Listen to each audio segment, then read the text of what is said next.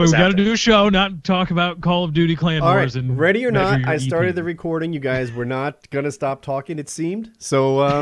Nope. I just This turned is it exactly on. like Wings talking Clan over Wars your gets Minecraft story. intense. Yeah, Wings he just talks. You know, he's like it doesn't matter. Like social cues, they're just not a thing. Oh, we just talked for 45 minutes. I wanted to talk about Clan Wars. I was just talking about the part before the show where Woody was trying to tell us about these new server deployment, all and then Wings just excited. interrupted. It was hilarious. Woody's like right in the middle of a really long story. He's like, yeah, and so it's like this and that, and Wings goes, oh, I see. So he does videos like this. I like this guy. And he stops, and we were like, Wings, that was kind of dicked up, man. Why'd you do that? He goes, I don't know. I guess I don't really like him. But the truth was he had us all muted accidentally. Yeah, so it made sense. wasn't It turned out that he wasn't that insane. No, So. but he was really So taken already by the. episode 160. We've got Joe Lauzon, fresh off a win. How are you doing tonight, sir? I'm doing all right. How are you guys doing? We're doing great. Before we dive into Joe, we have a sponsor tonight. He is the Assist Man, or the real Assist Man. The real assist man, no faking. Yeah, he's the realest Assist Man in As the real as it multiverse. gets. He's as real as This Assist motherfucker gets. opens Xbox Ones with a machete. That's how real he is. Anyway, he's got a gameplay, focuses on gameplay footage, vlogs. He talks about gaming reviews, product reviews, stuff like that. Check him out, because he is the best gosh darn channel on YouTube. You can find him in the club with all the other bitches because he's real as motherfucking shit. There you go. The real Assist Man. Check him out. So, Joe, dude, we were talking about you and fighting and how much it sucks before the show started. It's the worst profession ever. It's the best, but it's the worst sometimes too. Oh, I'm looking at your picture. Is that Melvin Gillard with his forehead on the ground? That is the one. The young assassin. Yeah. You win some, you lose some. Poor guy. You win some, you lose some. Yeah. Dude, so when I went to the Boston thing, I watching people walk in and knowing how half of them lose and how much is riding on it, it's heartbreaking to see those guys. It's the absolute worst. You know what I mean? Like we always have before the weigh-ins, Burt Watson, who's like he does like all the logistics for the UFC. Burt is the man. He makes everything happen behind the scenes, and they basically give us a pep talk about how don't fight on the stage. You're gonna get paid to fight tomorrow. You know what I mean? Everyone make weight. Or, I'm sure you're gonna make weight. Like gives a little pep talk. And it's so weird looking around because you have, if there's 10 or 12 fights, you have, 20 to 4 guys standing around, and everyone's there, and there's the camp and their corners and their managers, and there's probably, if you got 3 cornermen, maybe a manager, there's probably like 4 or 5 people with every single fighter. So there's like each fight has 12 people or so involved. You get 10 fights, 120 people, 150 people. There's a lot of people there. And like on top of that, then you have like everyone like back home. You have training partners, you have chiropractors, you have grappling coaches, wrestling coaches, stand-up coaches, all these different guys. And half the guys are going home with a loss. It doesn't matter. It's like you dedicate months to this 15 minutes of this is it.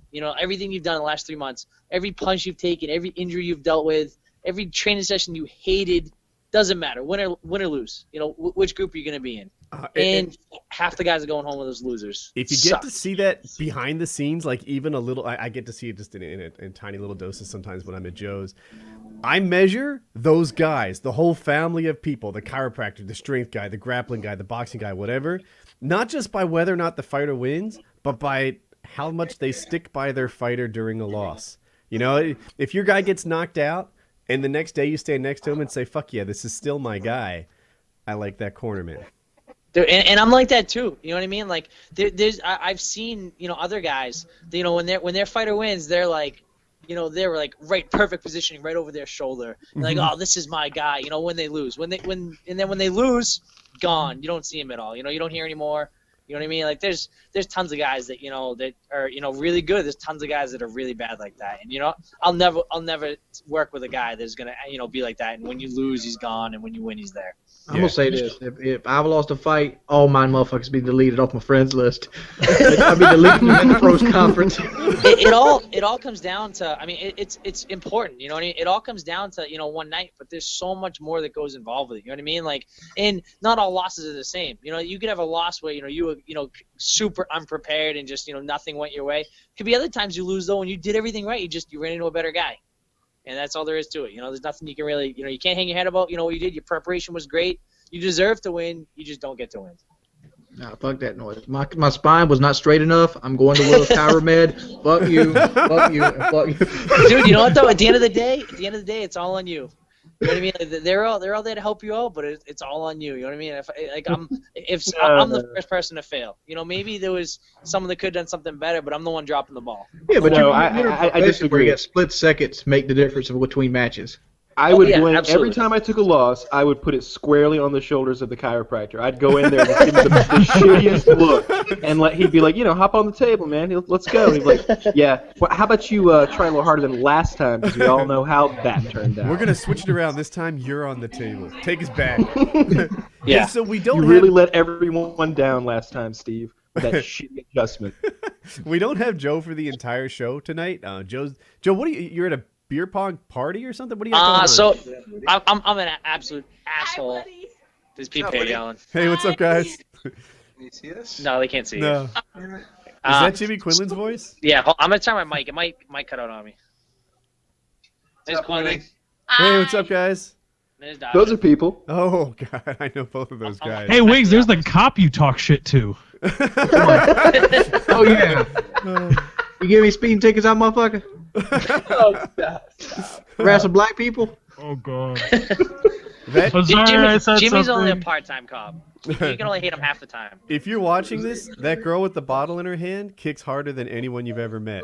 Hey, kick the cop. Let's Nothing see in her it. hand. Kick him in the stomach. See how far the beer goes. You don't want that, man. You don't want that. What was that? Oh, I was gonna. We have questions with the rapid fire questions that come direct from the internet. Are you ready for this? I'm ready, I think. All right. What's the most painful submission? Most painful, neck crank. It's the worst. Yeah, that's a good. How much of your 10-finger guillotine's pretty bad too. I like this one. How much of your victory is due to Woody not being at your fight? 100%. Like, honestly, I did nothing different this camp. I did everything the exact same, but Woody wasn't there. That's why I won. that was all of it. All right. Your future son wants to follow in your footsteps by either being a fighter or working in IT. Which would you prefer? Probably IT. I think. All right. I mean, I'm going IT. It's gonna be the best IT guy ever, though. IT. That's interesting. So you wouldn't want him to be, rich and famous MMA fighter, huh? We just talked about how much how awful the sport can be sometimes, and there's just so much pressure and stress. And now I'd probably want him. I'm gonna switch. I'd probably say fighter, but I don't ever want him to feel pressured about it. You know what I mean? Like if he wants to fight, then I want him to succeed. If he wants to do computers, I want him to succeed. I don't care as long as he's doing what he wants. As long as he's effing awesome. All right. Yeah. Prediction for UFC 168: Silva or Weidman? Anderson Silva. I think he was gonna win last time. I think he's gonna win this time too. I thought he was gonna lose last time, and I was right. Okay. No bragging. No one likes a bragger. All right. If you had no arms, could you still beat Woody in a fight? Yes. All right. Triangle chokes for days. Triangle with no arms to set it up? Dude, or a guillotine. Dude, that's your Wait, Nick how you gonna Newell hit does. a guillotine without any arms? I've got something. You gotta give me something to work with. Do I have no arms or do I have no hands? It says no arms. Okay, I guess the guillotine would be tough, but you know what? I'm fucking awesome, and I would figure it out. It would be tough. There's no way. You choke your bitch ass with his fake arms he got from his Guillotine is doctor. nothing but arms. It's totally an arm thing. How do you celebrate a victory? Usually some kind of crappy food, like In-N-Out burger. This last fight, I had In-N-Out burger, and I had a ton of cheesecake from Cheesecake Factory. Which How fight? do was you pretty awesome. how do you eat after a loss? Pretty much the same thing. That's what I Really, thought. really bad food. It's just the tone is different. So like I don't drink at all, so I don't really ever want to go out and do something like that. I want to go back to the hotel room and just kind of hang out with all my friends and teammates and things like that. So we get in and out or something awful, win and a win, and we do the same thing with a loss. All right. I like this question. Joe Lauzon, if you were the target of a botched knockout game attempt, where would the assailant wake up? General care, the ICU, or the morgue? They wouldn't wake up. Yeah, the morgue, huh? Yeah. That game is you're such an asshole if you play that game. Like those people are like the lowest form of scum ever. Going attacking, punching girls, punching older women, punching old guys. Like if I even saw someone play that game, I would be chasing them down so fast. Yeah, man. You think the game would take a turn? Like people like Joe would be like worth a lot of points. Like, yeah, you knock Joe Lauzon. Old people be like 10 points, where Joe's like 250. Dude, like if I even saw someone try that game, I would be chasing them down so fast it would end ugly. If people have no idea what we're talking about, the knockout game is when usually some sort of, if you can picture a street tough thug, goes up and hits someone like a one-punch knockout while they're looking the other way or talking on their phone or something along those lines. They call it the knockout game, and it got some attention in the media recently.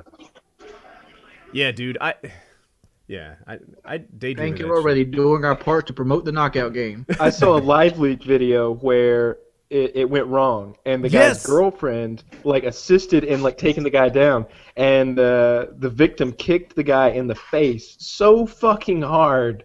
I think he got it mixed. He tried to knock the guy's girlfriend out, and he happened not to be right by her side, and he jumped on him. Oh, well, then I didn't see the video correctly. I think Either way, Wings has it right. He Wow. tried to knock out this girl. Boyfriend was right there. He might have even hit the girl, right? But he just didn't hit her properly. It was And a botched attempt. but the girl was right in there. She and her boyfriend beat the daylights out of this guy. And it was in particular the guy just got a soccer kick on his face. That's what did all the damage. It was nice. There's so many videos on YouTube and WorldStar and like that. Like there's some guy that had a gun and the guy hit him and the guy chased him and pistol whipped him with a gun, and there's all kinds of stuff. So it is a pretty rough game to play. It's not like you always get away with it seems. Well, I'd be going for like the anything red. else, you win Darwin Awards for doing anything. Joe, You there's try to another knock question. someone out and they shoot you. I skipped over this one.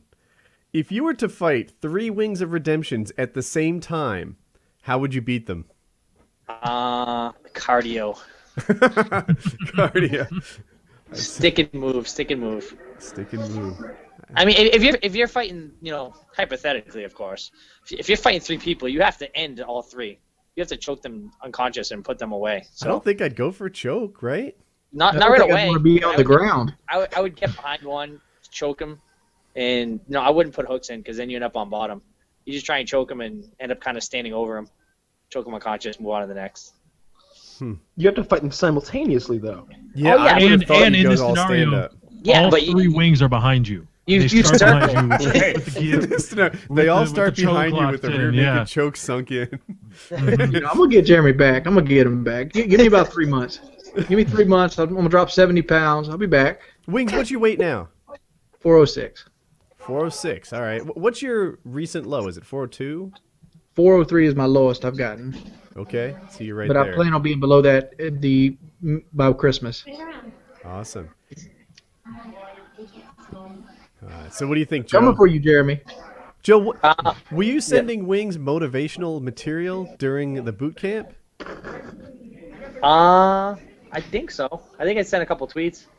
Okay. Wings made some sort of reference to getting you back. I don't know what you were sending. My reference was, if Joe Lauzon loses, I'm going to make sure I send him a nice motivational tweet afterwards. Oh. Luckily, I'm sure it'll happen at some point, but luckily not this time. No. So, Joe, I got a question. It's not a secret anymore. You're having a baby. Yes, Now, February. You've already agreed that at least the middle name will be Woody, right? I don't quite know. No, I have it in writing from a previous conversation. Yeah, I Yeah. witnessed that. We'll see what Katie says. Middle name Woody. Woody Lauzon. Maybe Yeah. we'll see. Woody's a good name for a boy or a girl, I think. It's good. It's a good, strong name. It's a good, strong name. You can't go too wrong. You can't go wrong. Do you have a name picked out? Have you told everybody? I think we're gonna. So I'm a junior, so I think we're gonna do a third. So, Joseph or Joey Lauzon the third. Do you have a middle name? Edward. Joseph Edward Lauzon. The third, and I think doing the third is a little pretentious, but whatever. I don't care. I'm like my dad did it with me, and I turned out okay. So it might be a good idea.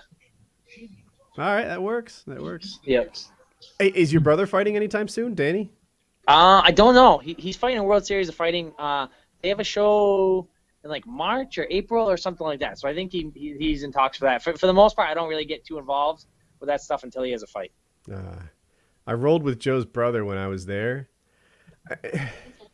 So like beforehand, I'm like. So let's talk visually about Danny first. Go on. Like I would say that my brother, like if you walk in the gym, my brother is by far the most intimidating person you're gonna see in the gym. Does he have tattoos on every finger? Is that what like? Dude, he's got tattoos across his knuckles. He's got a tattoo on his neck. Just you know right away. That you're gonna be in for some trouble. Yeah, he's a bad MF, right? And yeah, absolutely. So like before people go, we kind of do this like hand slap, fist bump combo thing. I don't know why that everyone does it. And and as we're doing that, I'm like, you recognize it, like like there's a skill gap here.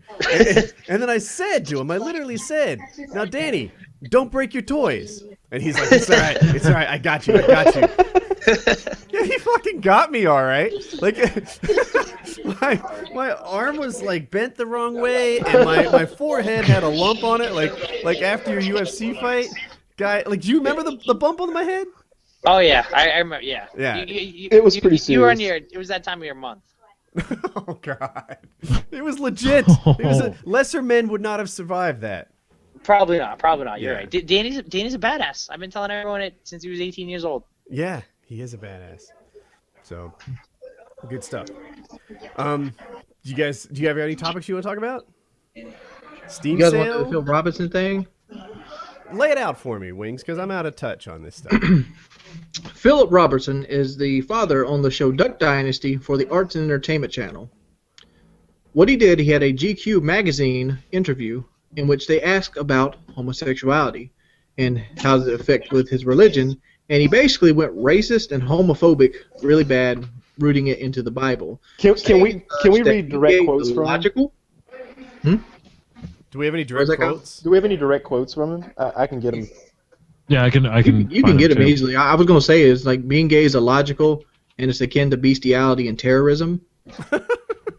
You see, the thing is, he didn't said. say that explicitly. He implied an equation between homosexuality. Well, first of all, he said homosexuality is a sin, and then he equated all sin with all sin, and then talked about bestiality and other just heinous things as sin. So it was kind of like a by proxy. He equated. Yeah, exactly. He didn't literally say that they were the same. He sort of mentioned them on the level same. of intensity, I give his homophobia and like racism like a 2 out of 10. But at the same time, no. His racism is much worse than his homophobia. But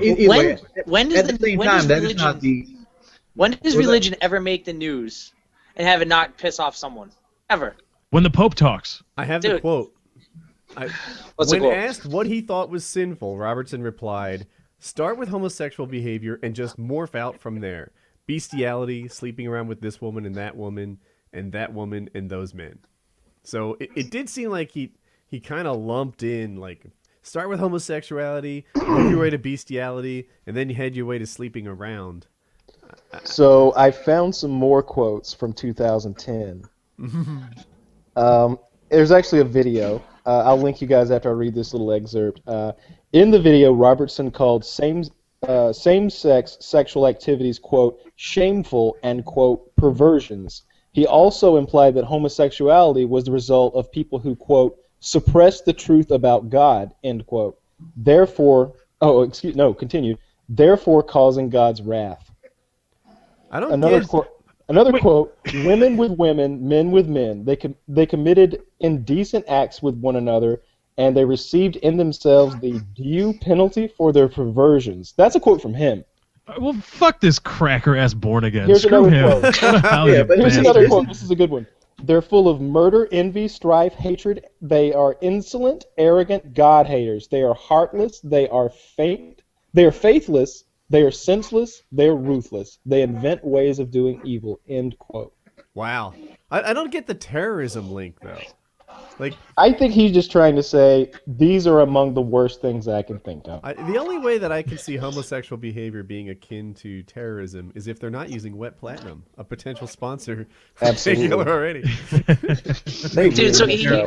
here's the thing that confuses me about this whole thing is they have this entire show, right, which is about how much of a redneck this guy is. Basically, no offense, Kyle and Wings. Oh my God! Wow! I get lumped into so that. they have this show about how much of a redneck this guy is, and how he makes these ridiculous statements, says all this stuff, and then when he does, he makes a comment like you would expect from this kind of guy, and now everyone's all up in arms. They get rid of him. It's That's like, my thing. Now, embrace it or don't, but don't. Yeah, those don't quotes like are when he says terrible. some things and not when he says others. yeah, those quotes are terrible. I disagree with them wholeheartedly, but I think he's allowed to say that stuff, and I think that everybody who watches that show kind of knew in the back of their head that he would probably say some shit like that if you got him in a room somewhere. I don't see what the big deal is. Here's the big deal. Here's what people are making out of it. People say that he's allowed to say the stuff through the rights of free speech, which he is allowed to say whatever he wants to say. But at the same time, this doesn't fall into like we're suppressing the message. He is breaking a contract and breaching a contract with his employer, which pretty much probably calls for obtaining a level of decency in his interviews and things like You're I haven't that. heard guessing anybody at the mention that, though. contract thing. Yeah. No. Here's the thing. It's not that he doesn't have freedom of speech. It's just that he doesn't have freedom from criticism, and that's where we are right now. Oh, yeah, totally. You can criticize the hell out of that. I mean, like, Kyle, if you had a My boss, question to you guys is, should he lose his show? He is the inventor of the show. It's his show. Should he lose his show? Or should he be suspended from it, which I don't even know what that means if it he doesn't owns matter. the show. I'll bet he goes to CMT another will pick it network up. with it. I'm sure he gets to go to another network with it. Yeah, CMT will pick that show up in a heartbeat. That doesn't matter. They're gonna I saw CMT. Come on down. Yeah, bring it. They don't have any money. I saw an article on Reddit today, and they were like, this is the same network that does like hoarders, intervention, all this other stuff, and they're exploiting people with drug problems and mental illness and all this other stuff. But now this guy goes and says something, how he doesn't like gays and whatever, and now they're all up in arms about it. It's like it's pretty crazy the fact that there's been this much uproar over him saying something you would expect out of Duck Dynasty the kind is of guy so he is. white trash and redneck that I think of its memorabilia as like gag gifts. I have a Duck Dynasty blanket, like a throw, Yeah, like I on was my there when he bed, bought and that it's thing. there, and so that when people see it, they go, and I'm like, yeah, right, and that's stupid. It speaks volumes that you can buy a Duck Dynasty throw blanket. Dude, if you go into Walmart, there is a Duck Dynasty shrine. It's in like all right. So you know how sometimes Walmart has like a fitness area where they've got like 3 or 4 treadmills and some workout equipment? It's that big. It's as big as the fitness area is. In my local Walmart, they replaced the fitness area with Duck Dynasty area. It's every piece of memorabilia you could think of, from I drink koozies stand to by putting hats you in to that blankets. category. I've never even stand seen by- this show. My Walmart doesn't have that. That yeah. Kyle and Wings' Walmart has it. It's geographical. What does the show do? Like I've seen pictures. See, of it's the a very show. bad show. I don't like Nonsense. The show is pretty. It's sort of a reality show, but they have some decently written jokes, and they got good camera work. If you ask me, it's a really well made show. a Whoever's semi-scripted producing it- reality show. Yes, and in my opinion, it is funny. I sat through 2 or 3 episodes, and I enjoyed the 3 episodes I saw because I've seen characters like that in real life, and you can tell that it's bigger than real life. It's been injected with a little bit of Hollywood and a little bit of words are being put in people's ears to make it funnier, but it's still a good show. But they are complete white trash redneck, duck call makers. There's nothing wrong with it. They just are. I'm still giggling over. The show's about rednecks. No offense to Kyle or Wings. I'm gonna put this out there that Woody is a bigger redneck than Kyle. Whoa, really? Yeah, Might be, Kyle is might not be. a redneck at all.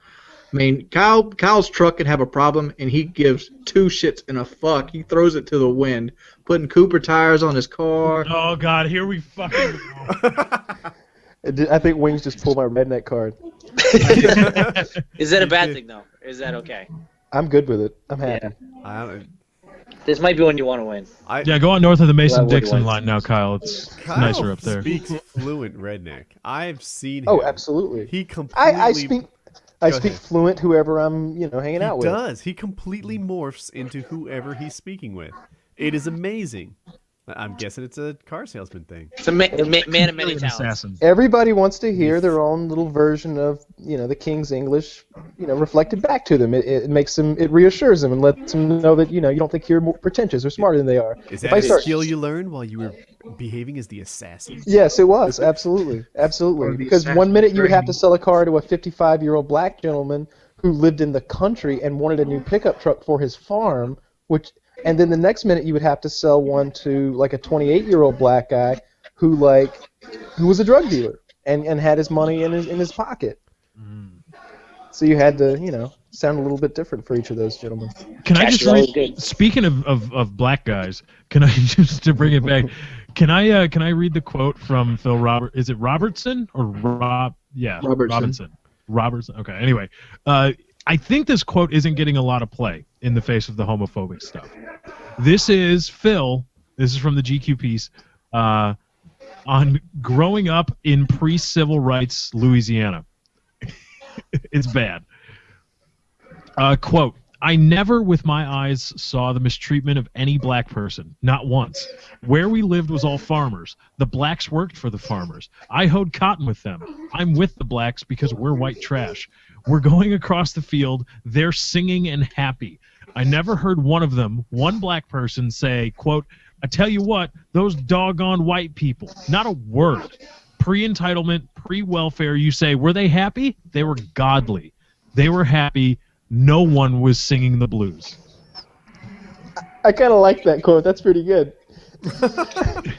I don't see the racism in that, though. I think he's speaking on his, he's speaking on personal experience, though. It doesn't seem as bad to me. I think what he's saying is, these guys that I were hanging out with, they didn't mind so much. We just hoed cotton and had a good old time because we were just poor folks. I don't think the question is pre-entitlement. There's nothing wrong with that. The question is, how dare they ask for civil rights because the 5 black guys I worked with learned to not say a goddamn word. I'm Phil Robinson. Like I said, Phil God, all the Robinson, bootlickers are going to come at me on that Twitter. white trash guy, he has a show Look, if called you got Dynasty. camouflage in your Twitter avatar, I just know immediately to block you and not listen to a word you say. That's just. That's the way Wait a I minute. What if operate. it's well, is there a difference for you between Realtree and Digicam? No. Phil Robertson. No, you mean the digital stuff that like military. the military stuff? Yeah. It's a whole different group of guys. I promise you. If you look like a walking bush light can, I'm gonna. So wait a minute. Tell me the difference between the guys that wear the digital. So if I see, and we're just talking like from a purely Twitter aspect, if I see somebody who's got like a digicam background, it's like, it's military. So they're like military stuff. They just like guns. But if I see somebody with Realtree or Mossy Oak, they're kind of into camouflage has become like a redneck uniform. They wear it when they're not in the woods. You will never see me wearing fucking camouflage if I'm not in the fucking woods. Hell no. How much camouflage does Jeremy wear? Oh man, a lot. I can see him in camouflage all the time. Not all the time, but pretty consistently. Jeremy's money mostly gets funneled into his truck. I miss Jeremy. There needs to be a Jeremy show, right? It really does. Was Jeremy ridiculously strong when you rolled with him, or not so much? He was pretty strong. It sounds like he got stronger since then, but he was pretty strong. I think. Are you being polite and he just doesn't have like the applied? Yeah, it's okay. Strength? You can say. No, I mean no. There's a kid in my gym, Felinto, who's like the strongest human being ever. Mm-hmm. He's like a little bit smaller than me, but he's a trash man. So all winter long, he's throwing trash barrels filled with ice and snow and water and throwing them above his head. He's like the strongest human being ever. Jeremy, wasn't even close to that, but Jeremy's pretty strong. All right. There you go. Yankee Trash Man beats Georgia Chicken Ridiculous. Man. I wish I was half as strong as Filinto. Maybe you should get a job. That would be that would be a good movie, actually. I would watch that movie about like a fighter who had lost a couple fights, and he was like, he went and got a job with his garbage man. Is Filinto there? Can we It's the turn the life camera story. on and watch him tear an apple in two or something? It would be the life story of George St. Pierre, but backwards. Because that's what he was before. He was a trash man before. Ah. GSP was a trash man? He was. You know, I always thought he came from a little bit stronger, like his parents seemed kind of classy, and you know, like I always thought he came from like sort of a suburban, always okay kind of thing. Yeah, I don't know. I know he. I saw an article the other day about how he basically paid off like his parents' house and cars and all that kind of stuff. You know, he'd been fighting for a while, but he just like paid off all their debt. You know, so I don't think it wasn't like he came from tons of money or anything. He just worked his ass off. Yeah. What do you think of his retirement? I think it's awesome. You know, I mean, there's very few of us that are gonna get to go out like that. You know, goes out, you know, super dominant world champ, but goes out on a win, and you know, for the most part, people stick around until they lose. Mm-hmm. And then, you know, it's like, you know, it's kind of crappy because like you always say you're only as good as your last fight. You know, so you fight until you lose, and you're like, oh, it's time to hang it up. But now it's like you want to get back one more win, and you know, it's hard to. And then if you get that win, now it's all right. Well, I'm back. I'm good. You know, sometimes you just walk away and just be done with it. You think Weidman will walk away if he wins? Nope. No. I meant to say Silva. I'm sorry. I don't know why I said no. Weidman. Yeah. I don't think so. You know what I mean? Like, you know, because it could just be, you know, it'll depend how it goes. You know, Anderson makes a lot of money fighting. You know what I mean? But he's proven he's been so dominant for so long. You know, it'll be interesting. But I don't think it happens anyways. I think Anderson still wins. I wonder how much Anderson makes. I don't think he makes more than you can spend. No, probably not. I mean, you lose a lot of money with taxes and stuff like that, you know, but he's definitely making a lot of money with sponsors and everything else. I don't know. Do you want a new topic? Sure. So this is from the subreddit, and I had seen it in the news. So Kim Jong-un executed his uncle recently because he didn't like how much influence his uncle had in the country. Smart move. How intense is that? That's a scary place, right? He just executes people? I didn't realize it was... That's making an example. That's Joseph Stalin territory right there. Yeah, that's pretty intense. There's another one here. It goes on. It's like, let's see, what does it say? Oh, hypothetically... I'm sure it was only his half-uncle. If conflict broke out between North and South Korea, what would you do, and what do you hope the United States government would do? Who is this asking? North Korea? It's from the subreddit. I guess I just watched. I don't know. North Korea has China as an ally. Like, if China's like throws their hands up and like, oh, we're not in this, I say fuck their world up. I mean, raid them in a week. Set free all the prisoners. Just take that country over. Just make it Korea, and South Korea owns the whole thing. Turns out that's hard to do, though. I think we tried that once. Yeah, but the Chinese backed them that time we tried it. No, I watched MASH. That's true, but I was even thinking of Iraq, right? We ran through Iraq at the speed at which tanks drive. Yep. Whatever that speed is, that's how long it took us to take over Iraq. And, you know, here we are now still, you know, dealing with uprisings and car bombings and all that sort of nonsense. Yeah, but see, let's not do it that way, because North Korea ain't got oil. They got rice. So you take the country over, you let South Korea take over all the the delegation and all the patrol routes and bullshit, and you pull our troops right the fuck out. But what about China? Well, China has a new ally. Their name's South Korea. Hello. But China is a communistic oligarchy. I understand that, but China is very heavily influenced in our economy, and like if they upset us, we're going to stop buying from China.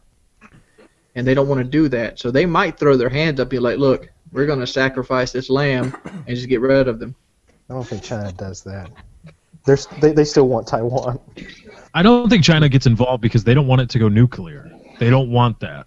Like, they don't want to get involved and help escalate it to a point where North Korea, although maybe that's a reason they would get involved. North Korea comes to them and says, either you get involved with mechanized forces or we're going to have to take this nuclear to win. Because that just completely destabilizes the region, and China is screwed, too. Wait, you need mechanized horses? Forces. Oh, Forces. forces. I was trying to picture robot horses. Did I say horses? It might be me. I don't know. Robot horses. I also like to point out the North Korean War. I mean, the Korean War. That we had basically World War II weapons. Now we're gonna be dropping Abrams tanks What and did you know they have? F-16s. That motherfucker. The They ain't got problem was- nothing for us. The problem in the first Korean conflict was never arms. We've been outgunning people for a long time, since after World War II till now. We've pretty much been outgunning everybody we've dealt with. The problem was there was 1 million Chinese coming over the hill, and we didn't have 1 million bullets. Yeah, you put a B-52 over them motherfuckers, start dropping on their base camp because they ain't got an air force. China doesn't have an air force? I don't never pretty sure heard they have any an Air Air Force play in the Korea. I know they have one now, but I'm talking about during the 50s. I didn't really Oh. hear much about the Air Force play in the Korean War. I didn't hear much at that time anyway. You know why? Wasn't alive. No internet either. I watched documentaries and stuff of that stuff. I love the Korean War is fascinating. Let me help you out here. I'm just kidding. I was like, huh? The worst part is you were alive back then in the 50s. You fought in the Korean War, didn't you? The Civil War. Oh yeah. Yeah, you get that's them right. mixed up. No, he The did war his of third Northern tour in aggression, Korea. called it back then, right? I didn't hear. What'd you say? Which side did you fight on? The Yankee side. The Yankee side. What'd you think I'd lose? No. I had a teacher who showed us a documentary in like the 7th grade that referred to it as the War of Northern Aggression. And I like turned around and looked at him in the back of the room and was like, seriously? I always thought that was like an urban legend that teachers No, in the that South shit's did that. real. No, throughout my entire education, there was one guy like that, and that was the one occurrence that it happened. But I thought that was insane. It did happen though. It happened that one. I'm Joe. gonna put it this way: the North was losing until Grant came in, because I forgot the guy's name that wouldn't cross the Potomac. What was his name, Kyle? Sherman? No, Sherman crossed the Potomac because Sherman fucking burned the land to the ground. There was another guy had like the biggest armed force in the world history, and he would not cross the Potomac River to fight General Lee. The Potomac, I think. Potomac, yeah. I forget his name. Not really a history buff. But Lee was running the show when the North were scared. That's what they always say. Oh yeah, right up to that point we lost. We were totally winning. Well, Lincoln signed the Emancipation Proclamation there, and then they created what you call Buffalo Soldiers, and that put all the black slaves onto the side of the North, which really lopsided the troops at that point. Because if you fought in the Union, you would be granted slavery and freedom and land. I don't think that was really the issue. The issue was supply chains. The South couldn't get powder, and that's why they lost. Their weapons plants were getting destroyed. They didn't have a good source of gunpowder. They couldn't convince anyone in Europe to get on their side, and that's why they lost. North was just better. Yep. Undeniable. Scores posted. Yeah, How you gonna argue yes, back? Yes, they are. In war, yes, they are. I got a question for Joe before he leaves. Yeah. All right. Fallout 4 is supposed to be happening in the Boston area. I heard about that. Pretty awesome. Have you contacted Bethesda to maybe get your gym to be an area in their wasteland? I haven't, but that would be pretty awesome. You should so do that. Have the Lauzon gym in the Fallout 4 game. I should contact them. That would be pretty awesome. That'd be so odd. I got a question for everybody. What do you want for Christmas? I have no idea. I know, right?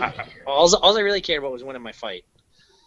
That's a hard question. You got to be more. Do you mean what is my All I really fantasy care about gift? is winning my fight.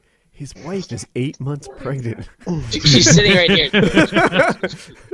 She's sitting right here. Yeah, I guess healthy baby is good too. But what do you want? I just want to win my fight. I don't know. I don't know. Can I have anything, or is this? Give me a price limit. I don't know. Yeah, is this like a realistic gift? Yeah, or... realistic gift. Like, what do you want for Christmas this year? What are you hoping for? A realistic gift from who?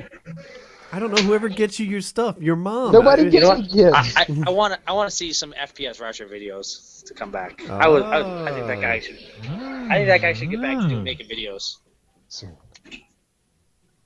But I don't know what I want as a gift because nobody really gets me anything for Christmas. It's tough. Like I'm sure, like Kyle, I bet you're the same way as me. If you want something, you buy it. So now it's tough for you to give other people ideas. Like I have to really think about like what I want, because if I want I actually have something, an idea. I would want a service rather than a good. like I wish for Christmas someone would clean out my closet. Like that would be my Christmas gift. Yeah, if somebody went in there and organized that shit. Dude, I don't want anything. Like I'm at a point now where I can like look at Amazon and be like, they don't really have anything I want. I got all the stuff I need. I got my stuff already. I'm kind of content. Look, I'm sitting here surrounded with the stuff I got because I wanted it, and I've got it now. It surrounds me. It's a first world problem. I was gonna probably buy a truck stereo for myself for Christmas. It's a good gift. I bought one of those for me. my truck stereo is like really dated, like 10 years old, and it's starting to make noises. Like, get one with a USB. That's generally what stereos do, Wings. I was going to make a joke along those lines. So what are you looking for in a stereo? Should it integrate with your phone, perhaps? I want it to integrate with my phone. I want it to have Bluetooth, like, technology, so I can like stream like music on my phone to my radio without hooking it up, and have like XM built in and maybe like a USB port. I'm not looking for the highest end radio, but I don't need like touchscreen or anything like that. I'm looking to spend about $250. Maybe another drawing. Another drawing? That is the lamest present in the... I can't believe you like drawings. Well, dude, I do know what I'm going to get you. I really appreciate hand-drawn art. I really do. Like You're in luck, bitch! I love that stuff. Oh, what do you got? Like, he's gonna draw. I don't know. I'm trying to think. I don't really have a lot of. Oh my god! I used to draw this drag racer as a kid. I like. Let's do the drag racer. It's pretty. Do weak. that S that everybody made with the. You did the 3 lines. The lightning bolt on the side. Oh, that's a part of it. I don't know where this is good. I like well done stuff. I don't want your scribblings. But if someone draws me something, I like that. Well, Woody, if you draw me a drag car, I'm gonna blow it up and put it on my wall behind me. Oh my god! I'm gonna do that to that PKA picture I got. That's what my mother's getting me for Christmas. She's blowing it up and framing the PKA picture. Lefty isn't in it because we got it before you joined the show. You can draw me in though, right? Can you like paste like a picture of me over? Photoshop. Why don't you send me like a really nice picture of you and I'll frame it right above it? Just get a photo of Hitler. Everybody's gonna say that. Oh my god! There's the drag. Is that the drag car? Looks like a baby. Mom, if you're watching this, you might remember these from back in the day. I used to draw this all the time. It was kind of a specialty. That's a car. What is that? What is that circle It's thing? like a roller skate. Is that the gear shift or it's the steering wheel? Yeah. Sometimes I like how Woody's car has no like trunk at all. He's all it's like a drag racer. Woody's like a Renaissance man. He's so talented. Woody, sing us a song. Do some impressions. Do some voice impressions. Do that too. Voice impressions. How did I get in this spot with no talent whatsoever? Make fun of my drawing. No, Merry Christmas. I didn't mean to spoil it. That's Alfa Romero, dude. Y'all don't know cars. I'd take a 780 Ti if somebody's offering. A 780 Ti? That's a graphics card for anyone who doesn't know. Or 16 gigabytes of RAM that can be overclocked to 2133 megahertz. Like a bigger TV. Are you sure that RAM speed matters at all? When's the last time RAM speed was a bottleneck for anything ever? I've read that it's better for encoding frames. I read that somewhere, but I can't tell you why. See, Lefty, he's an elitist. He's PC elitist through and through. Blood in, blood out. I'm talking about for streaming, man. That's why I want it for encoding video. Because that's what you do. Just so people don't get it twisted, on a graphics card, RAM speed matters, right? The bandwidth, the clock rate, all that stuff, it's totally a thing. But off the CPU, I just don't think it's the bottleneck. It is on the graphics card. And plus, I'd like just makes my EPing bigger. Just like, yeah, I got that. I got a question. I recently got the AverMedia capture card. Oh yeah. Where can I get those screws to seat it? Like it didn't come with one. They should have been in the computer already. Like you unscrewed. No, mine didn't work that way. Mine has like a little system where the plate comes off and it like hooks into it. So like the hook pops and you pull it out. Mine didn't have. Mine doesn't have a screw system. It just has a screw hole. Oh, I didn't expect that. I don't get the joke either. Well, I got one right here. I'm sorry. That got me. That got me. He said I just have a screw hole. All right, Wings, hold it there because you're not. There you are. You're on the big camera. All right, you see how that top one is like almost bent? Yeah. It kind of hooks around and hooks into the side of the tower itself, so it doesn't use a screw. Huh. Oh. So the card's not seating well. So when I go to put like an HDMI cord into it, it kind of moves. It unseats it. Yeah. Or even if it doesn't, it's always threatened to be unseated because there's a cord Right. attached to And it. like, where can I get those screws at? I'm sure Home Depot will have them. Yeah, So just take one out and just take to Home Depot? Yeah. Yeah, probably. Are they coated with anything special, like anti-magnetics or anything? No, nothing like that. So Wings, how's your video card secured then? My video card came installed and they had screws put into it. Oh, Like there's okay. a place for screws, just the little metal things. They're just not screwed in. They're just almost clipped in. Yeah, what's more common is that thing that you showed us would have been screwed in, so you just take it off and reuse that screw. But yours is different. So. Have you gotten it to work though? Otherwise, do you ever meet it? No, I've got it to a point where it's installed and seated, but from my understanding, I have a driver issue that will not. It keeps saying the card is not supported. So, it's a driver issue. I plan on fixing it here soon. I wonder if you installed the wrong software. But I installed the software that came with it. Oh. But the software didn't have drivers on like the CD. Like. I always get it from their website. Maybe I can do that off the show. Just give you the link. Like this is the one I use. Something's going on at Joe's places. No, there's a party in the other room. I hear people screaming. I think they're playing beer pong. Nice. So Joe, you don't drink. I don't ever drink ever, never once. No, that's where I was headed with this. You've literally never even tasted alcohol? No, I had a teeny tiny sip of like wine or champagne at a wedding one time, and I thought it was like vinegar or something. I freaking spit it out, but that was it. All right. Is that by choice? Is that like religious conviction or No. like People think I'm like I identify with like straight edge and stuff like that. And that's really not it. I mean, I have my mom's side of the family has like really bad alcoholics.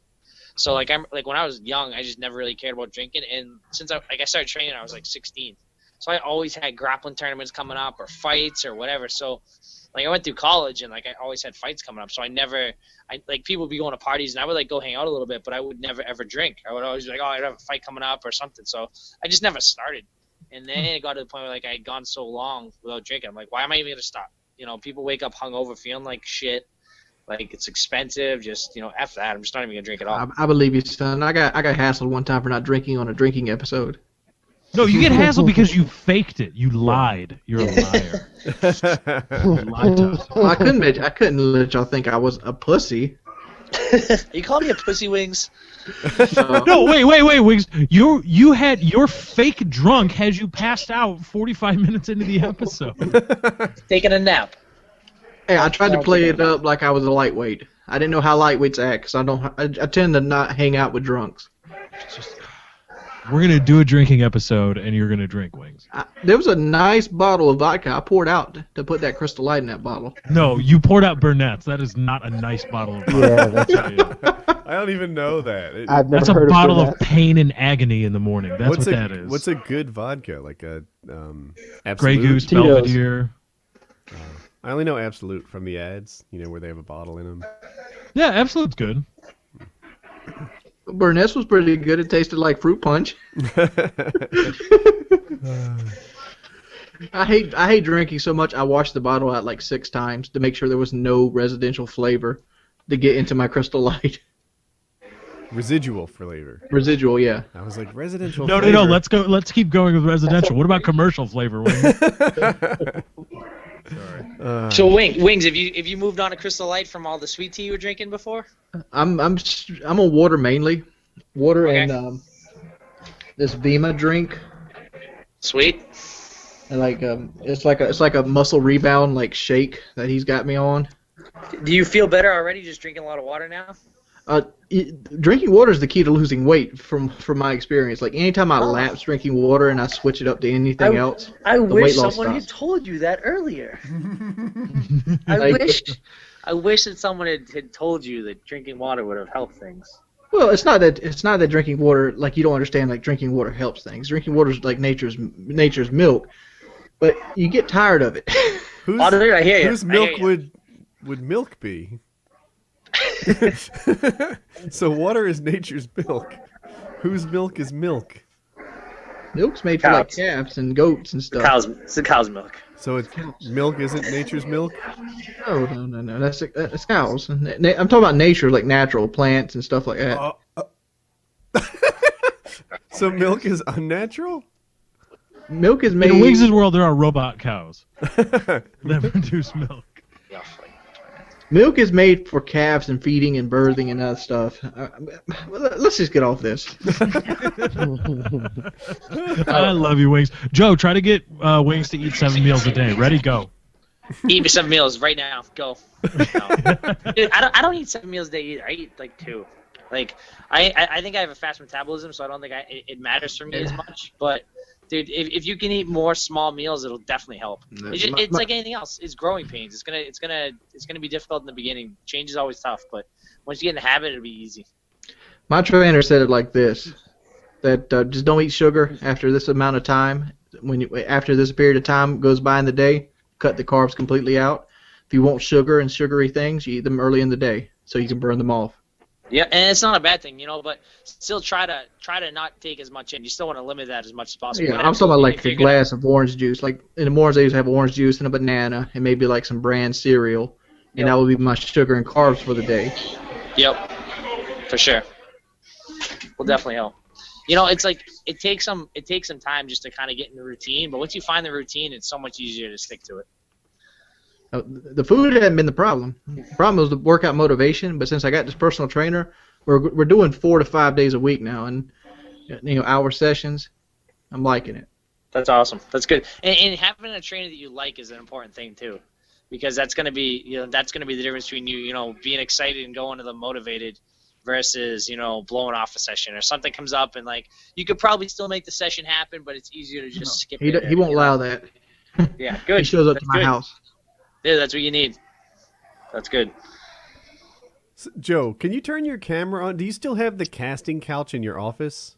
I do. Hold on. Can you show that to everybody? I turned the camera off because I figured it's going to fuck up the bandwidth. But, yeah. So there. Look at that. Oh. Is there any coincidence that you've got that like Brazzers couch in your office and now you're having a baby?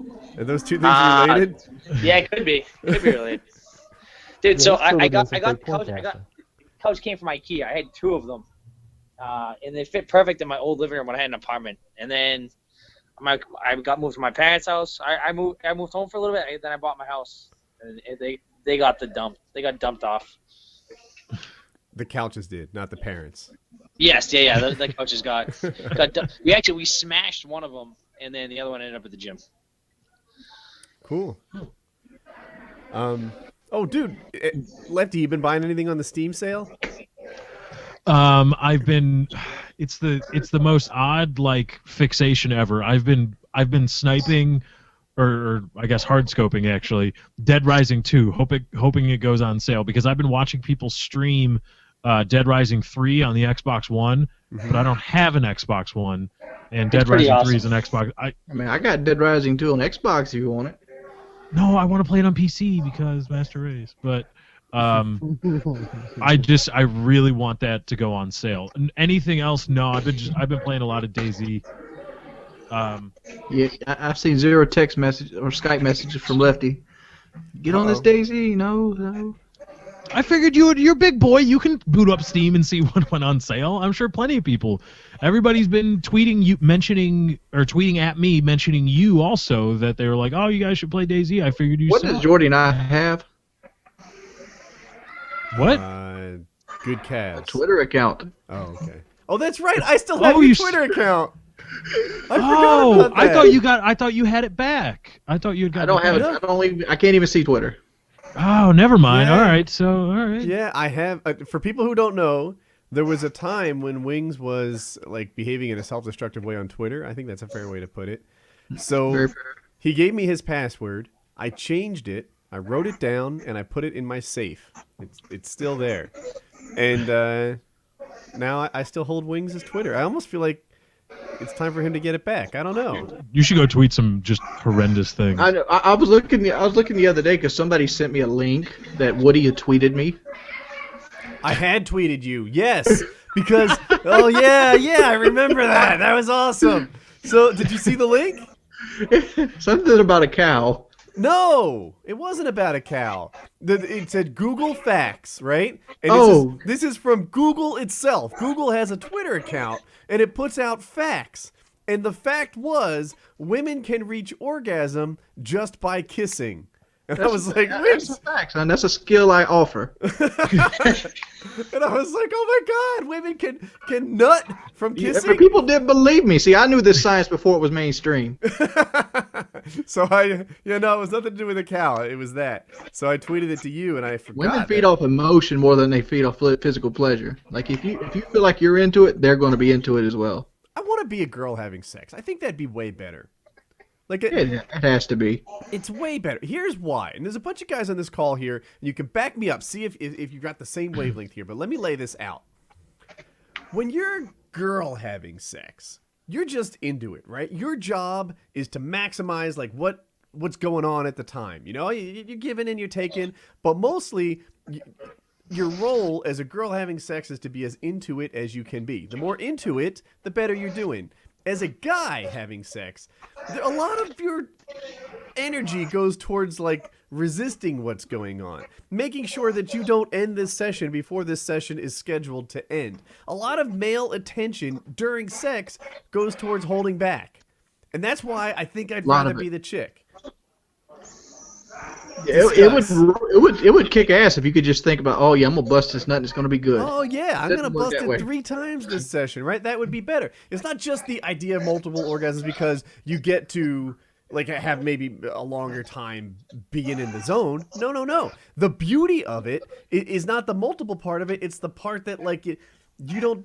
I think it'd be nicer to not be responsible for when the session ends. I think that it'd be nice if your whole sexual experience was just letting go and getting your excitement level to as high as it gets for as long as you can get it every time you can get it there. Dude, I like being the dude. I gotta be honest. I like being the dude. Sex ends when I'm done. Pretty much.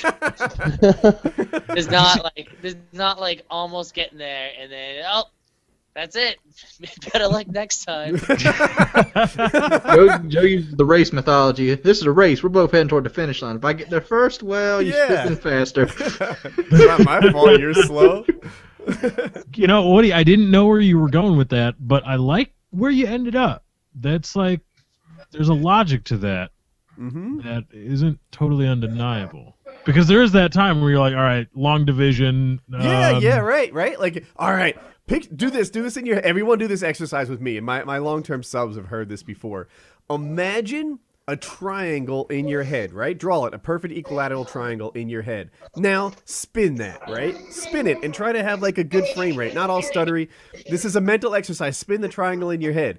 If that's easy for you, if you have like tons of cognitive horsepower, drop that thing inside a circle, you know? You can spin the circle and the triangle at the same time. Maybe the circle is just rounded, and obviously it would be, and it touches the 3 points of the equilateral triangle, and you spin the triangle inside the circle. This is the kind of thing. On some days, I've got like 2 rotating shapes because I'm fucking mega smart. On other days, 1 is all I can handle.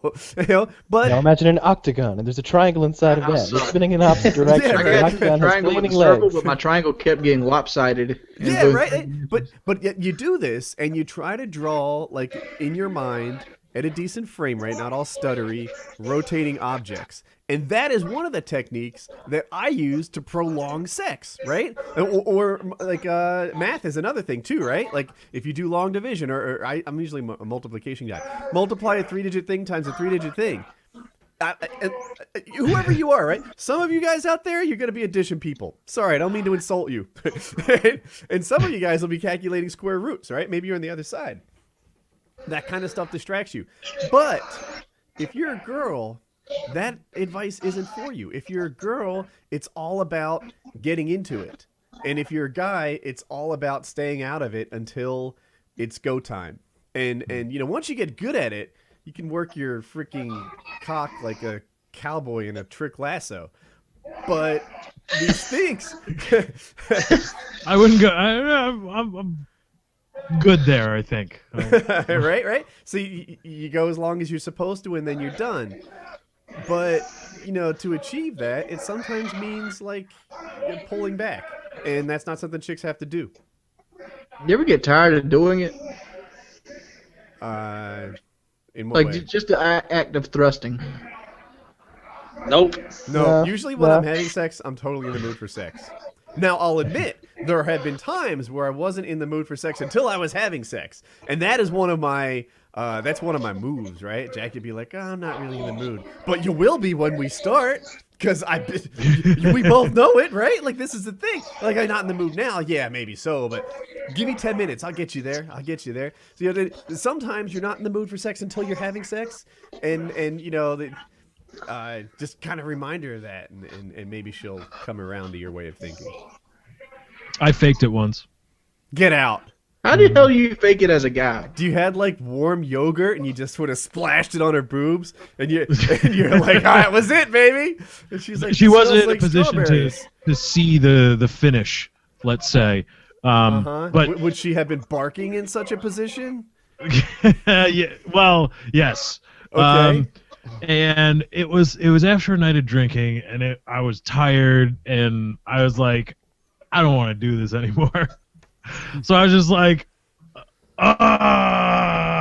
just arbitrarily, and like, oh yeah, all right, bedtime. So that's gonna be a GIF on Reddit tomorrow. So, but Yeah, now, where did she think that the material you were due to produce went? In the toilet with the condom, right? Oh no, she was on the pill. So you trust that mess? All right, so you just Science. sort of arbitrarily argued, and she's like, small dosage today, whatevs. yeah, I was just like, done, we're done, goodbye. Let's go back to bed, or let's watch TV or something. I'm gonna fall asleep. Nice. I don't think has anyone here ever faked it aside from Lefty? Nope. I have not. I've never faked it. Yeah, it's a spot. Like, only later did I get that I had made myself a Seinfeld meme. Like, I was Kramer at that point, where Kramer. I've got to the point where I gave it up. You gave up? Yeah, on a third nut situation. You ever had that third nut sex?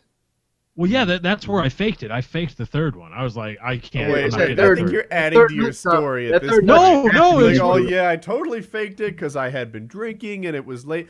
Oh, 10 minutes later, it was of course the third time that night. It was second or third. It was actually. I gotta run, guys. All right, Joe. Thanks for coming on. Phone's beeping at me, and I'm up in beer pong. Have a good time. Yep. All right. Who drinks Joe's beer? Joe, who drinks your beer? Oh no, we play with all water. Water cups, way quicker, way faster. All right. Sorry about being the asshole and telling you to do the show and then bailing early. Everyone's got their role. Yeah. All right. Let you guys. Bye, Joe. Thanks for having me. All right. Hold on. I think I can fake. That was Joe Lauzon, ladies and gentlemen. Joe Lauzon. Yeah, but that third nut's a bitch, honey. When you get to that third nut, you have to be a woman. It's just, and can somebody explain to me? I've never been able to understand this. Where does the hypersensitivity, like, what is the evolutionary reason for that? The hypersensitivity of. Because you got to hurry up and get it done so that predators don't fuck you up. Yeah, you got other guys fighting. No, I mean after a guy orgasms, you know how it just gets hypersensitive, like don't touch it anymore, and then I think that's so you'll stop.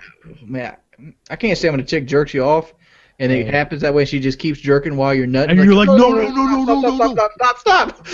Oh no, that's not. No, I don't agree with that. I've got different rules. No, you stop when I tell you to stop. Don't stop because I started. You stop later. But what's the reason for, like, why does that happen? I don't know why. I like, always figured because it's fucking awesome and you're encouraged to do this sort of thing by nature. If sex hurt, we wouldn't have babies. That's true. We'd all die out. So you're like, why does it feel so good? What's the evolutionary drive behind that? No, I know it feels good. I'm talking about immediately after orgasm.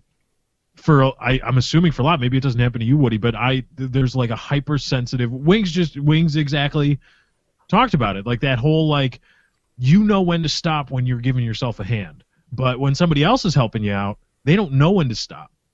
And if they go a little bit too long. Loop. But there is no too long. No. There's no too long for you?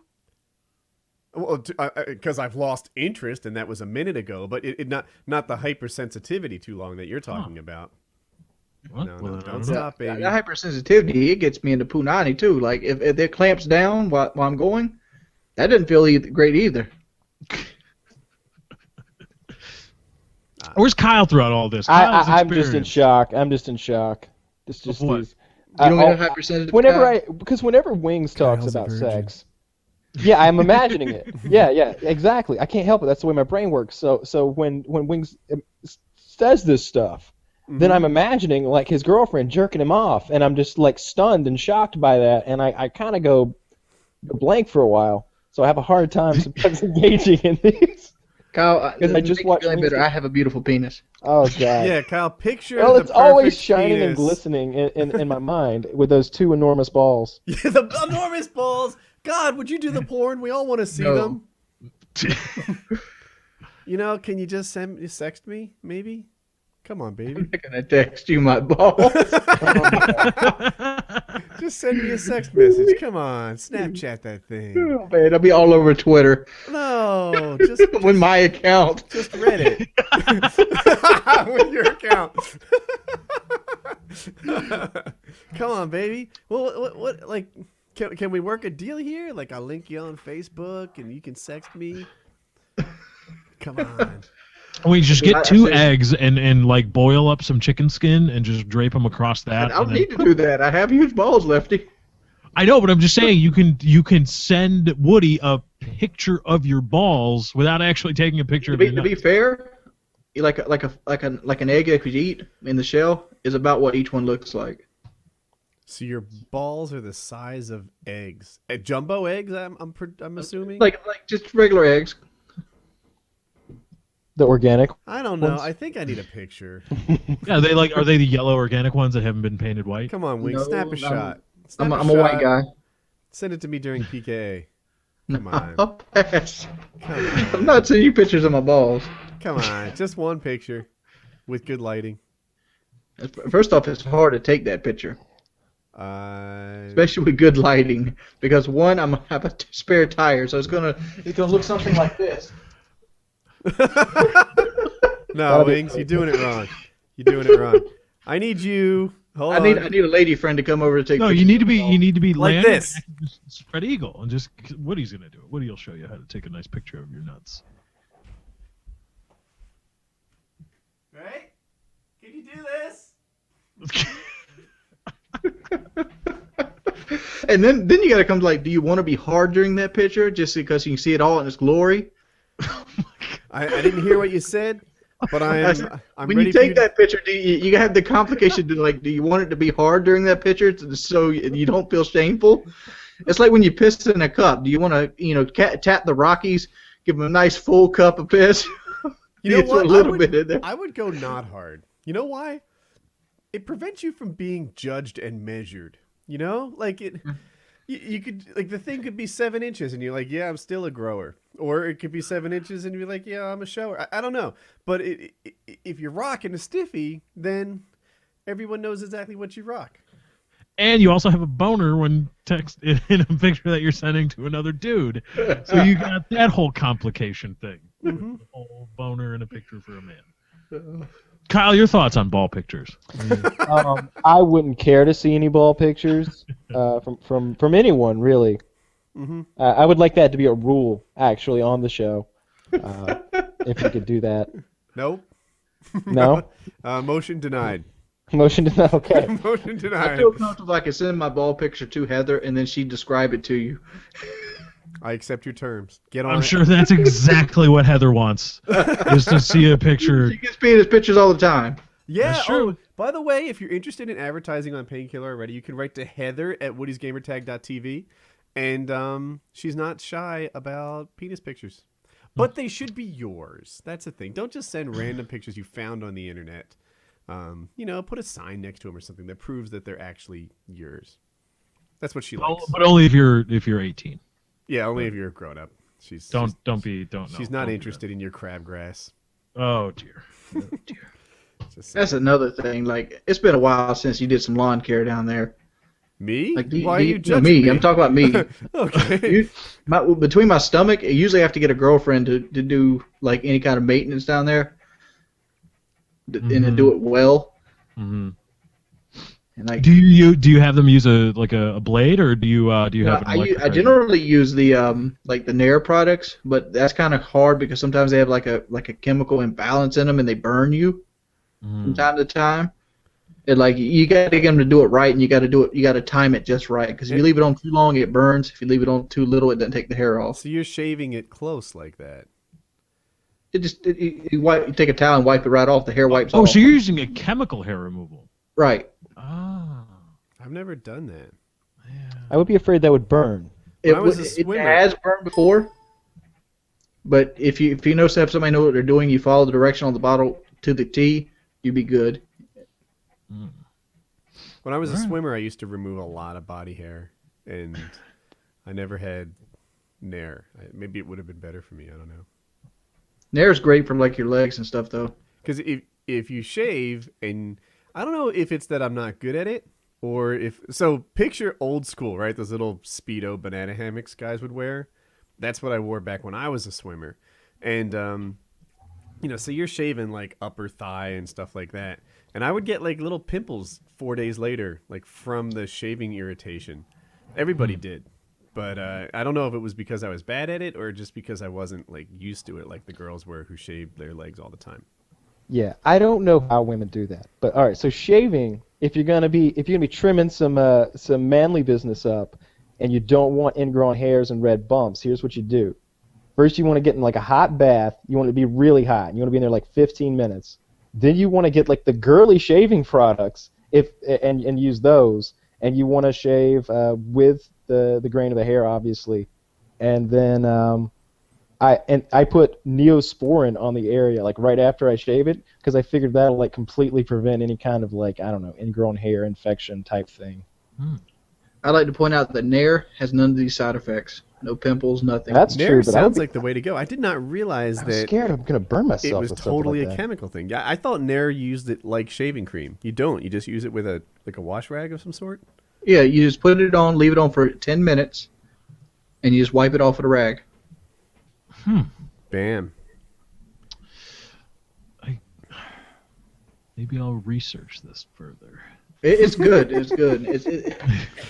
It also makes girls feel happier to do it for you.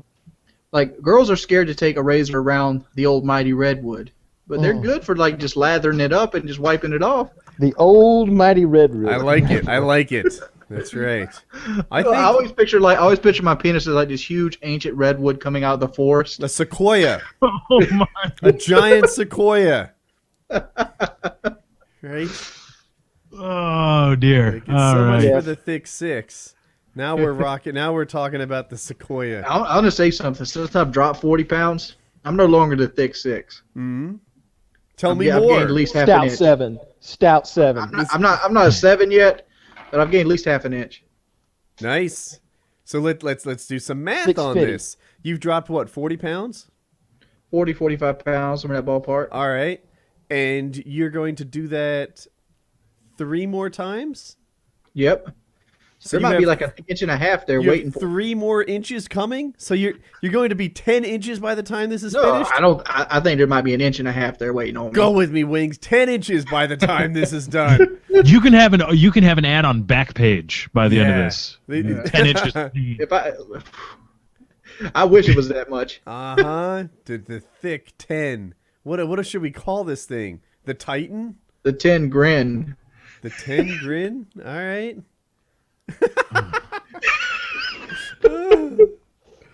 Just have one of my big old beards. Just be like standing on back page. Mm-hmm. Dear God. You can just, like holding something up Fuck your with you. $2,000 trannies. Come get my shit for $65. Holding Wings, something up. You can put like a lampshade on it. Wings, is there any specific activity that you're looking forward to, like, shrinking into? Like something that you just flat out can't do properly right now? One thing I would like to do. Get a Toyota Tacoma. No, I wouldn't wish that on my worst enemy. Smaller Wings is gonna get a truck like mine. You'll see. My truck rides just fine, Woody. Carry on. I'm sorry, interrupted. One of the things I would like to do, getting into it, is one thing I feel like I'm going to enjoy is going to be running. Because that's one thing I've always wanted to do and just experience is just running. Just because I kind of remember it as a kid because I didn't put weight on to like the 3rd grade, and I remember kindergarten through like 1st, 2nd grade running at PE, and I remember it not hurting. And I can't wait to get back to that point where running doesn't hurt. Well, see, I figured it would be not having to buy 2 seats on a plane, so you could go to I've only really been on a plane once in my life, so. Well, I know, but you could go to like trade shows, you could go to E3, PAX, stuff like that. I'm sure people would love to see you. Well, here's the thing. Like, my goal is hopefully be able to show up to the paintball this year. Mm. And be able to take part in the event. Like, be like a... Kyle, Run around and play paintball. Is paintball happening this year? We don't have any plans to do it yet, but we've done it every year. I'm not sure. It's not a no, and it's not a yes. At the end of last year, it was feeling like a no. Like Kitty was kind of thinking like. Well, yeah. What we were again. saying, yeah. What she was saying, like maybe not Living Legends again, because Living Legends.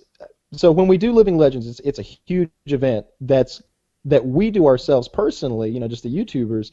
That's kind of overshadowed by like as big of an event as there ever is at this place. So what I think would be better, and what we've done a couple times before, is do like a private event where it was just our guys there. That way, if somebody's going to come and pay, $100, $200 if they stay the whole weekend, for supplies and stuff, then they should be able to hang out with us a little more than just that back alley, meet and greet that we've been doing. Just so you know, just throw this out there, Joe loves paintball. Like I was talking to I called his wife earlier, his fiance, about it. She's like, you have no idea, Woody. He looks forward to it. He talks about it every day for a month leading up to the paintball event. Like he's all giddy. He's gonna hang out with some guy friends. He's gonna shoot, and like it's a fun thing. So now, of course, he has a baby coming up in January-ish, February-ish, and that'll impact his availability. But if you wanted to bring him, I bet he'd be down. I'm going to look at it this sure. way. I like having Joe there. 6 months in, the baby's going to wear off. The new of the baby will wear off by 6 months. It's not usually just about the new of the baby. It's how streamlined the process of taking care of the baby, right? Some babies don't sleep. And, if someone's trying to handle that by themselves, it's just a torturous mess of months of not sleeping, carrying after this thing, and it can be really tough. Some babies are easy. We had both. So, you don't know at 6 months how well they'll be accustomed to being a new parent. I do. I'm from the South. Okay. You made it. You take care of it. I'm going to bed. Oh, dear. My situation wasn't too much different than that, actually. But it wasn't that. It was like I work. I need to go to sleep. That's exactly it. I'm not taking a nap tomorrow, right? I'm getting up on time tomorrow, and I'm going to work all day long. And after your baby's like 2 weeks old, they're kind of done with the whole new parent excuse bullshit. It becomes like, all right. You're back to work now. You know that, right? You don't get to be a new parent for a year. So because I don't want to say she didn't work, because she was a stay-at-home mom and I was a go-to-work dad, there's kind of an understanding that, like, you're going to handle this. Woody moved into the South just right. He took right to the customs. And also, she was the only one with boobs, and the kid was being breastfed. So yeah, see, another downside that the woman should obviously take care of the baby. so, and what some families do is they'll have, like, breast milk in a bottle that you can handle and let the mom sleep and stuff. But I think this is a boring topic, but the way it works is some kids, they get the bottle, then they don't go back to the boob, so... you have to be careful about introducing the bottle because once you do, they might not go back and all that nonsense. So for us, it was just like, you take care of this, I'll be sleeping. It made sense on so many levels. Since we are a gaming podcast, let me throw this in here. I can't stand it when I'm in a PlayStation lobby or Xbox lobby and your goddamn kid is crying. You're going to get your ass beat by me. Go ahead and take care of the kid. It doesn't matter if you're playing or not. I'm going to own you anyway you look at it. You know what I love? This is what I love. Nothing is better than the discussion of a prepubescent teen begging his mom to let him keep playing one more game. When I hear that shit, I'm in heaven. Oh my God, Mom, no, just one more. Or ideally, Woody's Gamertag is here. I want to play one more. And, you get that in your live streams? I've never had it in a live stream, but I have had it in real life. Like, I have had people, and yeah, it's so funny when they beg to play more. You feel awkward, don't you, when that happens? Well, that particular thing, begging to keep playing, that doesn't happen very often. But people, getting recognized and people wanting to play with you, or just want some of your attention, that happens every time I play. That's just a thing. You don't want my attention. I'll tell you that. No. So the truth is, oftentimes when I'm playing, I'm like trying to get a game. Like, I might be like quote unquote working, by my standards of work. And like, I'm playing this game with an objective of having a standout one. And like, it's not a good time to interview me right now. But I try to be polite. Like, I recognize that for me, this is a normal thing. But, for someone who might be excited about meeting me, it's a special day, and I try to treat it with some respect. And this is what I tell myself. Woody, if you didn't want any attention, you shouldn't have uploaded 2,000 videos on YouTube. You kind of did this to yourself. So. But I don't think it works that way. Like, I like the attention. I like the fact that I can play any game at any time, and I always have a partner to play with. Mm-hmm. I don't like it when I get asked the same questions 50 times a week. Right, and to you it's a collective experience, but to them it's an individual one, right? To them, whatever, they want to know how the weight loss thing is going. They want to know about this guy. They want to know about the behind the scenes on this one video. Maybe what TV you're using now that you bayoneted the last one, or whatever happened to it. But these are questions. He's hitting them on the head. Like, the weight loss one is the biggest, and like it ticks me off the most. Like when I just uploaded a video, I'm like, I just did a video. You didn't watch it? yeah, but to them it's an individual experience, right? They want to know this particular thing, and so like someone said that to me once, and it really made it easier for me to understand how this interaction is going on. Like, yeah, I get it. Of course they have no idea how common the questions that I'm getting are. It's the first time they've ever asked it. It's not their fault I've been asked it before. Kind of change the topic. Have you guys seen the new 100? I don't know what we're talking about. Is this something on Netflix? No. The actual new $100 bill. Oh, look at that. Oh, let me put you on the big camera. Oh, God. Like, the back almost looks fake. Mm-hmm. European money has been like crazy like that for a long, long time. We're just now getting to it. My brother owed me $150, so he gave me 100 of it back today. What does that blue stripe say on it? Can you read it? It doesn't say anything. It's just like a holographic blue stripe that reflects. There's no words? There is no words there. And every time you walk through those hoops leaving a department store, they can count how much cash you're carrying on you. Conspiracy theory. It almost looks like you could peel it off, but you can't. There's clear tape in between it. Are there any conspiracy theories that you believe? Believe that you're a supporter of the conspiracy theory. You're like, yeah, man, that's what happened there. A supporter of the conspiracy. I believe like there's some form of a higher power than the U.S. government. Like there's a group of old heads that get together and control everything. like a New World Order type scenario. Yeah, I believe that would be one I'd be putting my hat in with. I believe that we haven't been told the full truth about JFK's shooting. Yeah. Yeah, there are a lot of the JFK thing. 9/11 would go in the same category. I don't feel like that United States hands are clean on that one. I've My got dad one. turned into a 9/11 truther, and I have no idea. I can't. I can't. Like, he's like, have you looked at the metallurgy reports from the 9/11 Commission? I'm like, Dad, I'm not gonna read through an 11-year-old document. I don't give enough shit about that anymore. I've But got one, Lefty, on the 9/11 truther thing. I do believe that Al Qaeda attacked us. I do believe that Al Qaeda hijacked 4 planes. I'm not convinced that Al Qaeda just decided to nosedive one of the planes in a Pennsylvania field on their own. That's reasonable. I think that it was shot down. Okay. There's for example, the wreckage of the plane was scattered all over the place, which is the stuff I read. Apparently, when planes crash, normally all the wreckage is right there where it hit, right? Especially one that kind of nosedived like this one did. But in this case, it was as if it blew up a mile in the air and stuff scattered about over miles and miles. Why'd stuff scatter about miles?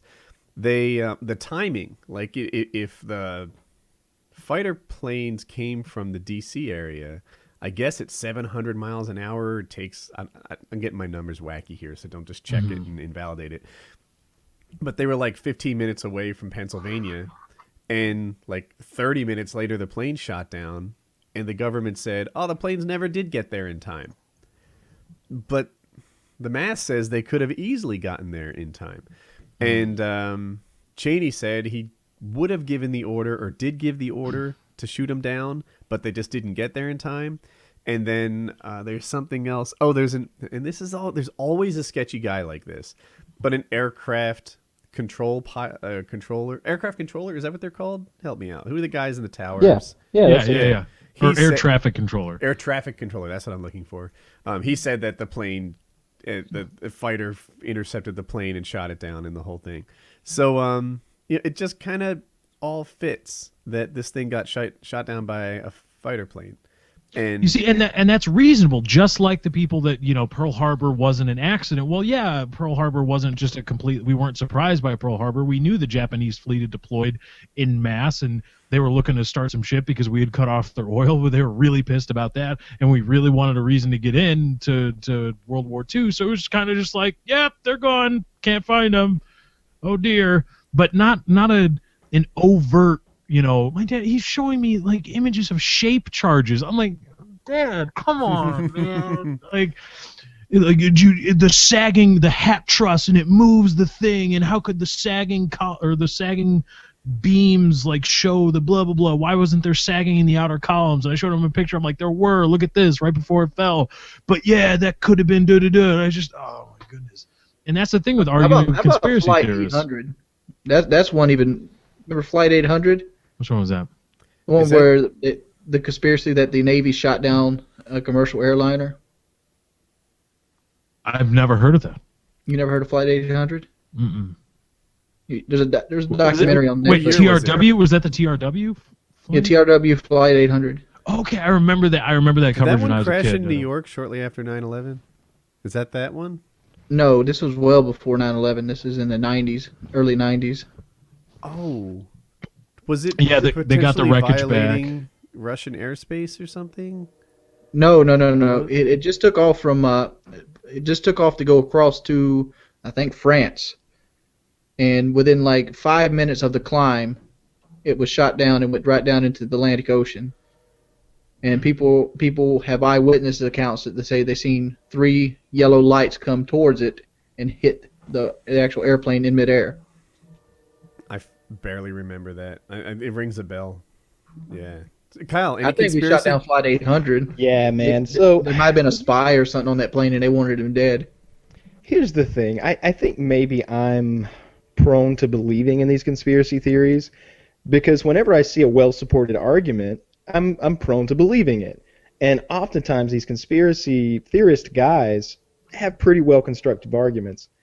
I watched one recently about the JFK thing. I've seen like 4 about the JFK thing though. Definitely some bullshit there. I don't know who wanted JFK dead, but I'm kind of sure that it was George Bush now because I watched a documentary about it. And I watched another one about 9/11, and they were talking about thermite crystals in the dust, and they were talking about how like that third building, like maybe World Trade Center number 7 collapsed, and it was like those 3 steel buildings are the only 3 steel buildings that have ever collapsed due to fire, and building number 7 didn't even get hit by a plane. So, and then they had these 2 witnesses that were saying they were hearing explosions going off in the basement of building number 7, and I don't know.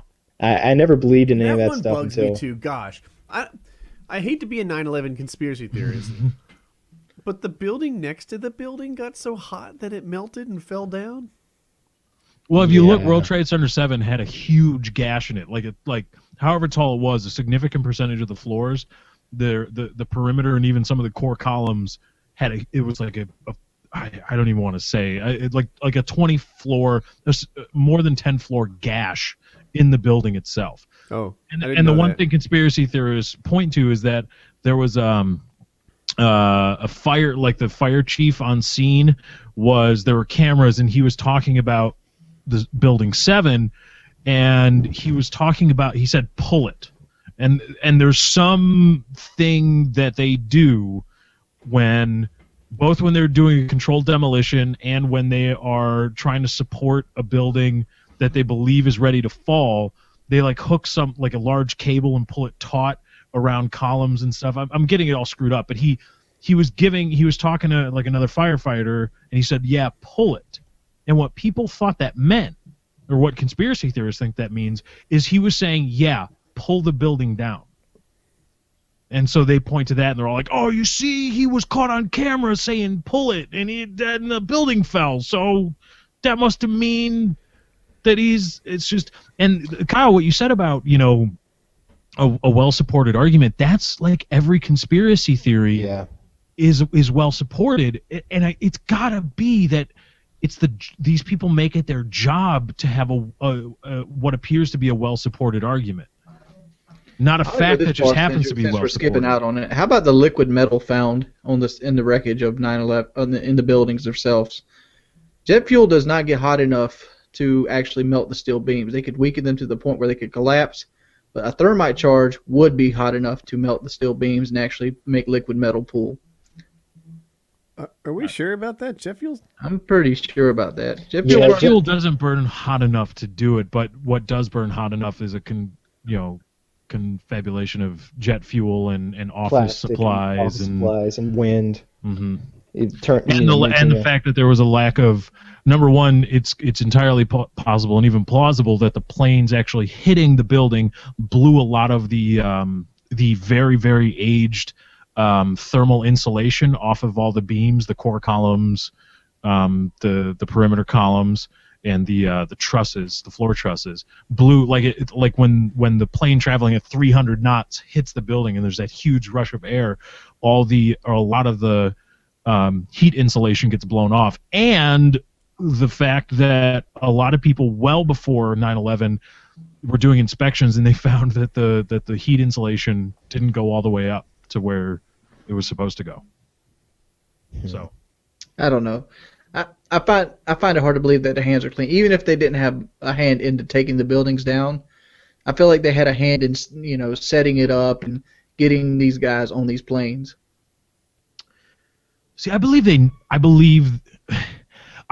knew, or certain organizations of the government knew that there were individual cells, small subunits of terrorists dispatched for the express purpose of hijacking planes and flying them into buildings. It's that the internal bureaucracy of the FBI wanting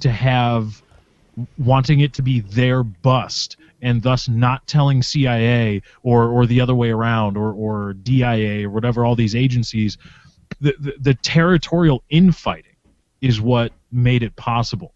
That they knew, but they didn't want to act on it, because acting on it would necessitate telling CIA or whatever or whomever else, and it becoming their bust. I think it was a lot of bureaucracy. Didn't they hijack these planes with the box cutters and shit though? That won't happen again. It shouldn't have happened then. Like if I'm on a fucking plane and a guy's like, I'm in a box cutter, he's getting his ass beat. But how old were you when that happened? How old were you? How old I was? That was 2011, 16ish. Okay, so I was a lot 15. older. I don't even know what I was, like 30 or something, 20 something, whatever. 4,500. 4,500, yeah.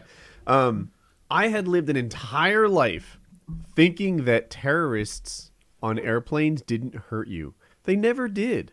It was like if your plane ever gets hijacked, the bottom line is you're going to be wearing the same underwear for as many as 7 days. That was the problem you were about to face.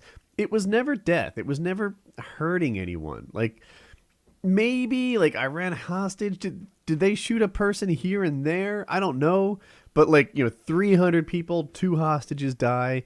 They're probably douchebags. Like that. Terrorists didn't kill you back in the day. They really just held you so that someone would listen to them until they let you go. That was the way they always operated. So when a terrorist takes over your plane and says, hey, sit still. I've got a knife here. If you just freaking chill, everyone's going to make out okay. You're like, well, yeah, I have a lifetime of experience that backs up that what they're saying tends to be true. Not anymore. Now, the moment some guy I think people are doing threat assessments on regular flights. I don't know, that guy looks kind of brown. Keep an eye on him. Back me up, Lefty. Yeah, that's me. That's my job. That's what I do. Right? I'm just sitting there on planes like that brown guy doesn't look right. So, but that's how it is. And if 4 guys who appeared to be of Middle Eastern descent were in the same line at the bathroom at the same time, I think the plane would just be eyeballing them. Like, oh, look at that. They all got up together. What's the planet no longer looks at hijacking a plane to be something that you passively sit through. Now it's a fight. It's go time. The airline stewardess says, hey, are you prepared to sit in an exit row? And I look her in the eye and I say, hey, I daydream about this shit. I am more than willing. I'm hoping. And then they don't like it because they just want yes. But anyway, yeah, they really don't. I've done that too. Like, are you willing to help out in the event of an emergency? I daydream about this. And she's like, so that's a yes? Yeah. So anyway, it is no longer the kind of... People won't just sit there and get killed anymore. They'll freaking rip their seats off their Velcro attachments and throw it at their face. They'll throw their purse. They'll tackle the guy. It's going to take a big force to take over a plane now. Yeah, it's not going to go... It's... You nailed it. And that's... I've heard comedians say that. Who is it? Is it Chris Rock that was talking about that? Like... They didn't know that was the end of the line. Nobody. They were like, all right, this is going to be a bad day. But they didn't know the planes were about to crash. But that definitely won't happen again. Not like that. Mm-hmm. Not like that. Not again. I wonder what that felt like, just to be sitting in your seat when that shit hit. I doubt they felt anything. You probably didn't. You had to feel something. It didn't have to be long, but you had to feel something. Well, let's see. They were traveling at however fast the human nervous system. The nervous system is milliseconds, right? Not faster. Or is it nanoseconds? Milliseconds, I think. Probably I'm trying to think. So what does sudden impact by plane crash feel like? An instant of terror, I suppose. Maybe you hear the sound from the front of the plane? Maybe? Something like that. The wings are what blew up, though, right? Like people in the middle of this plane would be fucked, but the ass end of the plane had to feel something. I was thinking that too, right? Like, so let's assume you're at the back and you get to see the front do its thing. Yeah. I wonder what you got going on there, right? Like, I can picture 2 extremes. I can picture like, oh my god, the most frightening, adrenaline-filled fear response ever, or like a content sort of, all right, so that's that, I guess. I'd want to be the motherfucker sleeping on that flight. Yeah? I don't know, not sleeping, no, something else. I don't think anybody was asleep. In my dreams, I'm on the phone. Hi, honey. Love you. Yeah. These You I guess are, that think they makes let you have sense. the phone? They putting box cutters Cell in your phone. face and stuff. this is where Cell the phone. Yeah, money they did is. if you got them, if you got on phones. People were on phones, yeah. Mhm. That's the thing I'd do too. I'd be rattling off bank accounts. You need to contact Wells Fargo. You need to contact Bank of America. The password is almighty. The password is thick six. Thick six. And you know what? You know what I realized? Like shortly after, when everybody was talking about like the fallout of that whole thing, when people were talking about how like the guy went into his bath, I think with flight 90, was it 90? 3. Yeah, flight 93. The guy was in the bathroom on his cell phone talking to his wife, or he left a message for his wife, right? Right. Those guys figured out that whole "don't use your cell phone while the plane's in flight" thing was bullshit. So it's apparently it occasionally causes malfunctions with some of their electronics, and that was my next topic. I was Malfunction going is to ask a about. hard word. It occasionally causes static in radio transmissions. I heard about a scenario where like somehow the phone user's call was projected onto the PA system or something crazy like that. Last But time I flew, I used my phone for as long as I could. yeah, I was going to ask you because I know you fly a good bit. Like what's your protocol with that? Well, so what's interesting is the last time, not all the time, because the FAA has allowed you to use electronics throughout the whole flight. Oh. That includes your phone if it's in airplane mode. So I was like, wink, wink, yeah, sure, this thing's in airplane mode. Meanwhile, I'm on Skype, just like talking to people about Minecon. And you lose connection, you know? Like I sit there and I'm talking to them and I'm like, all right, guys, I'm about to... Because I was with Minecraft server owners and I was just at Minecon and everyone was like interviewing, like, yo, tell me about this, tell me about that. And I'm like giving them a bar countdown. Like, all right, I'm down to 2 bars. I'm down to a 1 bar connection. If I stop talking to you, it's not because I'm rude. And then, you know, by the time they turn the whole, like, what would normally be the, like, unfastened seatbelt, walk around the cabin thing, you don't have a connection anymore. At least I don't. I never have. Yeah, I've turned mine on early before, and I'm just staring at it, waiting on it to get connection, so that I can, let who's picking me up, know, oh God, no, I'm early, be here. Yeah, But, no, I'm thinking that it worked on the planes during 9/11 because they were flying around at skyscraper level. Yeah, They weren't at 36,000 feet. They were at, I don't know what that is, 1,200 feet. I think the creepiest thing that came from that day was the people that called from in the buildings and were on radio shows, and then the shit fell. One of the creepiest things was the suicides, right? Like, so the planes hit, people were above the fire, and they felt like jumping out the window was their best option. it was. That's messed up. Yeah, if you're above the fire or maybe in the fire, those people are just burning. I think that's the best. That might be the best option. Would you rather get crushed to death or would you rather fall to your death? The fall to your death, like, it might be... I'd rather die in the building collapse than jumping out the window. But I would definitely put burning alive in the building or dying of smoke inhalation in the building on the bottom of the list of things I want to do. Yeah, those aren't my top choices. I think jumping out the building, assuming you die on impact, just like the people in the plane did, might be delightful. I think I'd really, really enjoy the first 60 seconds or so of that. Would you do flips? I always see when people fall in the movies, I'm like, come on, take advantage of this opportunity. This is the last thing you're going to do on Earth. Tuck your knees. Get a couple rotations in there. Do you have any red smoke canisters? Oh, that would be, if I ever, am in that scenario, I'm going to be like, all right, everybody watch this shit. Larry, get your iPhone out. Maybe they'll find it later. Here I go. I'm going to do something magical. I'm going to be like spinning in a super tight spiral as I come down or something, like I'm going to drill into the earth. Of course, I'm just going to explode. But dude, I would totally hook you up. I would do it like as a pair. Like, I'll be the cameraman with the iPhone. You could do some flips and we'll go down together. I'm assuming this is hard to do. Yeah, fucking mount a GoPro. Like the video of the terrorist attack that kills me will be we'll have a GoPro logo at the beginning. Just flash across the screen, really classy. Interesting how GoPro's become the company. Like Contour makes a product that I like the form factor of it better, actually. But I think the image from the GoPro is a little better.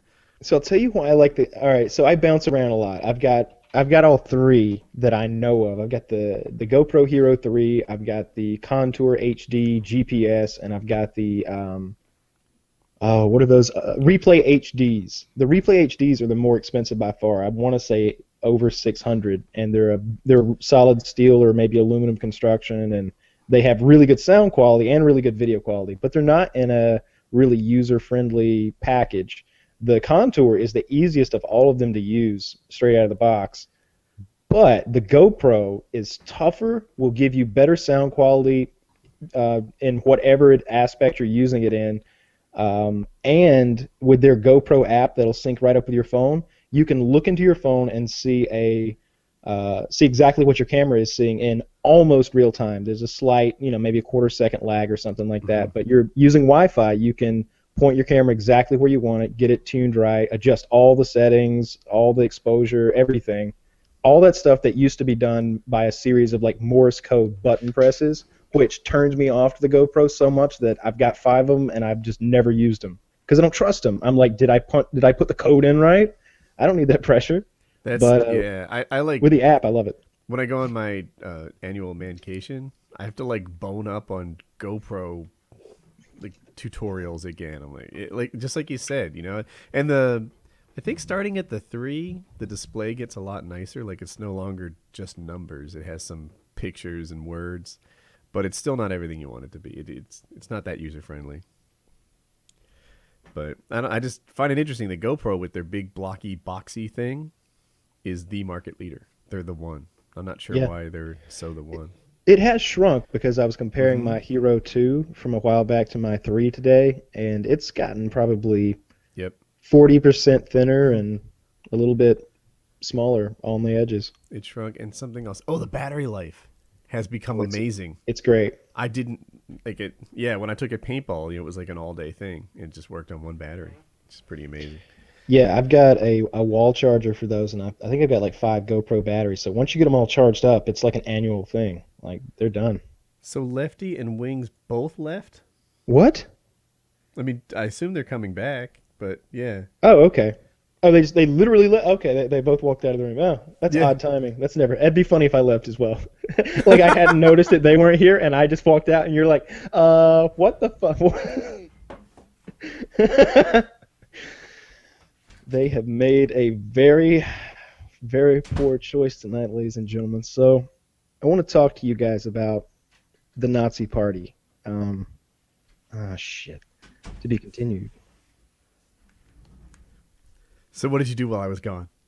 I was about to get started with my manifesto, and then I got busted when you walked back in. I've been working with Lefty. He's been editing a bit for me.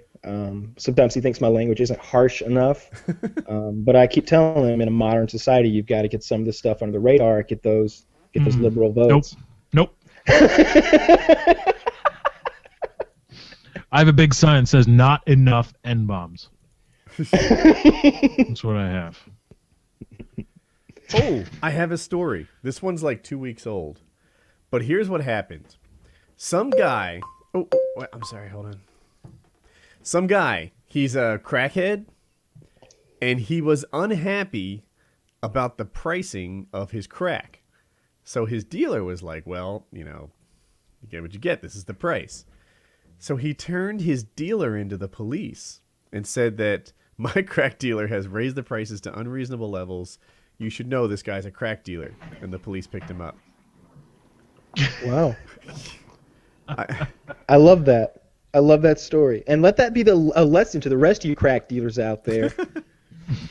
Come on, guys. How are you going to work at McDonald's, support a family of 3, and your crack addiction? You can't do it. You got to come down on your prices. Now, what if the crack dealer had reasonable prices? But, the crackhead just felt like he had him by the short hairs. Well, see, here's the problem with that. Normally, a good crack dealer has a boss. And that boss has some people who fuck up people like that homeless guy. So maybe in this scenario, he was messing with like an indie crack dealer, like somebody who maybe has a little crack. But if he were to be dealing with someone a little bit more serious, I've got a feeling that there's a couple of guys whose entire occupation is to fuck up people like that homeless guy. I think that's either what's going to happen or what would normally happen, and that's why we don't hear about shit like that much. That is. Would you tell on a crack dealer? Depend if he's some if he's crack dealer, yeah. If his prices were too high? Yeah, like, look, do you think you hold all the power in this position? No, I'll tell the police about you.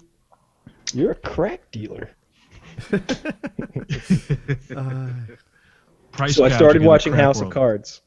Oh, the first season. And I didn't stop until it was over. I watched all 13 episodes in one sitting, and Kevin Spacey's acting is excellent. I love that he kind of like breaks the fourth wall or whatever and like looks at the camera. Super manipulative Washington, dirty politics. It's awesome. It is incredible. When I put shows into tiers, like for me, this is my tiering system. Game of Thrones is at the top. And you know what? House of Cards is there too. Below that are a lot of other good shows. I like The Walking Dead is pretty good. What else is pretty good? Help me. What are the good wait. Breaking Bad is at the very top for me. It's over, of course, but I'm a big fan of Sopranos. But other than that, see, to me, Sopranos, The Wire, Band of Brothers, I think House of Cards is in that class. I do too. It is really good. First of all, there's nudity. I didn't expect that. I didn't realize that going in. There's nudity and violence. This is some of my favorite stuff. These are a few of my favorite things. And Kevin Spacey is so good. Kevin Spacey is Bryan Cranston level acting, right? I think Bryan Cranston, he's the Breaking Bad lead, if anyone doesn't know. He's getting a lot of attention because his acting, I think he's benefiting from the fact that his outstanding acting was a surprise. I saw him in his underwear in Malcolm in the Middle. I saw him do his roller skating disco dance and stuff like that. And I loved him in Malcolm in the Middle. I really enjoyed that show. I had no idea that he also had it within him to be the Breaking Bad lead. So Kevin Spacey, everyone knew that, right? It's not a big surprise. But his performance in House of Cards, next level. Absolutely amazing. I knew he could do it, but it's the sort of performance that you just don't get from like episodic entertainment anymore. It's so good, and it's like that every episode. And it's on Netflix for free. I think it's cheap. Yeah, Netflix.com/Woody. You could get House of Cards for free. But I think what you said about, you just don't normally get that in episodic entertainment anymore is changing. I really feel like it used to be, if you're doing TV, you're doing like Beverly Hills 90210, you're doing Friends, you're doing kind of silliness. And even the dramas on TV are like ER. Now, these shows might be before a lot of people's times, but they're just not movie level stuff. Now, television has movie level stuff all the time. Breaking Bad is right there with movie level stuff. Game of Thrones is a movie every week. That's it. Game of Thrones isn't that far behind The Hobbit. We're in a golden age of entertainment. I say it every show. House of Cards, I don't think the production quality is as challenging because of the nature of the show as like a Game of Thrones, but it is a movie level performance from those actors and actresses every week. And it's I think I'm going to rewatch it. I'm watching Band of Brothers at the moment, but that's not very long. I think I'm going to do House of Cards as my next binge again, and just sort of prep because season 2 comes out February. Yeah, right? I'm excited. I should probably check that out because I really like Kevin Spacey. He's a very good actor. Yeah, I've started to appreciate acting performances more now than I did ever before. Like to me, I felt like a good acting performance was one that I didn't notice. Right, whereas a bad acting performance is one where I was like, oh, that just seemed kind of fruity or something. Now, like when a guy stirs an emotion in me or has a particular stern thing that they're pulling off or shocks me that they had that in them, I'm like, wow, this acting. Or when he corners that guy, calls him a cocksucker and tells him to get on his knees. That was intense as fuck. Dude, yeah. And you mentioned there was nudity in it. There's some lots of nudity. There's some great nudity. High level nudity. Good stuff. When I see nudity in a movie, I think of being a kid. As a kid, we had HBO, and every time you look through it and it had the N in it, you'd always watch that movie till you seen the N. Oh yeah, if they're like this thing has bad language and sexual situations and nudity, I'm like, oh, these are a few of my favorite things. That's it, baby. That's yeah. And House of Cards it's really really good. I freaking when it starts strong too. In the first 60 seconds, you're hooked. You're like, holy shit, this is different. I guess I shouldn't spoil it. 60 No, don't spoil it, because this is something I know I he's might talking actually. about. The first 60 seconds, something happens out in the street, and he responds to it in a way that is unique to his character. yeah. And yeah, Alright. you're like, what he did wasn't necessarily a bad thing. It's just a thing that he put it well himself in his little monologue. He explained what he was doing. He's like, sometimes somebody's got to be here to do the bad things. Yeah, so if you don't know, every so often in the House of Cards, this is not a spoiler, but the nature of the show is every so often Kevin Spacey talks to the camera and does an inner monologue and says part. like, oh yeah, and it's great when he's talking to me.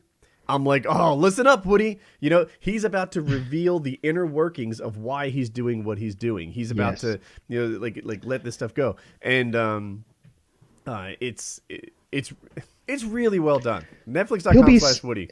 And his character is so duplicitous that you require that from him, because he'll be sitting at a table with two gentlemen and they'll all be laughing and having a good time, and then he'll stop and look at the camera and he's like, I hate this guy. He cheats on his wife, and I've been blackmailing him for 6 years, and this guy over here, he's committed hate crimes. You know, he just looks at you like, whoa, I didn't know that. I didn't understand that's what was going on. And he does that like whenever he's doing. He looks at the camera whether he's doing well or whether he's doing bad, and he lets you know what he's thinking. So you watched the whole thing, you said? Yeah, all 13. Yeah. His relationship with the female lead, who plays a reporter, is complicated and awesome. Yeah. Yeah. And terrible. Terrible. Yeah, it's like and she, despite being young, is not naive, and it's fantastic. It's fantastic. I think we're doing pretty well talking about this without giving anything away. Yeah, I feel, and there's a lot of good supporting characters. I feel like the guy who played the president's rich billionaire friend, I felt like he did a good job. I felt like characters like the barbecue guy is a really good character. You're testing me because it's been a while since I watched it, but yeah, I should watch it again because I want to get into the second series, being an expert on the first. Like Orange is the New Black is good, right? It's a good show. I haven't seen that. Oh, okay. I think Orange is the New Black is right there with the better seasons of Walking Dead. It's right there with maybe the best seasons of Spartacus. Not the end ones where you start rooting for the Romans because they suck so bad and they're men in banana hammocks in the snow. The first season of Spartacus is the only good one. I enjoyed the second. Second was okay, but I don't think you saw the first before the second, did you? I think I did. They were almost out of order, right? Well, yeah, they were. They made the first yeah. one, and then the main actor got cancer or leukemia. I don't remember. He died, within like a year and a half. So they made the second season in the hopes that he would recover, and so they made it sort of a prequel to the first. Right. And all the while they're like, I hope this guy pulls through. Not just so he can make the show, but so he pulls through. But the first season was the best. I liked the second. I think I liked the third, but by the time they got to I think it went 6 seasons, right? By the time they got out of the place, I don't want to give too much away. The show sucked so bad. I'm like, dude, here's when the show sucked for me. It was when Lucy Lawless and the guy who played her husband died. Like at the end of that's the end of the third season. Is it? Yeah. Okay. Second season was a prequel. Second season was a prequel. They didn't die. They had to die the third season, right? So yeah, the third season. By the way, spoiler alert. Yeah, it's not a spoiler. They're the most evil characters. It's the characters that it's like the Darth Vader of the movie. The bad guy dies. You just don't know what season, and now you do. Yeah, and now you do. You just don't know when it's gonna happen. I apologize for that if that is a spoiler, but But yeah, so anyway, the better seasons of Spartacus, Orange is the New Black, which is a Netflix exclusive, Walking Dead, which is AMC, I think. They're all in that second tier. House of Cards, Game of Thrones, Breaking Bad, they're in that top tier. And one of the top tiers is going to come out. I'm kind of psyched about it. Yeah, I'll definitely go along. You know what I haven't seen? The Hobbit 2. It's good. Oh. It's good. It's a lot more violent. I'm down for that. Is there any Hobbit nudity? Finish this off right. No Hobbit nudity. Lots of violence though. Any trolls and like loosely flapping? I will say that I felt like there were a couple of times when they just had Legolas dancing in the air for way too long. This doesn't spoil anything to say that Legolas is like Neo from the Matrix in this movie. There is literally a part where he runs. It's in the trailer for the movie, but the dwarves are in barrels floating down a river, and he runs by hopping off of their heads from one to the other while shooting his bow like a machine gun at bad guys. And after a while, you're just like, well, Legolas will never get hurt, so I guess I can stop worrying about what he's doing. I'm kind of with you there. So I read the books, the 4 of them. There's 3 for the Lord of the Rings, and then there's 1 for the Hobbit. And I've read those. So I really liked the balance in the characters in the books. I think I might have talked about this on PKA already, but the dwarf was not a fool. There was no dwarf tossing in the books. He was a stocky... He was the runner of them all. He was the long-distance runner. He was. He wasn't a sprinter, but you could load that guy up, and he would just never stop like a donkey almost, right? Yeah, like can I stop for a second? Legolas wasn't in The Hobbit. Yeah, I don't remember him being in The Hobbit either. The guy who killed Smaug was an unnamed archer. Was he? What are you doing? What are you doing, Winks? I haven't read the book. I've read the book. You can't spoil The Hobbit. Oh. So anyway, way to go, Wing. Legolas is here and there's dwarfs. He's walking. We don't know what's going to happen because Legolas is in this movie. We don't know what's going to happen. Yeah, Smaug might live. I read The Hobbit when the first Hobbit movie came out, the first Lord of the Rings. Like, I liked the movie so much, I wanted to know how it all ended, so I started going through the books. But it's been a while since I read The Hobbit, and I don't know who the killer was. I guess Wings does. But I liked the balance between the characters in the books, and then when they went to the movie, they made a joke out of the dwarves, and I always thought that was a little... Is dwarves insult? No, they're literally dwarves in the book. I'm like, did I just insult little people? That's not what they like to be called. The first movie, The Hobbit, I didn't like the Goblin King. Like, that was a stupid addition. I liked him. Oh, I like I really like double chin thing. Yeah, huge. There was a Goblin or the King, muscular but guy. He didn't talk and shit in the book. Which one was the Goblin King? Was he the muscular guy or the guy with the big double chin? He was the big fat guy. Oh, yeah, I didn't love him either. I don't know. I liked him because Gandalf, like, I don't care, you can spoil the first Hobbit. Gandalf cuts his throat, and there's like a funny line there. He's like, "Yep, that'll do it," and then they collapse and fall into the middle of the We'll earth. be considering saying that the next movie is The War of Seven Armies, and that's what I'm excited for. I don't like the quote, the cutesy things. I didn't like the drawer tossing. I didn't like that. It's like they freaking George Lucas'd my Hobbit. You know, they George Lucas'd my Lord of the Rings. I don't want C-3PO to dance. I don't want the freaking Ewoks in my Star Wars. I don't want Jar Jar Binks. I don't want him at all. I don't want there to be a big love scene in Star Wars. I want it to be a freaking intergalactic pirate movie. That's what I'm looking for in my Star Wars, not a kid-friendly pod racer. And that's why you should watch Firefly instead. Firefly is so good. They should have made Firefly with Star Wars money. That's what they should have done. Star Wars is shit. Star Wars is if shit. You want a good people who like Star swashbuckling- Wars, you like shit because it's a shitty fucking movie, and the only reason people like it is because it was so revolutionary and crazy for its time, and a whole generation of children were melded to this product, and that's what it is. It's a product. Yeah, if you watch it again, you'll find that it's surprisingly slow-paced and not as good as you thought. See, I'm not well impressed written about that or right now. acted, and the special effects aren't that good. I'm talking about like the Ewoks and things like that. They're giant teddy bears. I got a dog that looks just like it. It's terrible. The special effects, I will say though, were as good as, because I was a kid when they came out. They were as good as they got for a long time. Like after Star Wars, they kind of switched over to computerized special effects. and it was like 10 years before they surpassed models. Yeah, I don't think they've surpassed models yet. Oh, I do. Dude, I think they can do stuff with models that they can't do with CGI, and I think it can look really. And I think Jurassic Park is a good example of this. Well, yeah, Jurassic Park doesn't use very much CGI at all. I don't know if it does. Well, anyway. what Jurassic Park does it right, and to me they overuse CGI because they do stuff you normally wouldn't be able to do or be too expensive to do with models.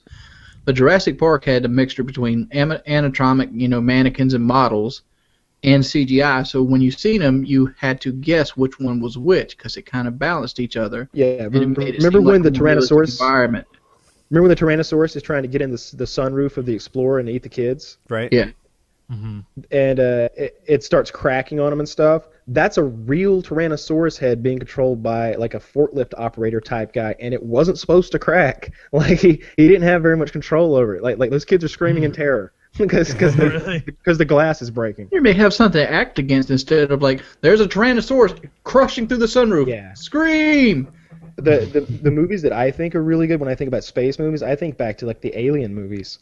Those so good to me. The second one for me was the best one, and I haven't seen it in so long. But that was well acted. The panic on the Space Marines was incredible. Mm-hmm. But House of Cards is coming out. If you're not on Netflix, I want the business model that Netflix has is one of my favorites as a customer. Right. As a content producer, you almost want like YouTube's model, but not screw you over on either copyright or mobile. Yeah, use. not this version of YouTube model. But I could talk about YouTube's model in a bit. But as a customer, like I would totally be down to pay $8 a month, or is it $9? I think it's $8 a month for Netflix and never see a commercial. Like people talk about commercials, the like insurance salesman or something like that, or like there's sayings that I don't get it at all. I went to the dentist like 3 months ago, and all the receptionists said some catchphrase from a commercial and started laughing. I hadn't a clue. The last one I heard was "So easy a caveman could do it" or something. I don't know when that was. Guess what day it is? What'd you say? Guess what day it is? That's the one. What is that from? It's from a Geico commercial. It's like, how happy Geico customers are? Happy as a camel on hump day. And then the camel says it, right? Yeah. Yeah. He's trying to get people to tell him that it's hump day. I've never seen that commercial. The big thing was he came up, the internet seized on. He was like, in one cut, he was like, Mike. He went up to some guy named Mike and was harassing him. And everybody thought that was hilarious for some reason. This is all foreign to me. When I visit, I think you've got to watch TV to know this stuff. When I go to like in a hotel or something, I watch commercials and I like them. I'm like I can't wait to. I remember I went to my in-laws. This is a while back. There was this a Lexus or something driving down a hill, and then a snowball like going down the straight way, and the Lexus was curvy, and they were like racing, and I'm dying to see whether the snowball hits the Lexus as it does this thing. And I imagine everyone else had just seen that commercial 1,000 times, but for me, it was like, hey, it's a little mini show. But that's what I go to the movies for. I live a commercial-free life because I just do like the Netflix thing. And yeah, but see, you're basically saying that you use ad block on YouTube, and you're an evil person.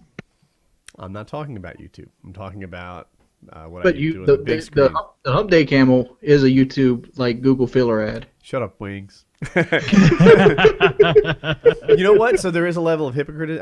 For the longest time, for years, I didn't run any ad block at all. And the reason was I wanted the same experience that my subscribers got. I wanted to know, like, was there an Internet Explorer ad that ran before the videos? And it feels like something. Yeah, I remember that one. Yeah. That's one of the better ones. I got so annoyed by it.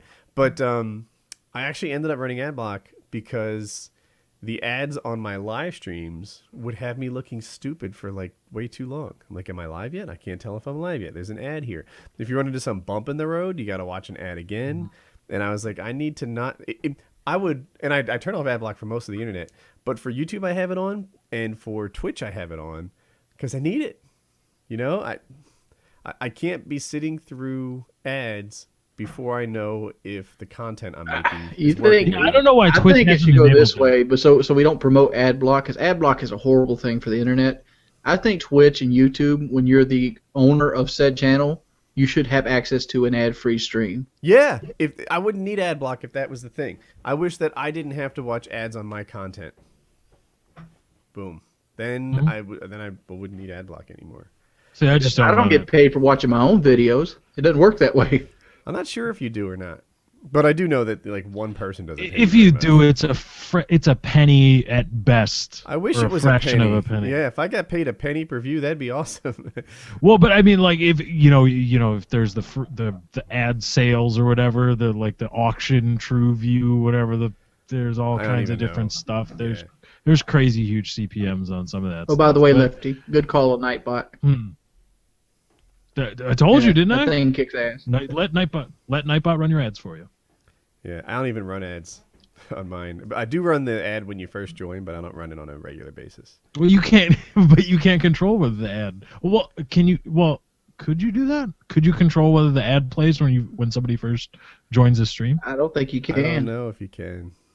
I've never seen that. But what do you need to start running ads and get a subscribe button so that you can tell people subscribe and you don't get ads? Yeah, Even that's though the thing. I think the subscribe button and the ads go together. Like, I'll stop hitting you on the head if you subscribe. If you don't hit them on the head, then they'll never subscribe. But that's. See, I have no problem watching ads because, like you said, Woody, a lot of them now are becoming like mini versions of content themselves. Mm-hmm. Twitch like does a lot it wrong, of them are though. produced. Twitch shows the same ad 5 times in a row. Twitch does need to get better on their ad deployment. Yeah. Yeah. What was I going to say? I watch MLG streams. Ugh. Anyway, just to wrap up the previous topic, I love the Netflix model where you don't get ads, you pay $8 a month, and they give you original content, and they release it as a binge watching thing. I don't like the HBO model, which is similar, except that they drag it out over 13 weeks. No, let me sit down, ignore hygiene and nutrition, and watch my show. See, but even HBO is now like, hey, Netflix is doing something right. Because aren't they getting ready, if they haven't already, to deploy HBO Go as like you can just buy HBO Go? They're trying to, yeah. Yeah, there's some sort of stumbling block in that. I don't know. They're having a hard time getting it done. When they do, we need an HBO.go/Woody. I don't know why they're having a hard time getting it done because, I'm just using somebody else's account information and it's working fine in my house. It's not the tech issue, it's the licensing issue. Like, apparently they're getting temporary licenses to shows and they're not supposed to be broadcasting it as widely as Netflix does or something like that. Oh, I see. They'd have to I like when Netflix emails me when it upgrades my favorite shows. Netflix is good. They're doing a lot of stuff right.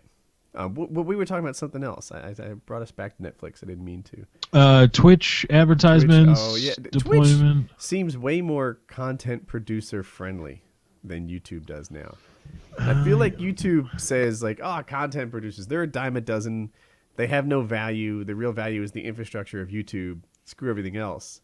Whereas Twitch is like, this guy that's bringing all these people to Twitch, he's good. People don't know. There are two things that make it less profitable to be on YouTube than it used to be. One is ad block. So people run ad block, and that's getting more and more popular, and that's, I guess, a thing. There are websites that don't work while you run ad block. YouTube hasn't taken that step. The other is mobile views. People who make videos, they don't really get paid by mobile views. Do you get paid at all, or is it just like 1/100th of what they would otherwise? I don't even know how to check. Yeah, it might literally be $0 and 0 pennies per view for a mobile view. And that's the direction that more and more people are taking as their preferred viewing platform. They watch on their phone, they watch on their iPad, they watch on their Kindle or whatever, and Xbox. So as that sort of grows, YouTube's not making any effort. They're just kind of being like, hey, look, people are shifting towards the platform where we don't pay the content producers. I like that. I like it when they shift to the one where I get 100% of the profit. That sounds fantastic. And there you have it. But the trouble is, it used content to be... producers are eventually going to pull ship. It used to be if you were a guy who had like 150,000 subs, you could make a living on YouTube. Now that baseline is kind of feeling like, 500,000, million subs.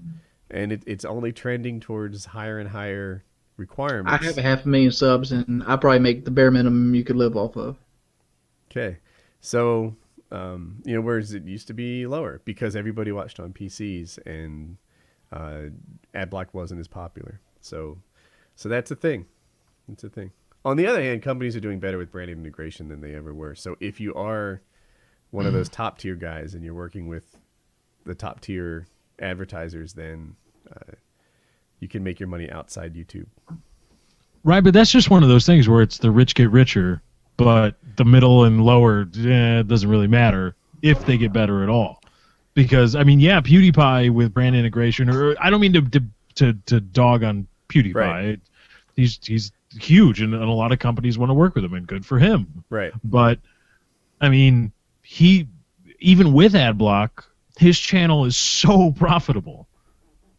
But I mean, he's whatever he's making, and which is his own freaking business for brand integration stuff.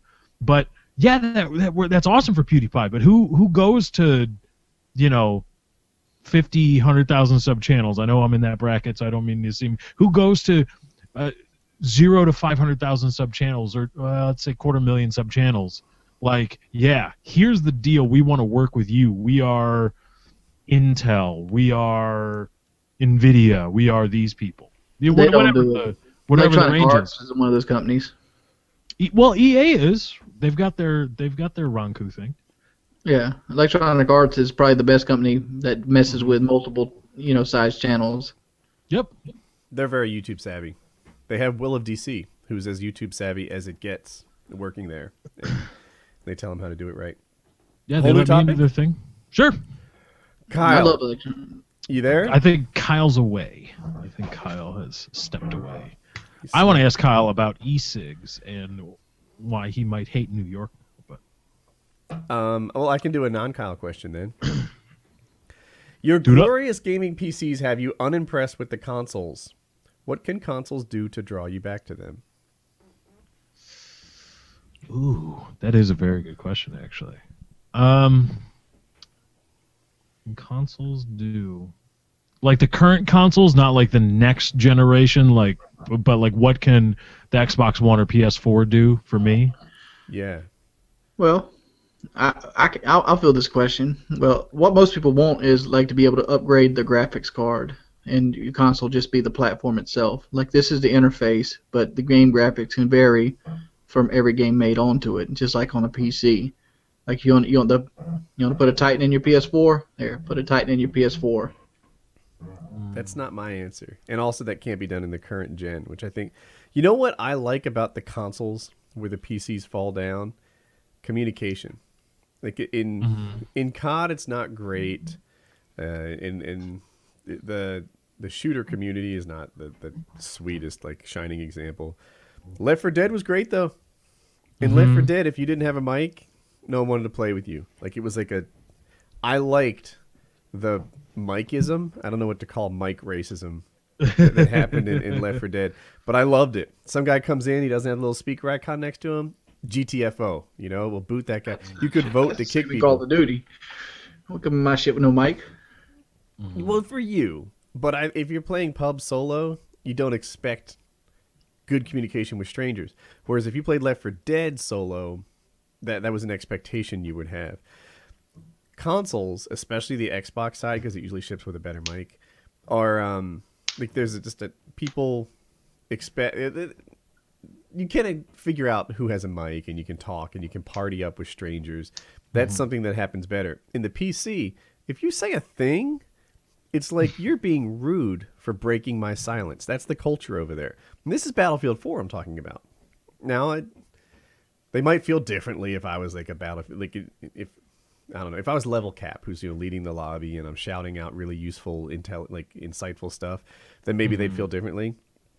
But yeah, my experience is PC guys, they don't want you talking.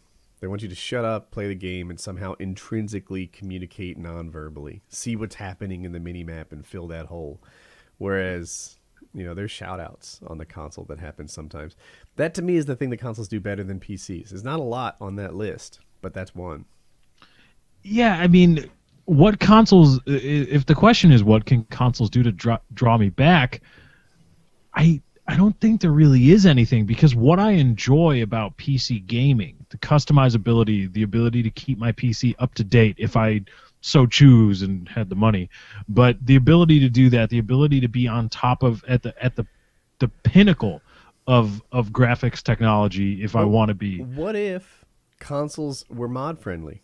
So forget the hardware upgrade, but if there were software upgrades, if suddenly people like you and I could make COD maps, and Shipment was a playable map on Ghosts, and like everything about it just had the same sort of mod friendliness that happens on PC. What if that were a thing? I don't use mods on PC. You played DayZ? I did, but it took busted. Lefty like 2 weeks to convince me to install it. Cold busted. It You really loved the mod wasn't on that PC. that difficult of a mod to install. It was I mean, for like to me, Oh, DayZ God. was the game I was playing. I've never played Arma 2. You should Me get the too. standalone. I'm Just the buy same standalone. way. I have Armor 2. I had to buy the top level Armor 2, right? Like it's the cheap Armor. I was like, what version of Armor 2 do I want? On Twitter, and Twitter said, Woody, if you're looking to play actually DayZ, you need to buy this like Armor 2 Plus version. Like, all right. You had to get the expansion pack and everything. Fuck that noise. Yeah, so I got that, and I only ever played DayZ. And Arma 3 is a beautiful looking game. I haven't played it, but I've seen... Plays like ass. No, it doesn't. It really doesn't. Get in a Wasteland server. It's beautiful. There's a lot of flaws in Arma 3. You were playing the alpha and beta version with me. It's a lot of those understand that, but, flaws like, have been fixed. It needs a better spawn system. Like I should be able to spawn on Lefty. I shouldn't have to like spawn in a town three miles to the left of where Lefty's at, and like communicate and get with him. Yeah, I still don't know how to figure that shit out. So maybe there's a way. Bringing mod... shucks, I feel like... I don't think, because what I like about PC gaming, the current generation of consoles doesn't do very well. And changing them would require changing the question altogether. So if it was, the next generation of consoles takes a bigger chance with their tech. Instead of, all right, we know this GPU, like this version of the GPU will be stable, in 93.2% of the units we create, and this GPU will only be stable in 89.4% of the units, blah, blah, blah, blah, blah. If they took a bit of a bigger chance with their GPU, with their power and their tech, okay. But I think that, the current generation of consoles that came out, that just dropped, are years behind already.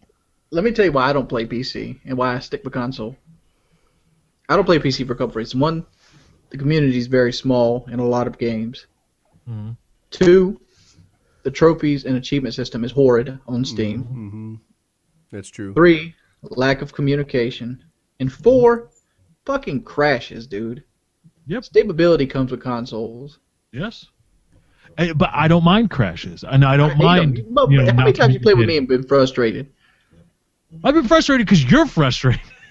Motherfucker, I crashed left and goddamn right on the PC. I think you're just. I've had one game run flawlessly on the PC, which was Dead Space 3. I think you're installing things wrong. But I mean, like if crashes bothered me, and if a lack of Steam installs it for you. I know, I'm just breaking your balls, Wings. But I think if those things bothered me, then yeah, of course, console gaming. That's what you get. I'm not saying there's no upside to console gaming. Of course there is.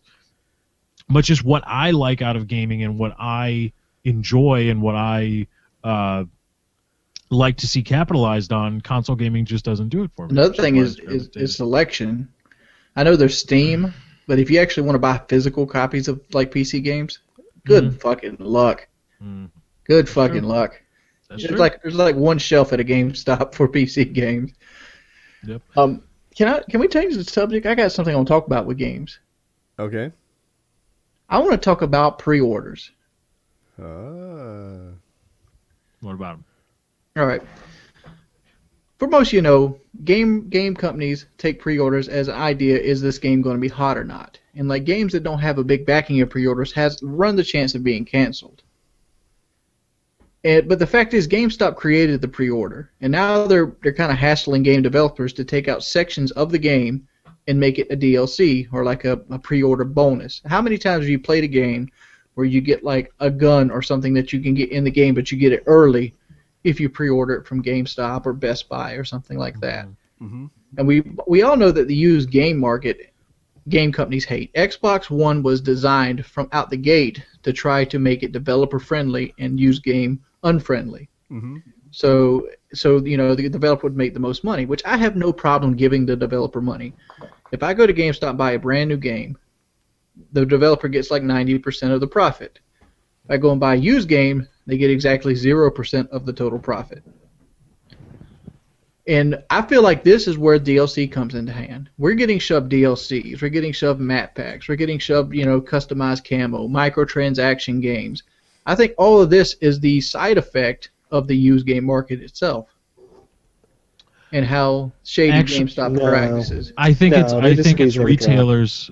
I think it's two things. One, it's just greed, and two, I think it's retailers being worried that digital distribution is going to hurt them really, really badly. What do you mean it's greed? I don't think I even understand greed. Is that a thing?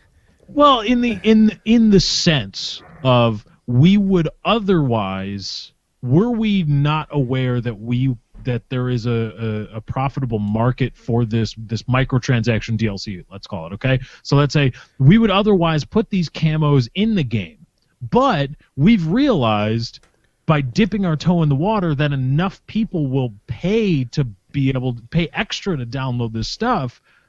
All right, fine. We will create it, not put it in the base game, and now if you want it, you have to pay for it. See, I can't speak for Ghosts, but I can speak I'd like for to Black propose Ops 2. that the word greed.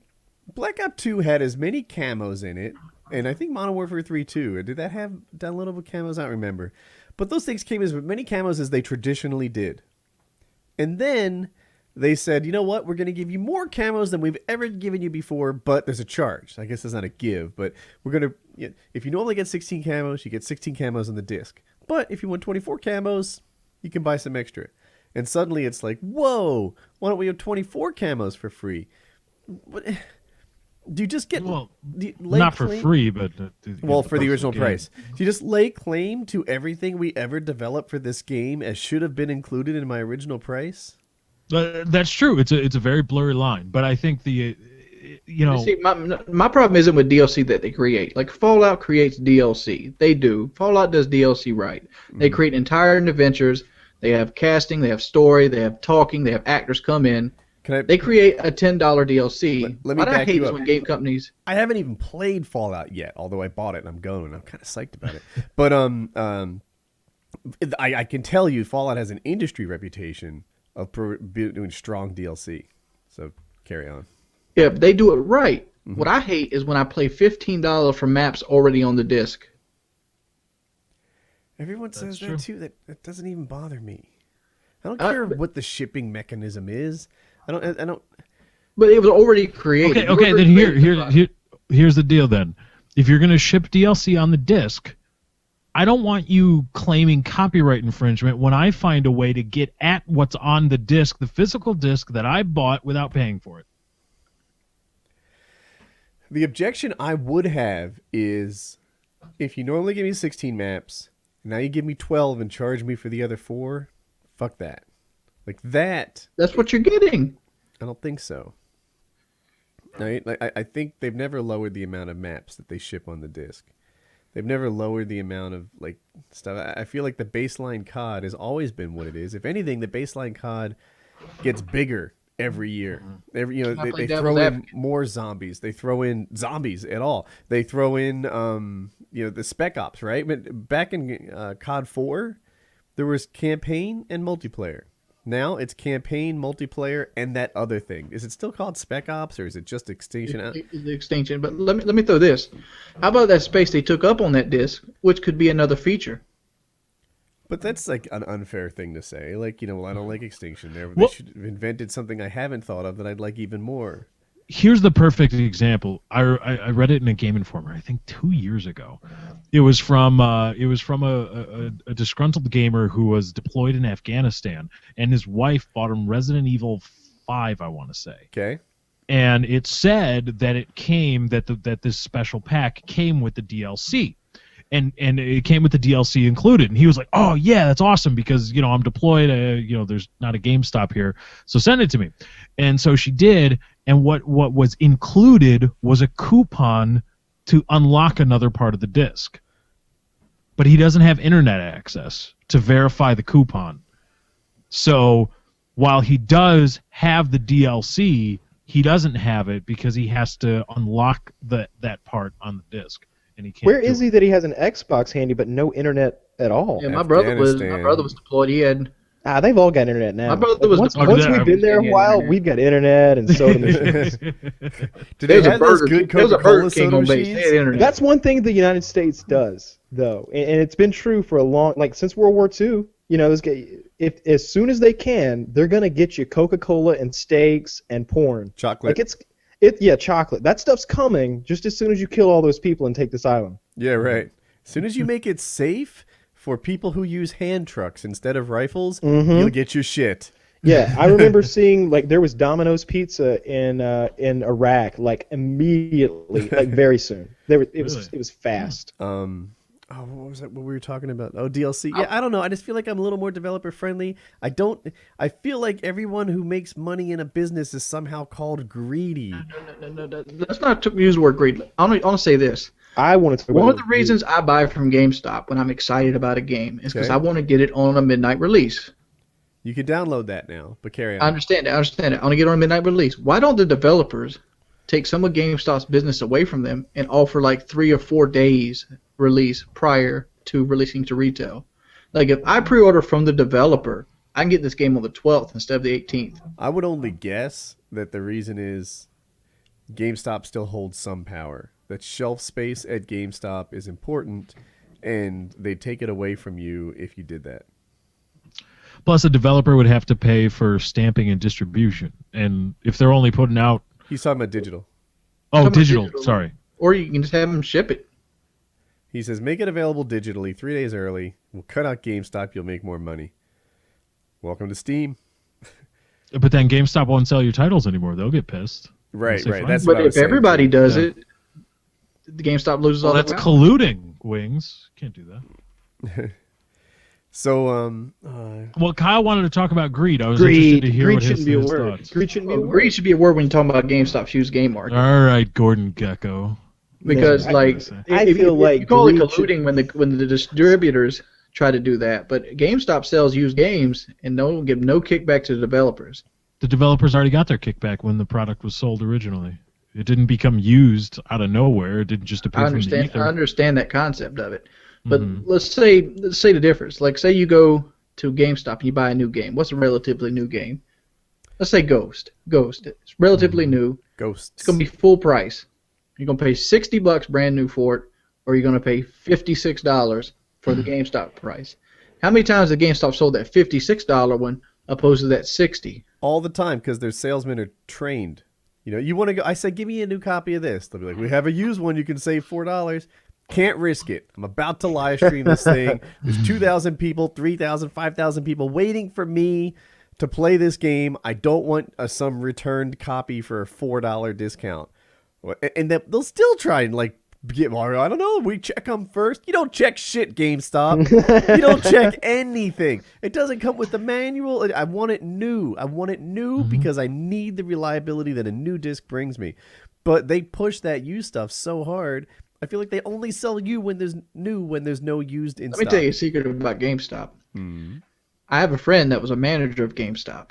I'm not going to give his name, but I had a disc called Black Ops 2. And on that disc, the map standoff stopped working. So I took it into him. He took one out of his collection of discs and threw mine into the disc and handed me a new disc with a working map. So somebody out there is going to have my Black Ops 2 disc with a map that doesn't work. Okay. That's GameStop choosing and looking at the disc. Standoff. No, that's your was the friend. one with all Your the- friend asshole, not No, that's your- GameStop. That wasn't like GameStop manager was like, yeah, let's slip Wings the good one. The CEO of GameStop was down like, the "Come creek." here, Wings of Redemption." I'm just saying, if it does that for me, how many other places do the same thing for their friends and things like that? And you got that shitty game in that stack. Every retail thing, every like where you have a human employee talking to human customers, there's going to be where that human employee and that human customer are friends, and that human employee says "fuck you" to the big guy and helps out his buddy. I That's prefer not everywhere. having a disc. I pretty much trust these companies to be like Apple, right? Now, if I buy a song from iTunes and my hard drive gets in a fire, I can re-download that song from iTunes. Thank you. That's what I want. I'll say one more thing about pre-orders. Pre-orders could be a bad thing because companies get the monies ahead of time and they might push a product out because their money's guaranteed. Like, That's I not think how... Modern Warfighter is a good example of this. Dude, we'll pre-order like Lego games or something, change our mind, push that pre-order to the next thing. I go there, they're like, you pre-ordered this game, it's been out for 6 months. You want me to put this pre-order on this new game? Yes, I do. I don't think that what you just mentioned is a good concern. But hey, when Gears of War comes out and they say, hey, if you pre-order, you get a golden Lancer. Same thing, but it's golden. That's good, right? Is that not good? I like that. I liked my Gold Lancer. So I mean, I got no problem with that. It's no different really than when McDonald's does a promotion and they got Disney toys. They're just getting with a company and making a deal so that it brings people in. And why is greed thrown around too? It seems like they throw greed at everything that's successful. I think greed should be reserved for like really, really greedy moments. Like when someone's got they've got way more than they need, and I'm talking about something that you can have way more than you need, because that doesn't apply to money, because you could never have enough money. But like if somebody had like a giant dumpster full of walnuts, and then they went across the street and stole some kid's walnuts, that's greed. That's greed. But if GameStop makes a deal with Rockstar Games so that if you come in and pre-order Grand Theft Auto, you get a bonus in the game, you get a Corvette or something, that's not greed, that's smart business. Yeah, I feel like I'm going to have a get off my lawn moment here. But I noticed that there's some words younger people use in different ways than I do. One is respect, right? Oh my God, I totally lost respect for you. Just didn't see a guy. Respect, for me, is a concept that grows and shrinks much more slowly than I think it does for people now. Now, I lost respect for you is kind of like almost I'm temporarily mad at you kind of thing, right? And it doesn't even make it bad. It's just because there's a communication mismatch between someone like me who thinks of respect as this monumentally concept that's strong. And when I hear that, I have no respect for you anymore, I'm like, whoa, whoa, whoa, that's a serious charge. It's not that serious a charge for young people. They kind of use that more quickly. Hypocrite. I see hypocrite thrown around a lot. Oh, you're such a hypocrite. You whatever, didn't check your corner. I'm like, I'm not sure you're using hypocrite the way it's supposed to be used. They'll use hypocrite as a synonym for liar, careless, and greed, I think, is another one that gets thrown out. Greed always to me meant you're taking more than your share, you're using it for personal gain, you're just accumulating, you have a victim in your thing. But they'll throw greed at companies that have nothing but happy customers. I don't feel like Apple's greedy. Apple works super hard to make their product as perfect as they know how to make it. It's a boutique product that serves a niche for people who like to nitpick the gloss on an icon. And they're willing to pay extra for it. The new Apple computer that comes out, I think it just released the, what the hell is it called? Their Pro desktop thing? No one knows? Power Mac. Try not to buy Apple. I think it's Apple the Power computer. Mac. Some people say it's shaped like a wastebasket. It's a cylinder. And it's an all-new shape. It has a new airflow thing going on. It's crazy expensive. I think you can configure one to be $12,000. If you get a dual octa-core or whatever. And it doesn't make it greedy to me, right? I think the people that buy it sit there and like wait for the UPS man to come like a Labrador waits for you to get home from work. That's not greedy. That's just building a product that people thirst for and charging an amount that's high, but they're happy for it. Anyway, I don't know where I'm headed with this. Greed, respect, hypocrite. Some of these words are thrown around more casually than generations before them did. That's true. I agree. That's a thing. Kyle. Yes, sir. Oh, Wings, did you want to say that? I was going to change the topic. Obviously, I'm glad you threw the word respect out there because people say I lost this amount of respect. But did it come and go in a day? To me, I've always heard you earn respect, and then you lose it after you've earned it. Like you don't just naturally gain it just for being a person. I'm with you there. Yeah, it like I don't know. There's like I'm happy with you and mad at you. That to me is the temperature of the air. Respect, that's the temperature of the water. It's slower. It builds slower. It sinks slower. This argument might not work for people who didn't grow up by the ocean, but the change, but the change is much more gradual. You know, it doesn't just bop around by 40 degrees. I don't think the change can be gradual though. Like I've there's been one occasion in my life where a person did something and it made me lose all respect for them. Right. To me, respect is the ocean water thing. It's something that comes slowly over time and goes away slowly over time. Usually, it would have to be a monumental thing for them to lose respect in a moment. Mine was 8 Thoughts. 8 Thoughts? 8 Is Thoughts. he making videos now? He is making videos again, but Okay. I brought him on here. He did his song. He blew up. I promoted his channel left and right. We all did, yeah. I thought he was my friend. Like we talked to him on Skype. I helped him out, and then all of a sudden there's a video of him making fun of me. That moment, that day, I deleted every bit of 8 Thoughts out of my life. He did that to me too. I don't even remember what it was, but like I was being accused of some like trumped up drama charge, and then he put his opinion out there, and I reached out to him, and I was like, dude, what are you doing? Like I've always been good to you, and you're making a hate Woody video, and all your facts are wrong. And I laid out all his facts like for him. Like I gave him the. Usually when I get wrapped up in drama, it's not even true. You know. Remember the one where Machinima laid off like 14 employees and cut the contracts of 1,000 YouTubers so they could pay me. Remember that one?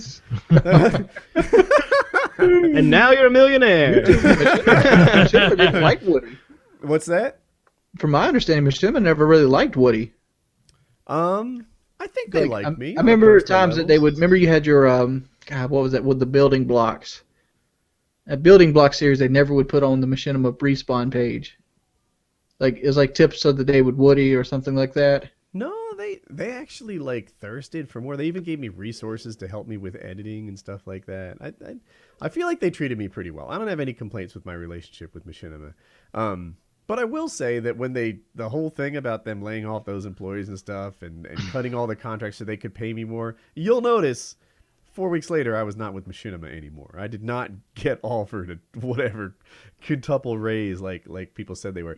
Anyway, back to 8 Thoughts. There was some trumped up drama thing about me, and I don't even remember what it was anymore, but he made a video about it, had all his facts wrong. I called him, and he agreed to like grudgingly make another video with a tone, like a scaled back version of a similar opinion. I don't remember, but that it was the same sort of thing. It was like, wow, after all I've done for you, you'll sit there and assume the very worst of me, and I guess that's who he is. I know. That's the only person I can honestly think of that I've lost all respect for instantly. Yeah. I don't know him that well, but I was just shocked. Like, I don't know. If I didn't know you that well, and then I came over and I helped you move, and then all of a sudden you were like trashing me, it was like, wow, our whole relationship is based on me making emotional deposits toward you, and I'm still getting this shit? How can this be? Oh, you want your shit moved? Boom, pick it off the sidewalk, bitch. I'm going home. It's like all I've ever, like every interaction I've had with you has been me helping you. And now I get this. What a way to behave! Like that. That was my thing with 8 Thoughts. So it's now, like people criticizing people that work for free, like going to move furniture and you're not moving fast enough for them. Well, fuck you. Go pay somebody. I just did the furniture thing. Is like, I was doing favors. I was being nice. We had him on PKA several times. We had him singing. I was pimping his channel, and then he goes and dogs mine, and I was like, wow. And everything he said was untrue. That's I don't know why we're talking about him. I usually don't like to talk about drama or name names at all, but Wings did it for you. he did. I got sucked in. Once again, Eat My Diction last week, and now 8 Thoughts. Calling them like you sees them, folks. Calls them like I see. I didn't know about Eat My Diction. I said And this segment of PKA is called Straight Shooter with Wings of Redemption. I don't even remember what he said. We probably shouldn't say it again. But, I've never actually talked to Eat My Diction. Period. Apparently, we've had him on the show. Oh God. You don't need to be in this segment of PKA. Just kind of pick a name, say something about him, and let it roll.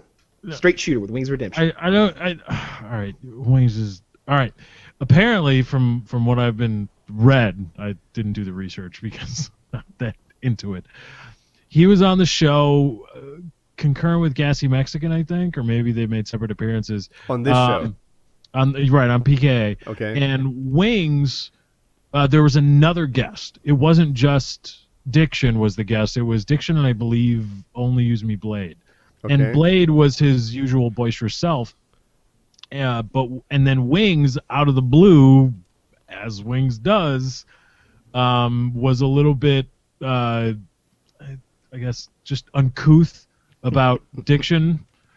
Like, what did I say? I don't remember. You gave him shit about not talking or doing anything.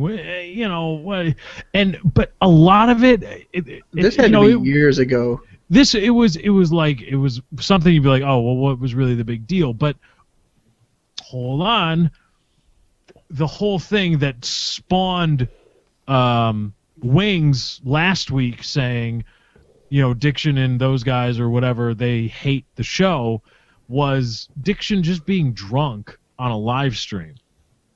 I ain't got no hatred. There's no hatred in my heart for him. I don't think anybody has hate for him. Yeah, I don't remember the specifics of when this happened, but I will say this.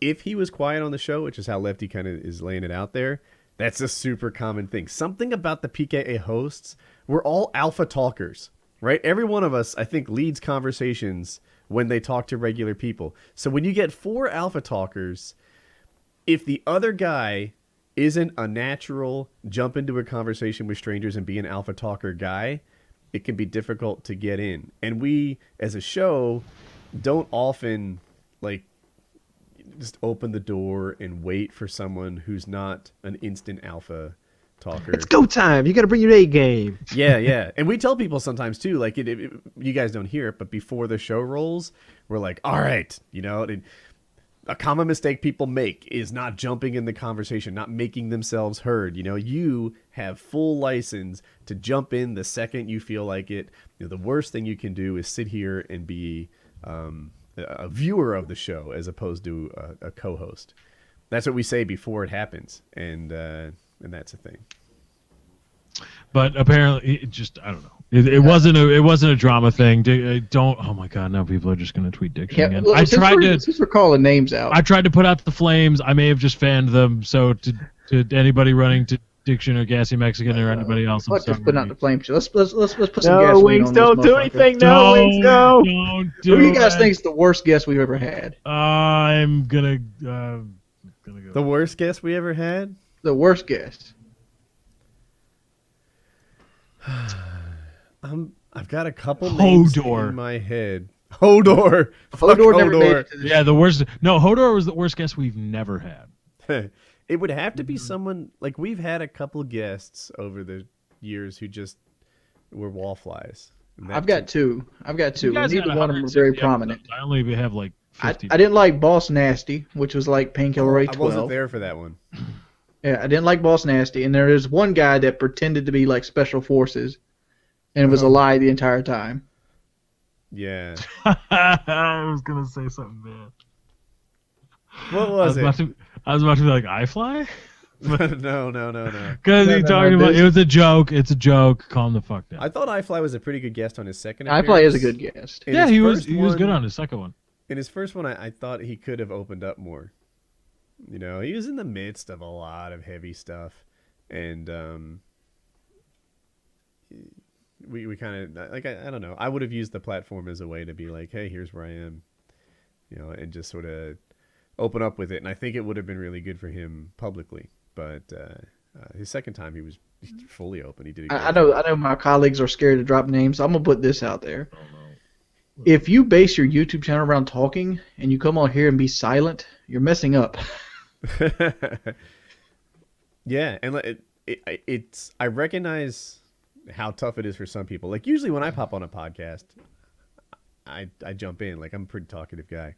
But I can see, like, if I'm in a party situation and everyone is like old friends from high school, how hard it is to, be one of their buddies. And I talk about my favorite thing in the world, myself.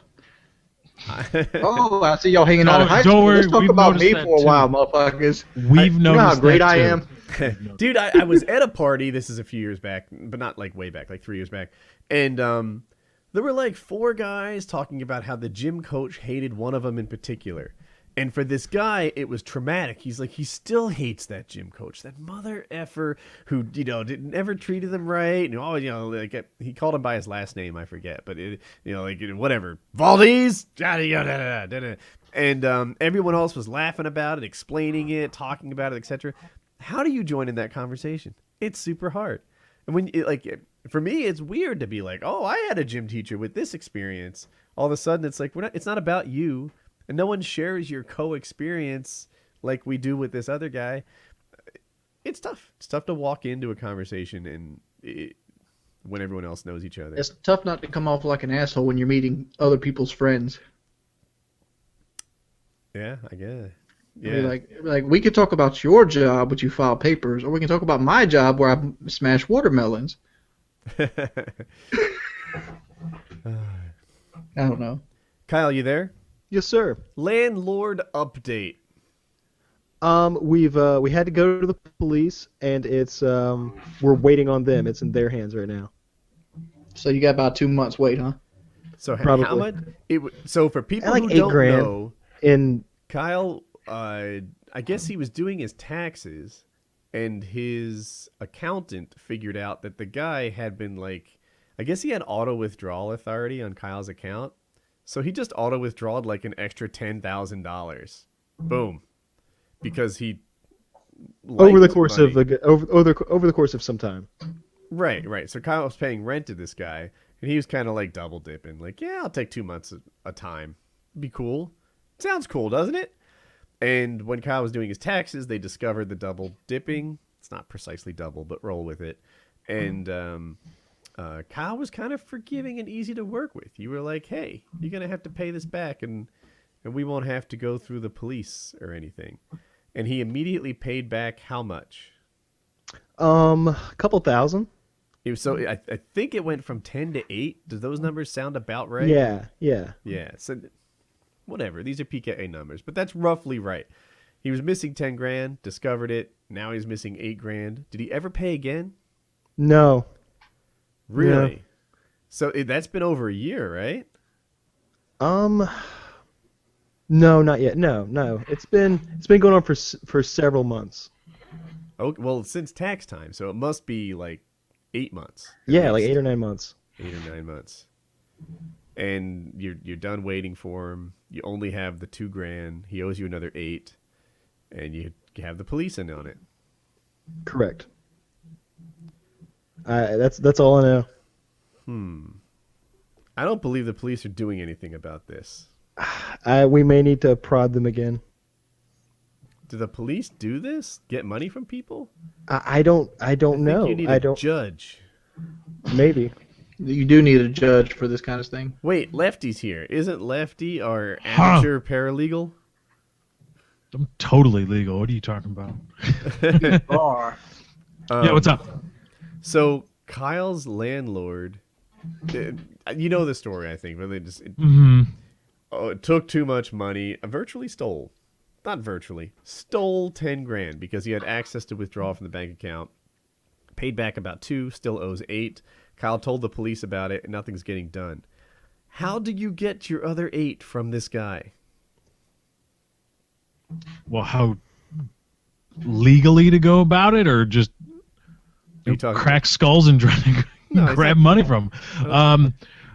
Legally, probably sue him. Get a court order.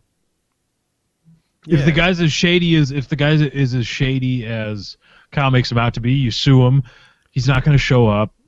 You get a summary judgment for the amount that you want, and then he owes you that money. And you just go. What, do they issue a warrant at that point, or Do they garnish his wages? They eventually put him in jail. How do they get him to give the money he owes?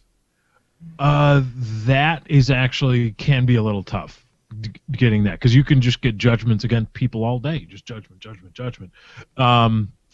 What you can do then is, that's a more specific, narrow legal question that I'm not equipped to answer. My guess is You're not equipped? Do you need a different mic? a different brain, a different set of knowledge. My guess would be probably a court order of some kind, but that doesn't make any sense to me, because the judgment is itself a court order.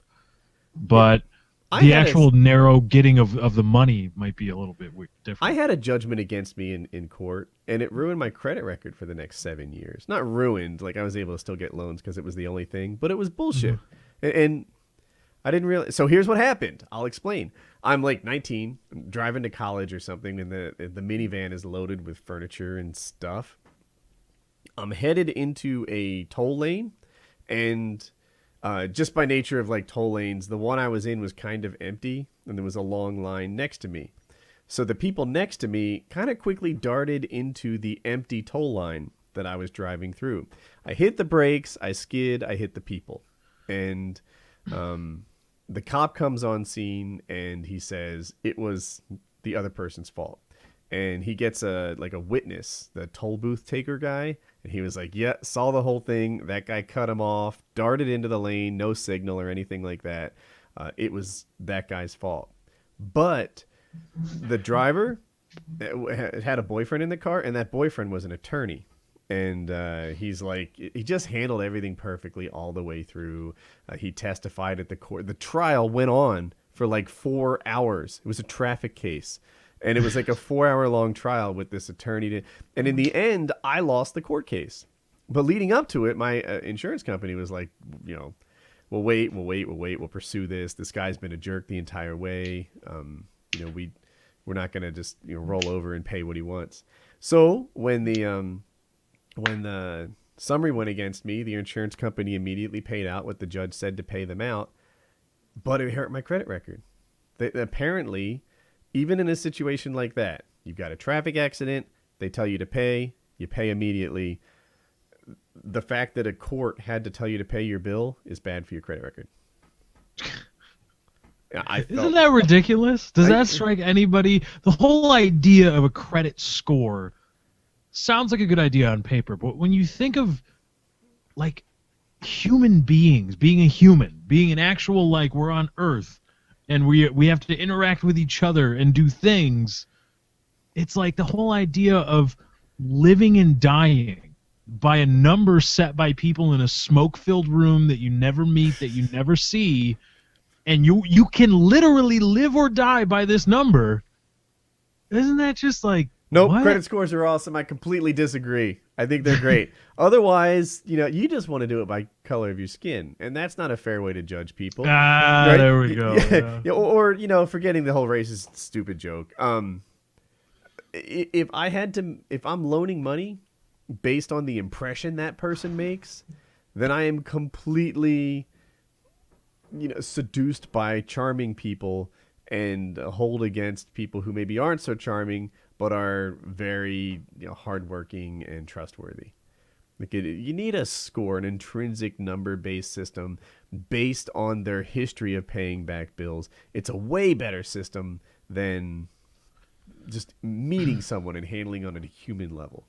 Sure, I mean, of course, in the grand scheme of things, a majority of let's say decisions based on credit score on this number are probably made with the best of intentions, and probably a majority of them are made with the right end result. If you were Sarnak and you knew the outcome, and then you looked at the decision that was made, you say, oh yeah, that was the right decision. But there are still a whole lot of cases where to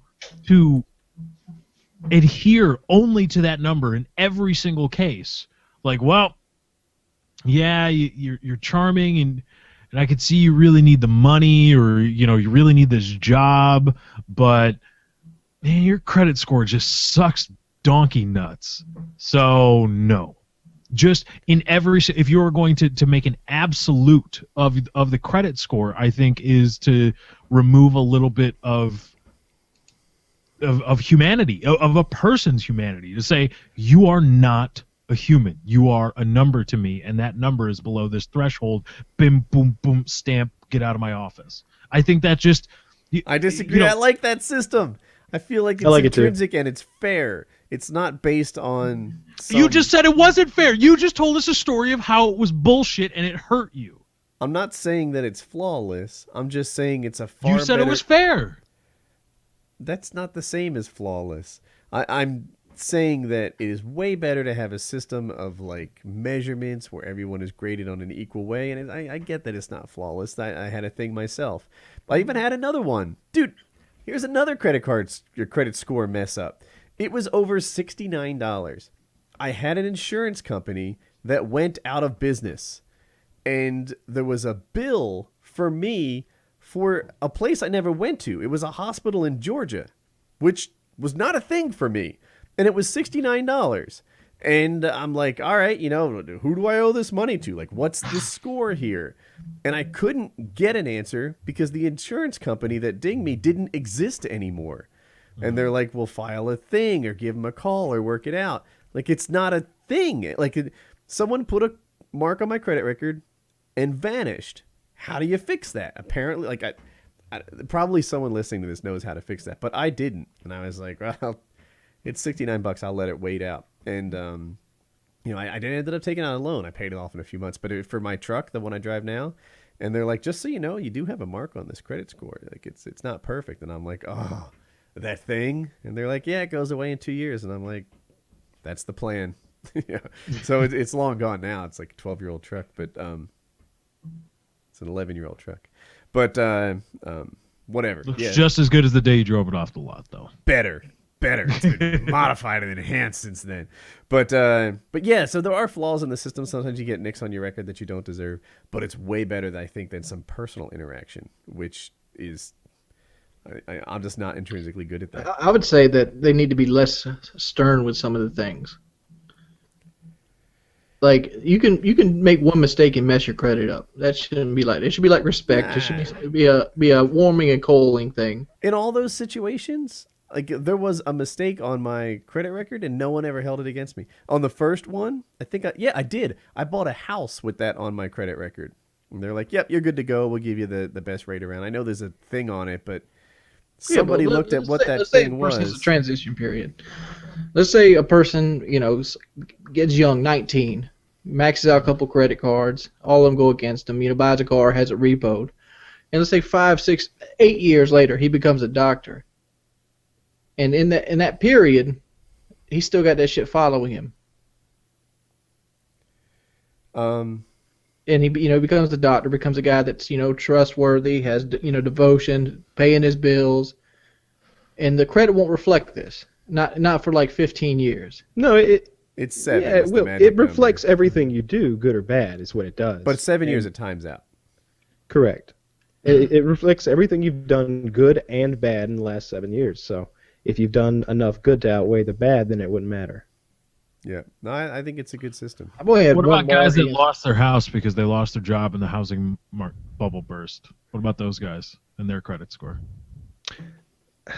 Wait, so you're saying someone buys bought a house, and then they lost their job, and then they stopped paying for their house. And the bubble burst. The bubble burst. So now they're completely upside down in their house, no way to pay it back. So it's very difficult to sell this house for a price that allows them to pay off their loan.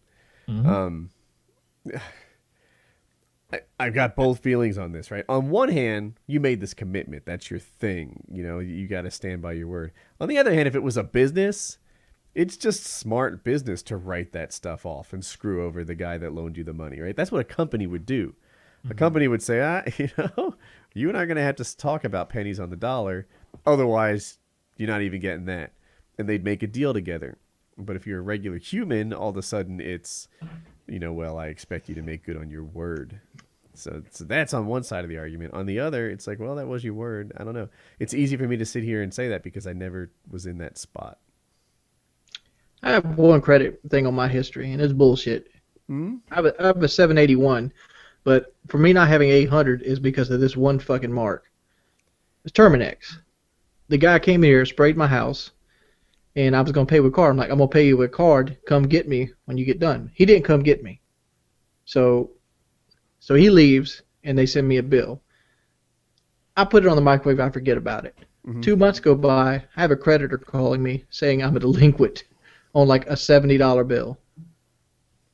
So I pay it instantly. I'm like, well, fuck you. Here's my credit card number. Take it away. And then it lowered my score. That does suck, yeah. It goes over 800? Your credit score? I think it's 860. Doesn't Matt call that? But I've always aimed for an 800 credit score. Yeah. I always thought it was like an SAT score, where the highest you can get on the section is 800. And I don't know, for some reason I was like, well, 800 is perfect. And then at one time I found out my score was 8-something. I was like, what? I didn't even know it did that. You got extra credit, Woody. Extra credit? Yeah, I stayed after school and paid off extra bills. It was you paid an AP bill. I don't even know what my score is now. I have a feeling it's not that high anymore because I don't do the kinds of things that creditors like to see. They like to see you take out big loans and then pay them off regularly and reliably. And I don't take out any loans at all now. With interest. I wonder why that is. I wonder why they like to. They don't want you to pay your credit card off in one day, though. Yeah. Did you see that? Did you see that thing where they referred to people who paid their balance every month as like cockroaches or something? That's me. That's me. Yeah, I haven't. It's been a long time. I can't remember the last time I had a credit card balance. I'm a cockroach, I suppose, and so my credit score might be lower than you'd guess because I don't. What they like to see is someone like take out a car loan, take out a home loan, pay that regularly month after month. If you're that guy, your credit score is golden. Me, I'm working my way towards a teenager's credit record because I just don't borrow money very much. Kyle, I have a question for you. Shoot. As a consumer of electronic cigarettes, what are your thoughts on New York City pushing through a provision to ban or to add electronic cigarettes to their smoking ban? I don't understand that. Like on what grounds is what I want to know. Bullshit grounds. Is it a public health risk? Is that what they're implying? I from the article I read, it basically amounted to we don't understand what actually is in the vapor, and children might see it. It essentially a large component of it was the children. But the vapor, I know. I always hear the vapor's water, right? It's just water that comes out. Is it literally only water? I looked into it a lot. It's like water and the things that it is, are like normal everyday things that are. It uses similar stuff that is in inhalers. Something glycol or something. Also, keep in mind we're talking about New York City and what's in the air. Exactly. You should use that e-cig as an air filter. Just put that over your mouth. Put that in like one of those painter things and just smoke on that. But yeah, I think that's silly. I've looked into it a lot and I can't find there's no negative health effects of an e-cig. There's just not. Nicotine's not bad for you. It's just addictive. It's all the other shit that comes along with a cigarette. Yeah, I have a certain compassion for people who are trying to get off cigarettes that it feels like New York doesn't share. Leave them alone. I have been in the car with Kyle while he smokes a cigarette, right? So this is it's a Camaro. So there's not like there's a lot of air here, right? You can't tell he's smoking a cigarette. I mean, you can see it, or an e-cig. It is not something that pollutes the air. It's not. And the more and more I read about New York City and what they're doing, the more and more I realize New York City isn't a place I would want to be for anything. Because what with the smoking bans, the no 32-ounce sodas, they're a nanny state of the worst kind. They're a perfect microcosm of what is a nanny state. And then the whole idea of like stop and frisk and all this stuff. It's just New York. I don't want anything to do with you. New York But City. you're from Chicago, right? Yeah. Your pizza's not even pizza. Chicago pizza is so much better than New York pizza. It's some sort of dish with the cheese on the bottom or something, right? Yeah, I guess.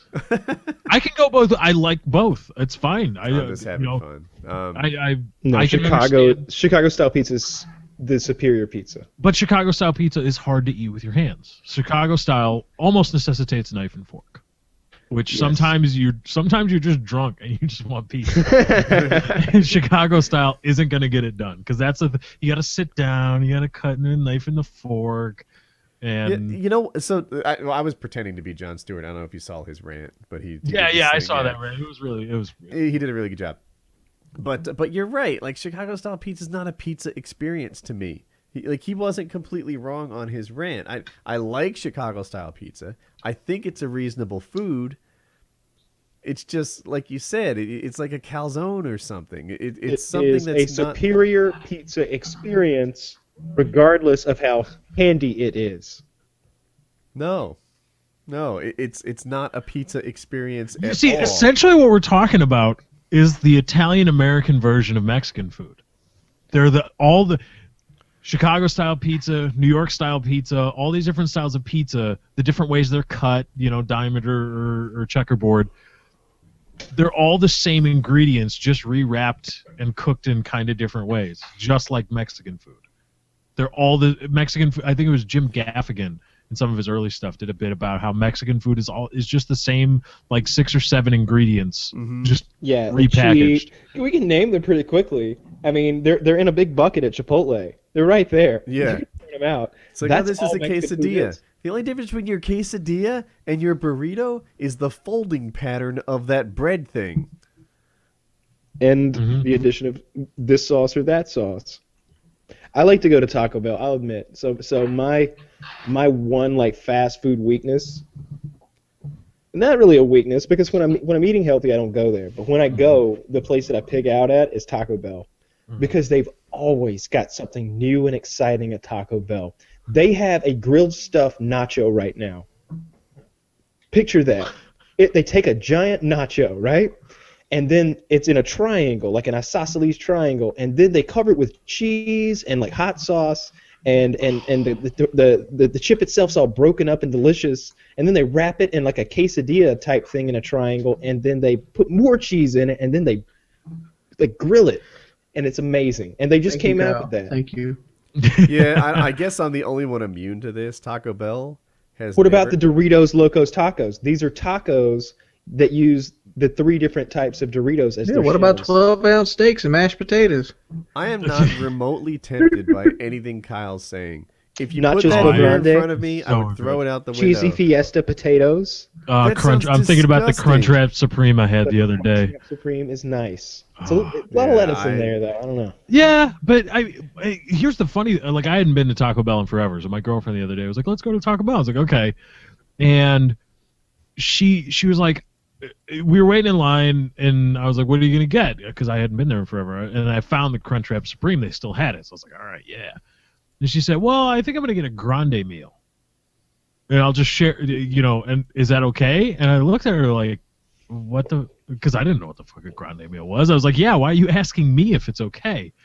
And it turns out, so I get the receipt after paying, and I just see grande meal. It's like grande meal, and then it tells you what's in the grande meal, and it's just taco, all the way down. I'm like, what? And I showed her. I'm like, what is this? Like, look, she must have hit the taco button too many times. She's like, no, that's a grande meal. It's 10 tacos. Mm-hmm. Like, and you can mix and match tacos or burritos. Mm-hmm.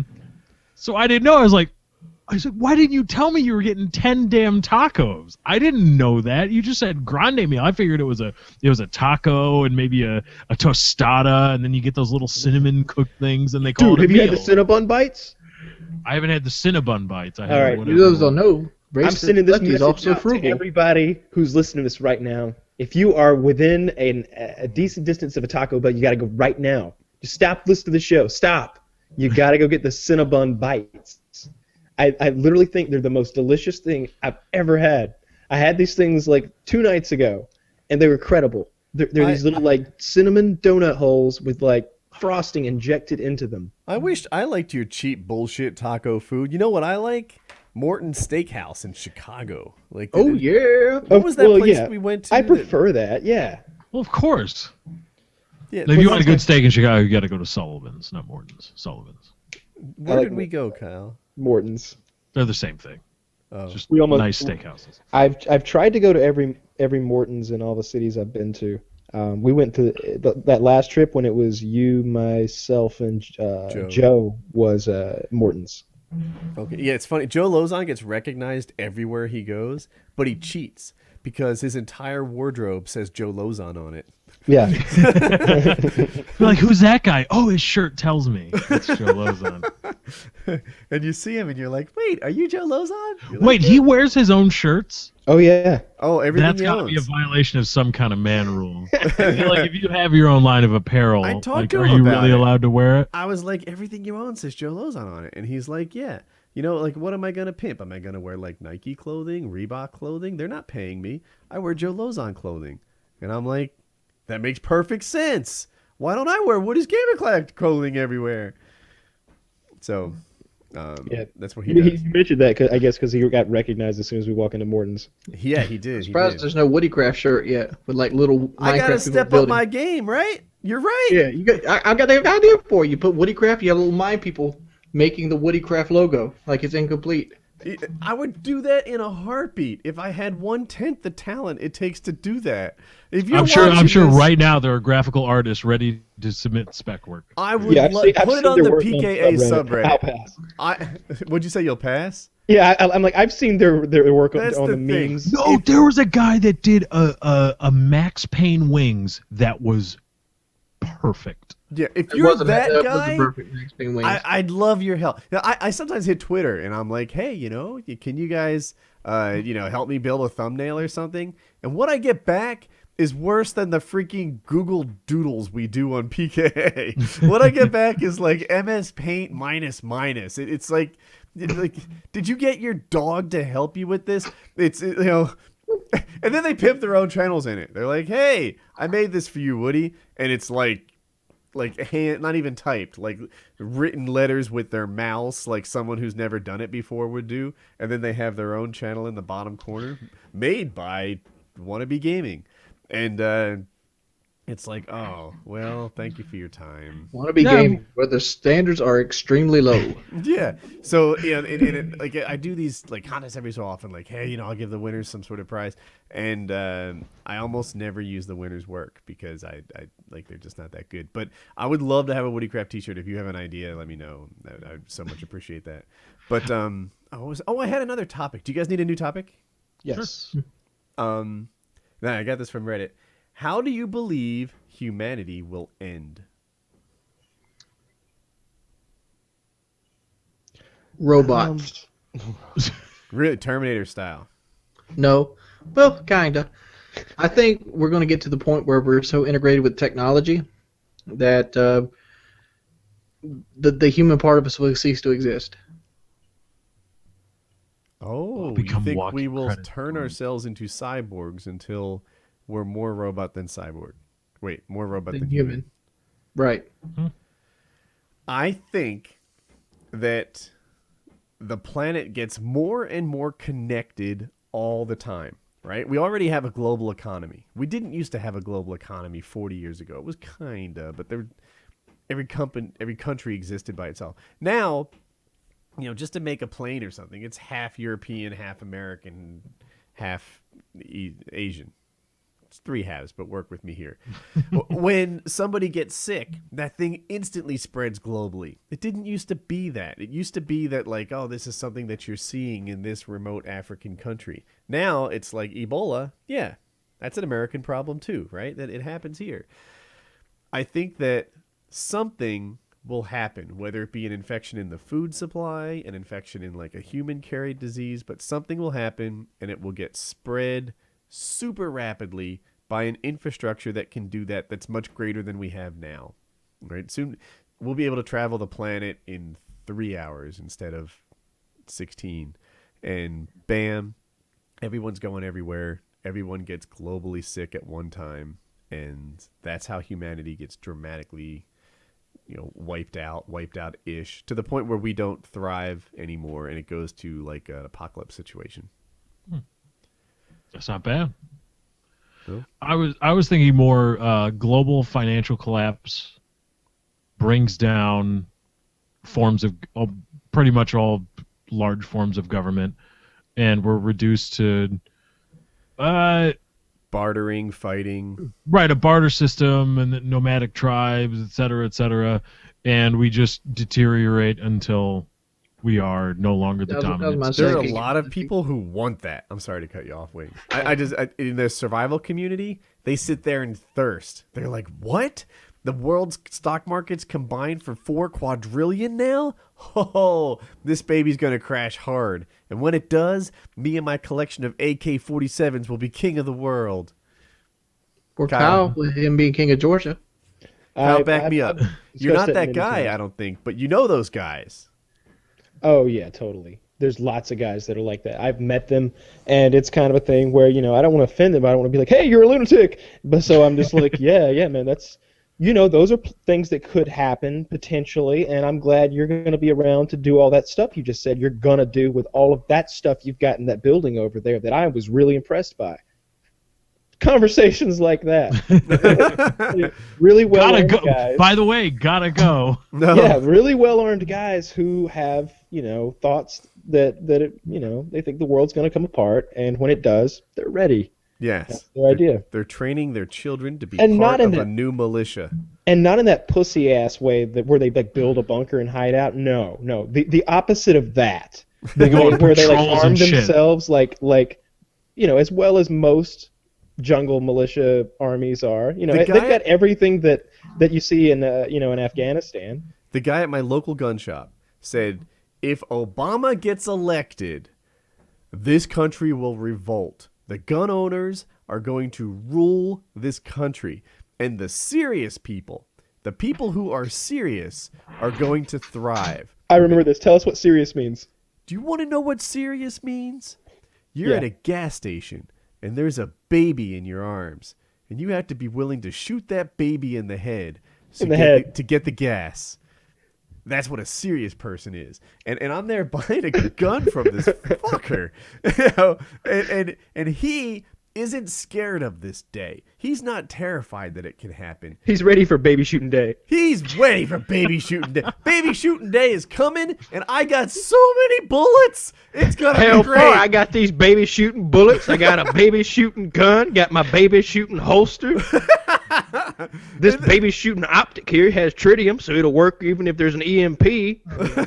Holster doubles as That's a the gas kind of tank, shit huh? they say. They I start can do talking some about nighttime baby shooting, some daytime baby shooting, some long distance baby shooting, some up close baby shooting. The choke on this shotgun allows me to shoot up to 4 babies at one time. What about peak oil? I think that's over, dude. I just read about how we've passed peak carbon dioxide emissions. They say that that peak carbon dioxide emissions has either occurred or it's occurring very soon. That the cost of making solar power is so much cheaper than it was before. It's dropped like 90% in the last couple of years, that it's becoming a viable option to make energy. And Warren Buffett just said, wind is cheaper than coal. This is a thing. Warren Buffett has invested, I just read the number like in the last 3 days. It was between $2 and $3 billion with a B into wind energy. And that's his thing. He says wind is cheaper than coal. The idea of building a coal infrastructure, all the eco taxes, all the processing, this and that. What you do with coal, if I understand this right, is you pretty much burn it, heat up water, use the steam that rises to turn a turbine, and then that turbine spins an electromagnet, and that electromagnet produces electricity you can push around. I think that's basically how a coal plant works. that is, but it's even more. You've got to refine the coal and get it out of the ground first. Fair enough. Thank you. On the other hand, you can get a windmill which just goes straight to the spinny thing and makes energy too. And they're just like, this is a way cheaper way to produce energy compared to coal. And then natural gas is popular too, which is also a limited finite resource, but it doesn't do much for CO2. The idea of peak oil, I think, is becoming less of a problem because the alternative energy sources are not just cool because they're clean. They're cool because they're cheap. And the problem is getting solved. This whole thing, it seemed like 8 years ago. Would the problem be that, though? For example, like, what if your electric bill goes down to like $10? Would companies even go towards that? And like, you'd have to be on your own to deal with your alternative energy needs? Well, so you went pretty extreme with $10, but I think if they start producing, if they charge you $10 and they're producing it for $1, they like that more than if they charge you $100 and they produce it for $95. But you said clean, Woody. I don't mean to sound like an ultra conservative, like, oh, clean energy isn't really clean, but like windmills. All right, that's a cool idea, and those huge ass things. They're Please not. Please tell me birds fly into windmills. No. Okay.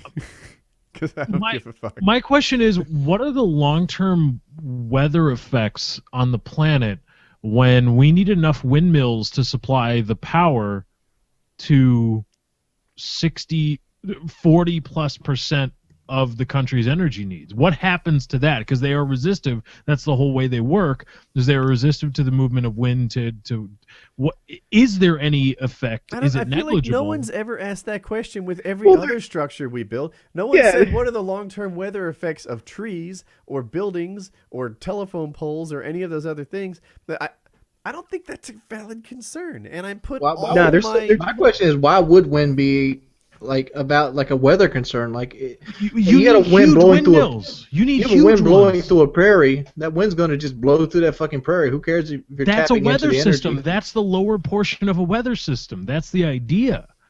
Like that, wind is I'm just wondering what the wind, though. The wind's just turning the fucking turbine. I don't think it affects it enough to. Is there? I don't know, but is there? I'm not saying that we should not do it. I'm just wondering. You know, when people say, "Oh, it's clean, it's clean, it's clean," they make it out as though there are no. Are you thinking like there's going to be like some super thunderstorm or some shit? Here's what I think the negative effects are. I think that they haven't found a way to make them really energy efficient and quiet, and that it's more unpleasant to live near a windmill than people know. Right? The problem is a giant hum. There's a noise. There's a thing going on there. The problem is the pollution that's generated during the creation of a windmill, and how long it takes for that windmill to earn enough green energy points to counteract the initial. No one ever does that with coal, though. Like, building a coal plant's freaking a big deal, too. Like, the industrial complex that it takes to refine coal and then burn coal and the whatever, the turbine, the water, all that stuff that happens with coal, they act as free, but they say, oh, look how difficult it is to produce a windmill. I'm guessing, and this is all the Painkiller Already statistics that I've researched, that it is cheaper and easier to build a windmill than it is a coal plant. Well, of course, one windmill, but is it cheaper and more energy efficient to create enough windmills to create an equivalent amount of power? Yes. These are stats. But it seems to me that the whole reason that we are so in need for alternative energies is because we as a species, as a society, rushed into oil-fueled energy willy-nilly without even fathoming the idea, like, hey, we're burning, fossil fuels, and there's a lot of carbon that we're putting in the frickin' atmosphere, and this may have an effect outside of our our ability to handle, outside of just oil spills. We're talking about long-reaching effects here.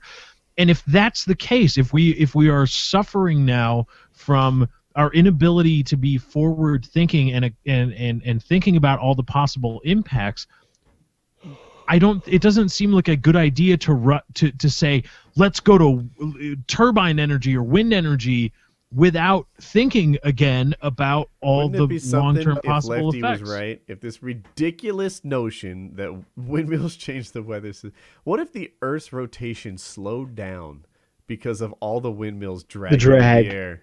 Like the same way that like I can spin at whatever some revolution, but if I held 5 giant what are those children's pinwheels?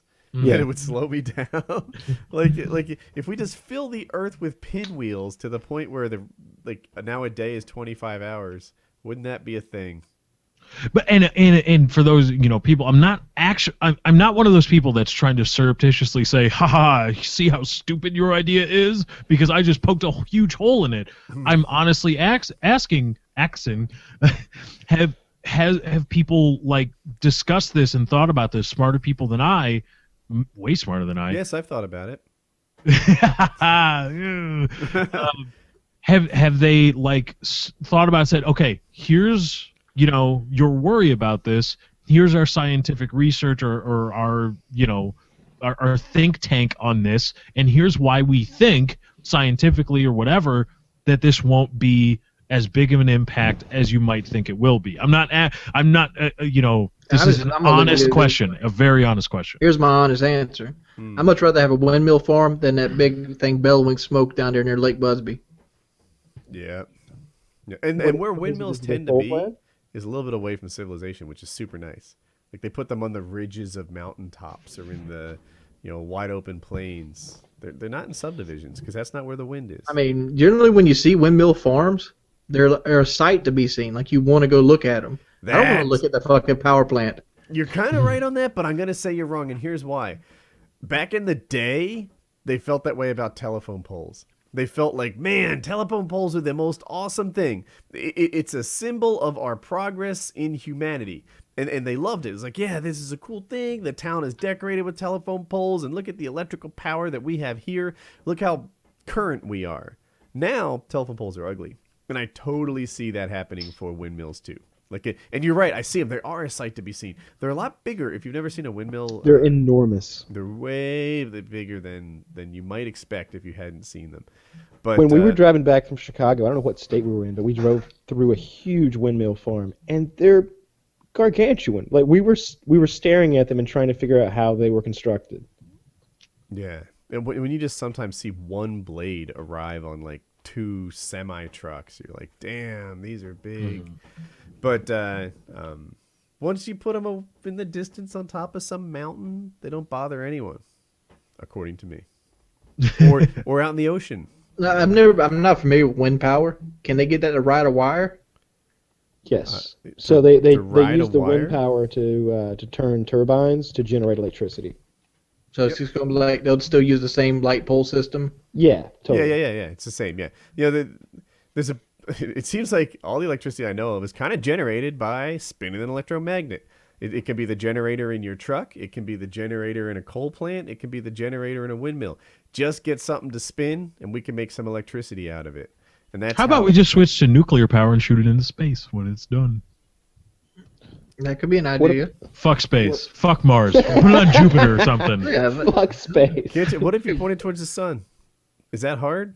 Maybe it'll Does the turn sun us into suck it in? Superman. I don't know. See, that seems like a good idea, but then I mean, again, I can't do the math. I don't even know, but the idea, like, the sun is a self-contained, like, fusion reactor. So what if we just start shooting fuel at it that may, like, upset the balance, and then all of a sudden create sun flares. So now you fucked the up. sun The could sun suck doesn't up like the that. Earth without noticing. To suck up a little thing. That's the also Earth true. made, yeah, That's also true. It's pretty big. I don't think it's a problem. So we need reactors, and then The bigger problem burrito is reactors, this. and When we launch a spacecraft, what percentage of the time does it work? 95 maybe? Yeah, at least. Something like that. We're pretty good. You go to some other country, 50-50 maybe? You know? I don't know. I think they Blow do up on pretty the well. platform. I don't know. There are other countries that, like, there are countries that do space stuff, like China and India. Mhm. I'm who just don't saying, have the same track record that we do. I don't want to ride a Pakistan rocket into space. I don't think our Pakistan's ours another was good that See, example. but Woody's making a very, very eloquent point here. Not about you riding the rocket that's going to blow up wings, but The nuclear fuel is going Yeah. to rise into the sky 4 miles, blow up, and scatter wherever you shot it from. yeah. Now, one would guess they have some sort of durable container, and et cetera, et cetera. Durable containers are heavy and expensive, and eventually they cut costs, and you get a thing that meets the minimum requirements, and hopefully it works. And that's the challenge with your plan. It's a little risky. But Space heck, elevator? you know what? Yeah, I have no Well, idea what how about reliable rockets? space Like, elevators You are. hear, how are they going to fuel rockets? Because Because rockets run off like fossil fuels now. Solar rockets. No, here's the other thing. Remember, people talk about putting all their. Oh, Lefty, please help me. What is the name of the place in Nevada where they want to put all the spent nuclear fuel? Yucca Mountain. Yucca Mountain. Yucca Mountain. Lovely place to go visit. If you want to put all your nuclear stuff in Yucca Mountain, my George problem Bush. is not with the mountain. It's not with the storage facility. I'm sure if they were to have just one storage facility for all the nuclear stuff, it would be the best storage facility that could possibly be. The challenge is getting it there. Like, are you literally just going to load up spent nuclear fuel on tractor trailers as a regular practice and drive it across the country to Yucca Mountain? This was actually the plot of a Tom Clancy novel that he ghost wrote before he died. That's what Like, they do there's in a- Mexico. They drive it all down to southern Mexico. We recently found out when that That's truckload got Mexico, stolen. man. They A terrorist, right? I know terrorist, boogie boogie man. But really, what if a terrorist just... How hard would it be to hijack a semi-truck? There aren't any terrorists, Woody. If there were, they'd be doing stuff. They're not real. You know they're not real. Come on. Terrorists are... When's the last time some terrorists did some terrorist shit in the United States? 2001. They don't do that shit here anymore. They just that don't. shit And if they wanted to, you would think they could. When you make So these it's either they don't We've want done to the or they equivalent can't. of picking up our dog shit and throwing it on the neighbor's lawn. Like, there you go. Terrorists don't do it here anymore. We don't care. But allow me to get long-winded for a second. When you choose a system of government, you don't just choose it by saying like let's say that you love Obama, right? Hypothetically, he was your guy. You're like, all right, Obama should have a line item veto. Obama should have, complete authority. Obama should be able to do what is it called when they don't let you out at night? Curfew? Curfew. I'll go with that. I think there's another term for it too, but that works. Obama should be able to establish a curfew, all these things, right? And you say, I'm okay with this because I love Obama so much that he would never abuse these powers. But it's still a terrible government because someday he won't be your guy. Or make it George Bush or whoever was your guy. You need to have a government in place that is so wonderful when a total... I don't know, I was going to curse or something. A total D-bag starts leading a government that there's still a system of checks and balances that prevents him from being the worst kind of D-bag for your interests. When choosing how to store nuclear fuel, there's a similar thing going on here. You need to make sure that, all right, are there no terrorists right now? Is nobody really motivated to do this thing? At some point, they will be, and this system will still be in place. And you need to make good decisions, not just for now, but for tomorrow. There's no reason we can't guard them with the same protocols that we guard weaponry with, or regular explosives. And what are those protocols? I wonder. Is it just totally like security through obfuscation? I've never learned that word. Obfuscation? Do we just hide it? Is that what we do? Do we just all right, it's a plain white semi. We don't tell very many people what's inside of it. There's plain white semis on the road all the time carrying bread, batteries, and toothpaste. Therefore, no one's going to mess with it, but it's actually a nuke in there. Or do we surround the thing with Humvees so that it takes more than box cutters to get it? I say you plain white tractor trailer, but you keep surveillance on it. I think that's what they do right now, and they just GPS it. And now the NSA is listening to this show because we're talking about spent nuclear fuel and how they transport it. And... That's an extra 20,000. NSA, can you get us the Lost episode with Dr. Chiz? I think it was 152.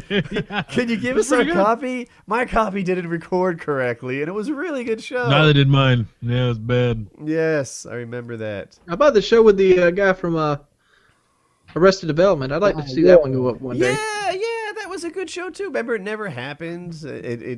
What happened on that there show? were push-ups and stuff going on. Sit-ups, right? He didn't think it was funny at all when we started talking about the casting couch stuff. Yeah. Um, yeah. This is what was his name? Anoon? Brandon Lee, right? Or Justin Lee? Justin Lee, but his name on I don't know. Arrested Development. The character he played was the Asian guy on Arrested Development. He was the adopted kid who like had incentive to murder his mom or something like that. And at one point, we totally acted like he got his career by doing sexual favors on a casting couch. Mm-hmm. He didn't get the joke. I don't know. Didn't think it was funny. Funny. We just kind of ran it by him. Like, you ever do anything like that? And he's like, actually, that's a really serious problem in the industry, and we work toward ending that. And I'm just like, what'd you do, dude? Did you have to blow somebody? Like, is that what happened? Did we touch dude, I'd have rolled with it. I'd have been like, hell yeah, that shit they say about Asians ain't true. But, it was a very serious issue to him, I suppose. It was You know what that means is that he did it, or he knows somebody that did it. Perhaps. It's not like this is a very serious thing. It's like yeah, I did it. But he was a pretty good guest, and we had a good time. We did, and it was lost forever. Forever. We've concluded the NSA hates Painkiller already. They just want to derail us. That's it. I don't like the NSA either. As a matter of fact, so people who watch me all the time know is kind of pro Obama. You know, like I'm kind of pro the health care stuff that he's changed. You know, we're waiting to see how it plays out, but I'm still on his side with that. I find the NSA stuff to be completely indefensible. I like the people on the left used to say Bush shreds the Constitution all the time, right? So many presidential Lefty, what is it called when like they pass a law but a signing statement, right? He had like I forget, there's a ridiculous number, like 700 times more signing statements than any other president did. And he would just say basically like, I passed this law, but with these exceptions. And you're like, you can do that as president? Just like, all right, you passed this law, but these are the parts I intend to enforce. But he did that. Bush, shred Constitution. Obama, spy on you. Obama, civil liberties. He's got a problem there. And it's not just, because I know a common defense is, well, these are programs that were initiated under Bush because of 9/11, et cetera, et cetera, et cetera. Obama no longer gets to play the babe in the woods. Done. He knows they're going on. It has been brought to his attention now. Because if I know about it, and I see Reddit knows about it, I'm pretty sure the president of the damn United States should know about it. And I'm sure he does, especially since he's talked about it.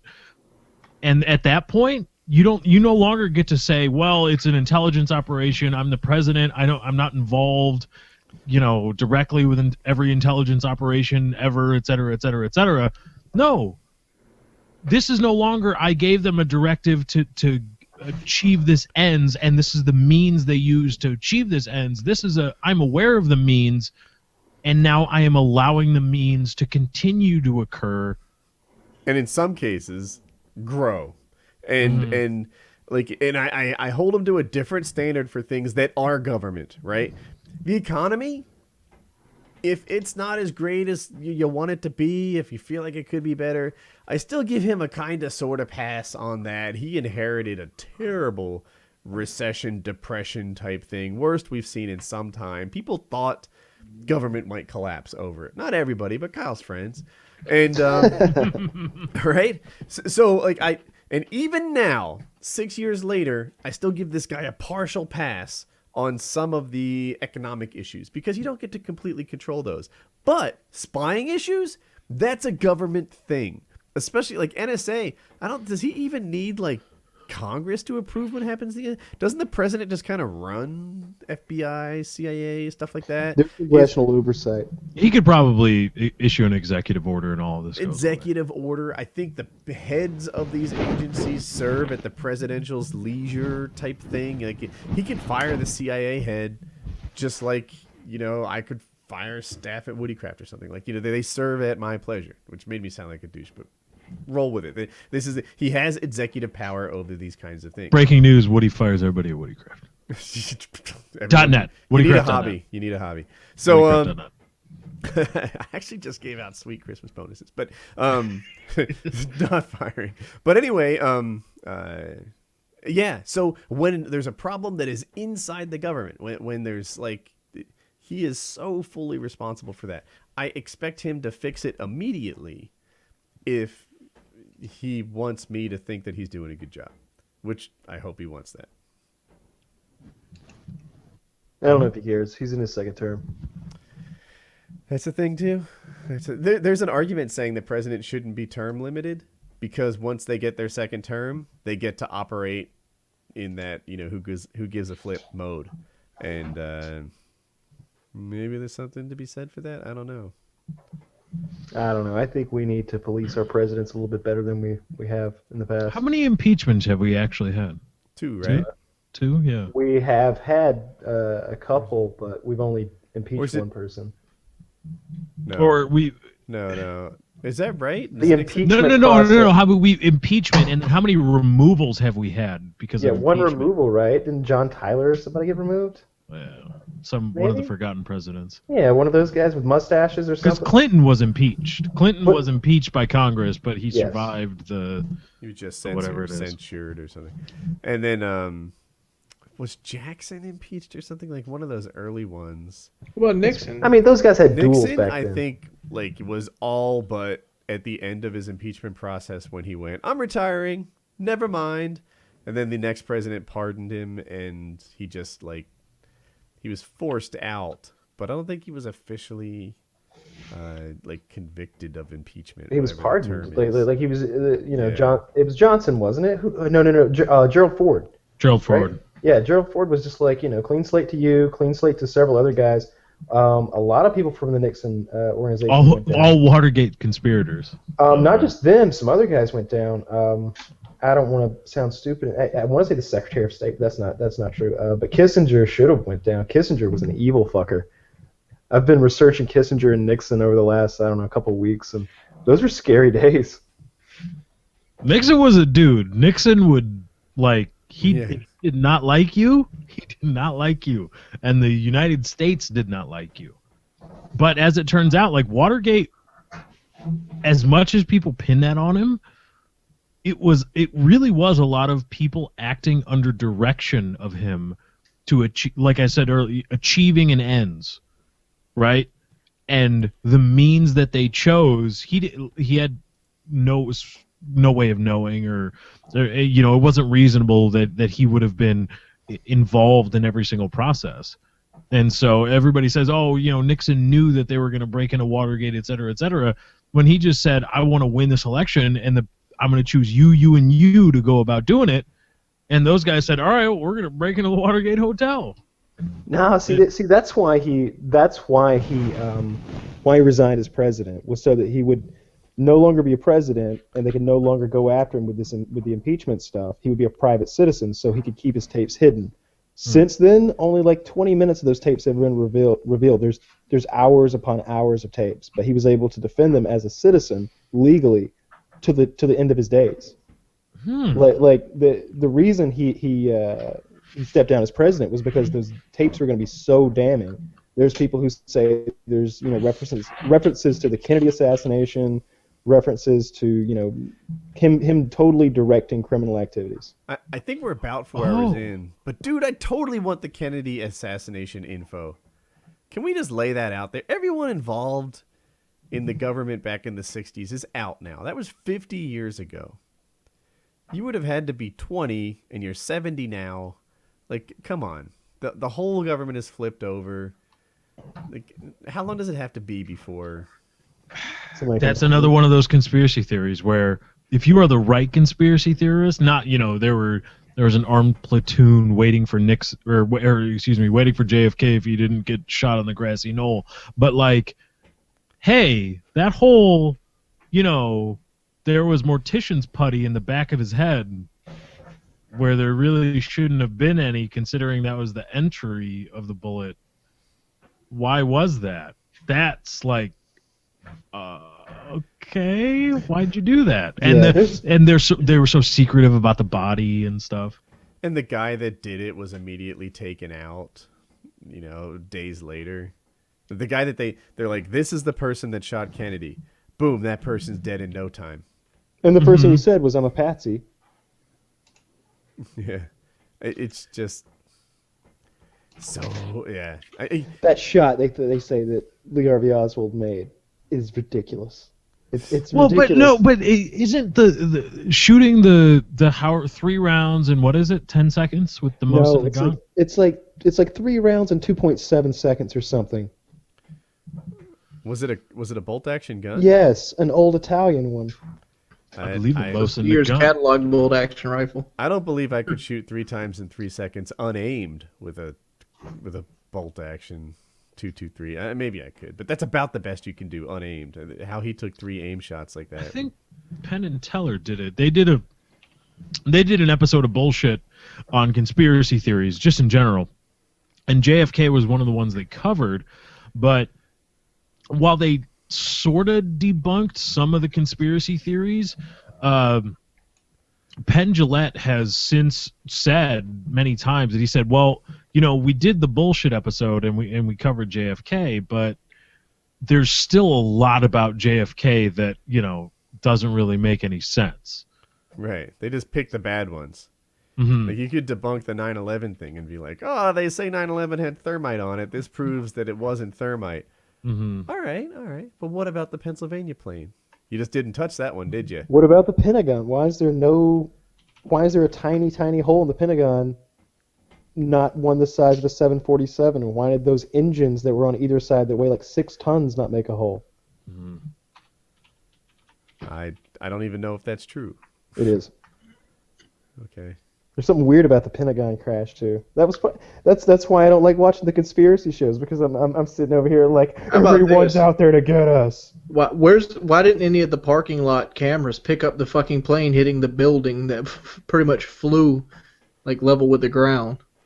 They proposed that the pilot of that plane made a really difficult maneuver so that he had to come in, make a loop, and then come back. He didn't take the direct route to the Pentagon. He could have hit it on one side, but he made a big loop to hit it on the other side. Yes, so because I think he wasn't aiming for the Pentagon. They thought he wanted the White House or the Senate or something like that. But he hit the Pentagon perfectly. But, well, he was like, all right, I don't see the one I'm looking for. Here's a big one. Boom. But they say that maneuver that he performed was a very difficult maneuver, and that just like 2 months prior, that guy had failed a basic flight test in a Cessna. And it's like, I can't prove that what you're saying is wrong. I have no idea.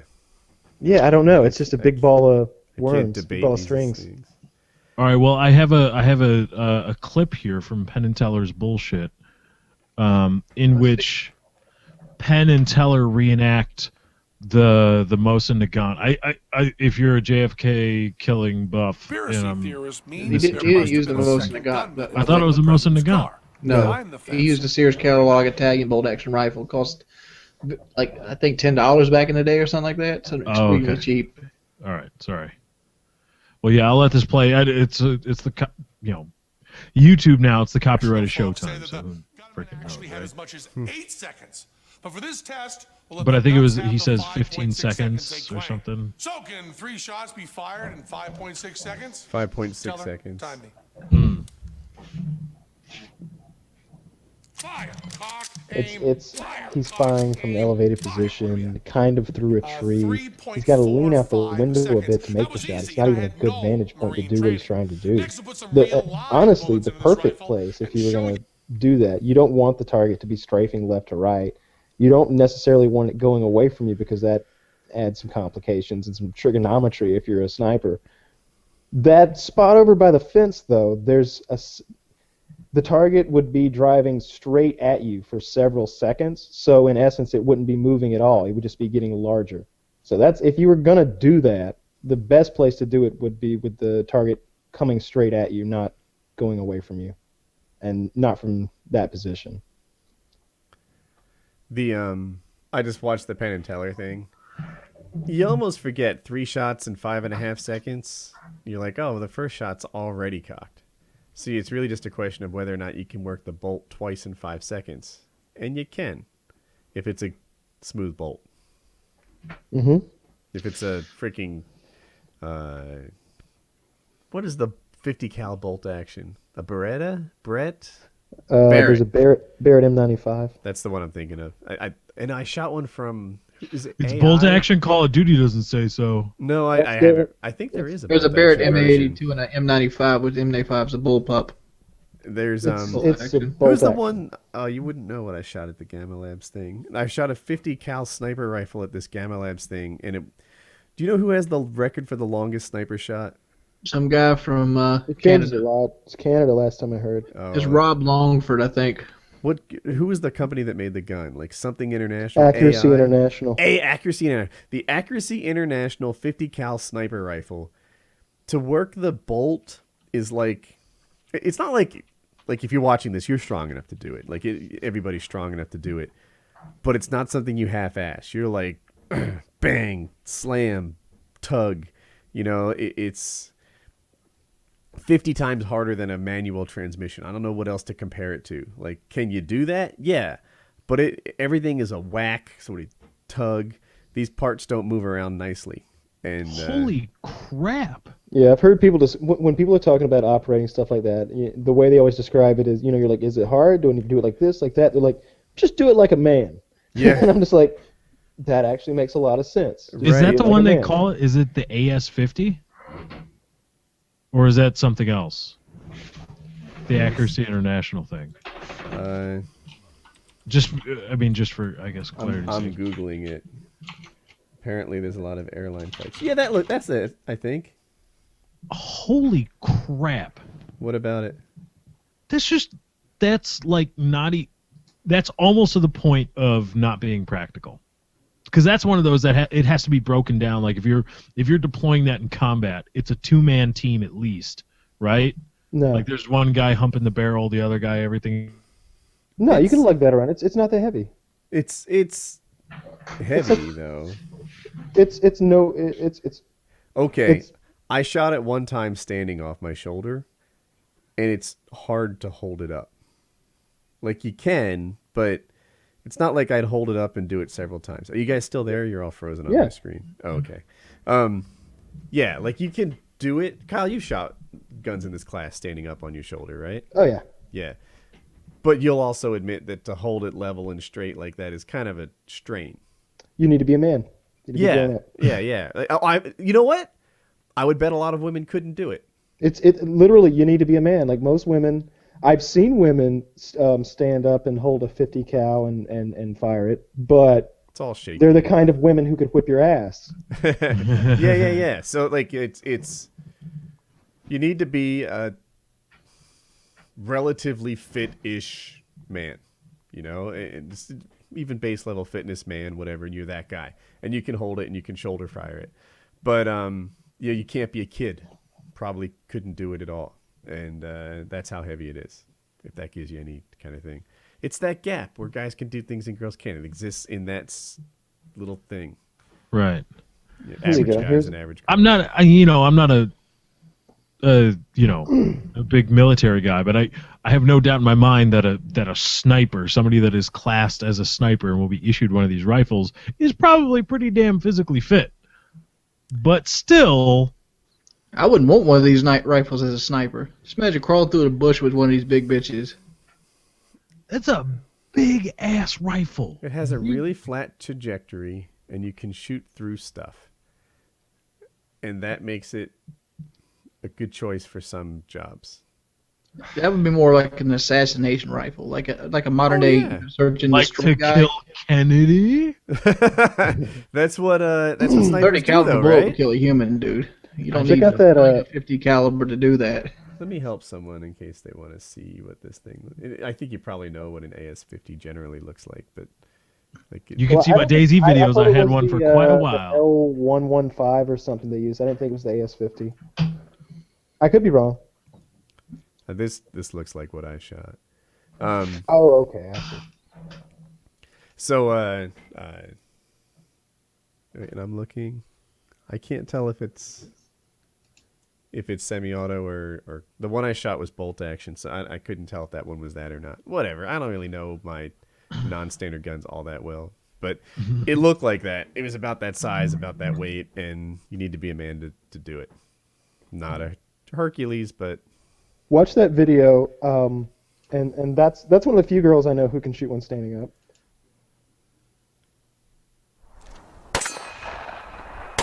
Might as well skip like the first minute or so. Oh, there's the obligatory butt shot. I just skipped Dude, look that. at the arms on this chick. oh, I've seen this channel before. Does she have to be wearing the short shorts when they're doing the behind? She always wears the short shorts. Oh, okay. So all it's the not just a. time. Okay. You so know it's not what? just a- YouTube has a lot of sometimes success in YouTube, and I was reading this about Jenna Marbles in particular, which is where this concept comes from. People like her because they want to be her. You know, there's a lot of girls who are just like, you know, I want to be Jenna Marbles. I want to, you know, like have the cute boyfriend, make videos, hang out with my dogs. Like, if you're a young girl, the Jenna Marbles life might be your dream life, and that's like part of the deal. I think that part of what this channel does is there's a lot of people who want to be that dude that he is putting the channel together knowing that is that his girlfriend or his wife? So here's the genesis of the channel. The idea from the beginning was him teaching her to shoot, and when they first started, she was a complete novice, and they were not together. She was just someone he knew, and she went from being a complete novice to where she is now, where she's a really, really tactical shooter. But obviously, you know, and I've talked to him about this, and you know, she's really attractive. So putting her out there shooting stuff is, you know, a good idea, and they do a lot of that, and it's entertaining. She's in incredible shape. I asked her, I was like, "What do you do?" She's like, "I don't do that much." I was like, "No, come on, what do you do?" "Well, I do Insanity 4 days a week. I just do it 4 days a week though for 30 minutes, and I swim 3 days a week, and I like to do my squats on Sundays." And I'm just like, oh, wait, and then I do my acrobatics, and it was like, holy shit! So you're a finely tuned athlete, okay? But some channels, their YouTube success is dependent on people wanting to be that guy. And I swear the formula for that is like, you love shooting, don't you wish you shot like me? Don't you wish you had my girlfriend? Don't you wish you had access to these guns? Don't you wish that my gig was your gig? And that's, I think, how that channel goes. And that's how, like, I think Devin Supertramp, the wallet's maybe not a conscious thing. A lot of people just wish that they had the life of the people in his videos. I know I do. Wow, those guys are having a great time. When you watch a Devin Supertramp video, you come away and you're like, shit, so I guess I'll have these Cheetos.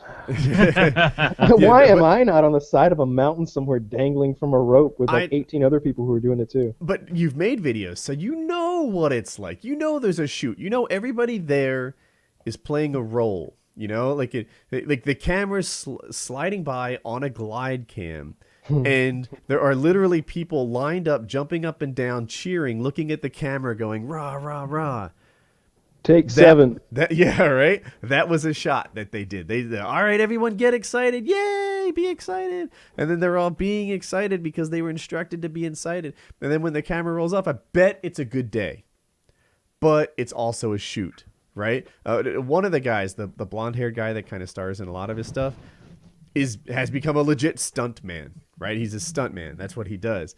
And like he and Devin go and they put out these wild videos and they do their thing, and he sets up all the rigging and Devin does all the camera work, and it looks like a group of guys just having the like most fun sort of male adventure life you can imagine. But the reality is it's a group of filmmakers putting on a show about a group of guys having the most fun life that a young male can imagine. Then they do a very, very good job at it, because they paint a picture of like the perfect day of like just hanging out and doing some crazy shit. Yes, yeah, and they've got pretty girls there, and they've got adventurous guys there, and you know, adventurous guys. What does that mean? Guys who are willing to fly 75 feet through the air and land in the water. water. I thought you meant guys who are willing to do something else. Okay. No, I was talking about stuntman-like guys. And You sure? yeah. Anyway, yeah. Devin's. Yeah. What? I don't know. It's really late here, Kyle. Would you stop picking on me? I think I just got gay and I didn't even know it. I'm sorry. No, I'm just being immature. I'm sorry. Oh, really? So it didn't get gay when earlier in the show you were like, yeah, Wing, send me a picture of your gigantic balls. Yeah, That's not true. gay. No, that was a medical thing. That's medical. Yeah, yeah. That's a curiosity thing. Wing, Like send a Ripley's picture Believe It of or your Not. balls. Get on the job, would you? We all want to see All right, these listen, egg-sized jumbo balls. This is technically the Christmas episode. I'd kind Okay. of like to see them take That's a cast of them. wait. Remember when we all talked about how we didn't know exactly what we wanted for Christmas, and some of us were like, if I want something, I just kind of get it, and it makes me really hard to share. Wings, I know what I want for Christmas. I want you to sext me a picture of your balls for Christmas. Christmas card, that shit. Do you remember? Was it last year? You got me like a ring from a bubblegum machine dispenser, and I got you that nice. Spencer's, but that was like 2 years ago. All right, 2 years years ago, and I got you that nice dent puller for your truck. Yeah. I want to say you're in a little bit of a gift hole, and if you want to dig yourself out of the gift hole, then Give me a buzz. send me a picture of your balls. And I All right, promise well- you, they won't be distributed via Twitter. Let me ask you this: what is everybody's New Year's resolution for this upcoming year? Not to see a picture of your To balls. stop masturbating. You might win to on that pictures one, of your balls. By January 1st, I will slow down on that process. New Year's resolution? Well, shucks, I don't know if I have one. Yeah, I have to think it through. I need to make more lists.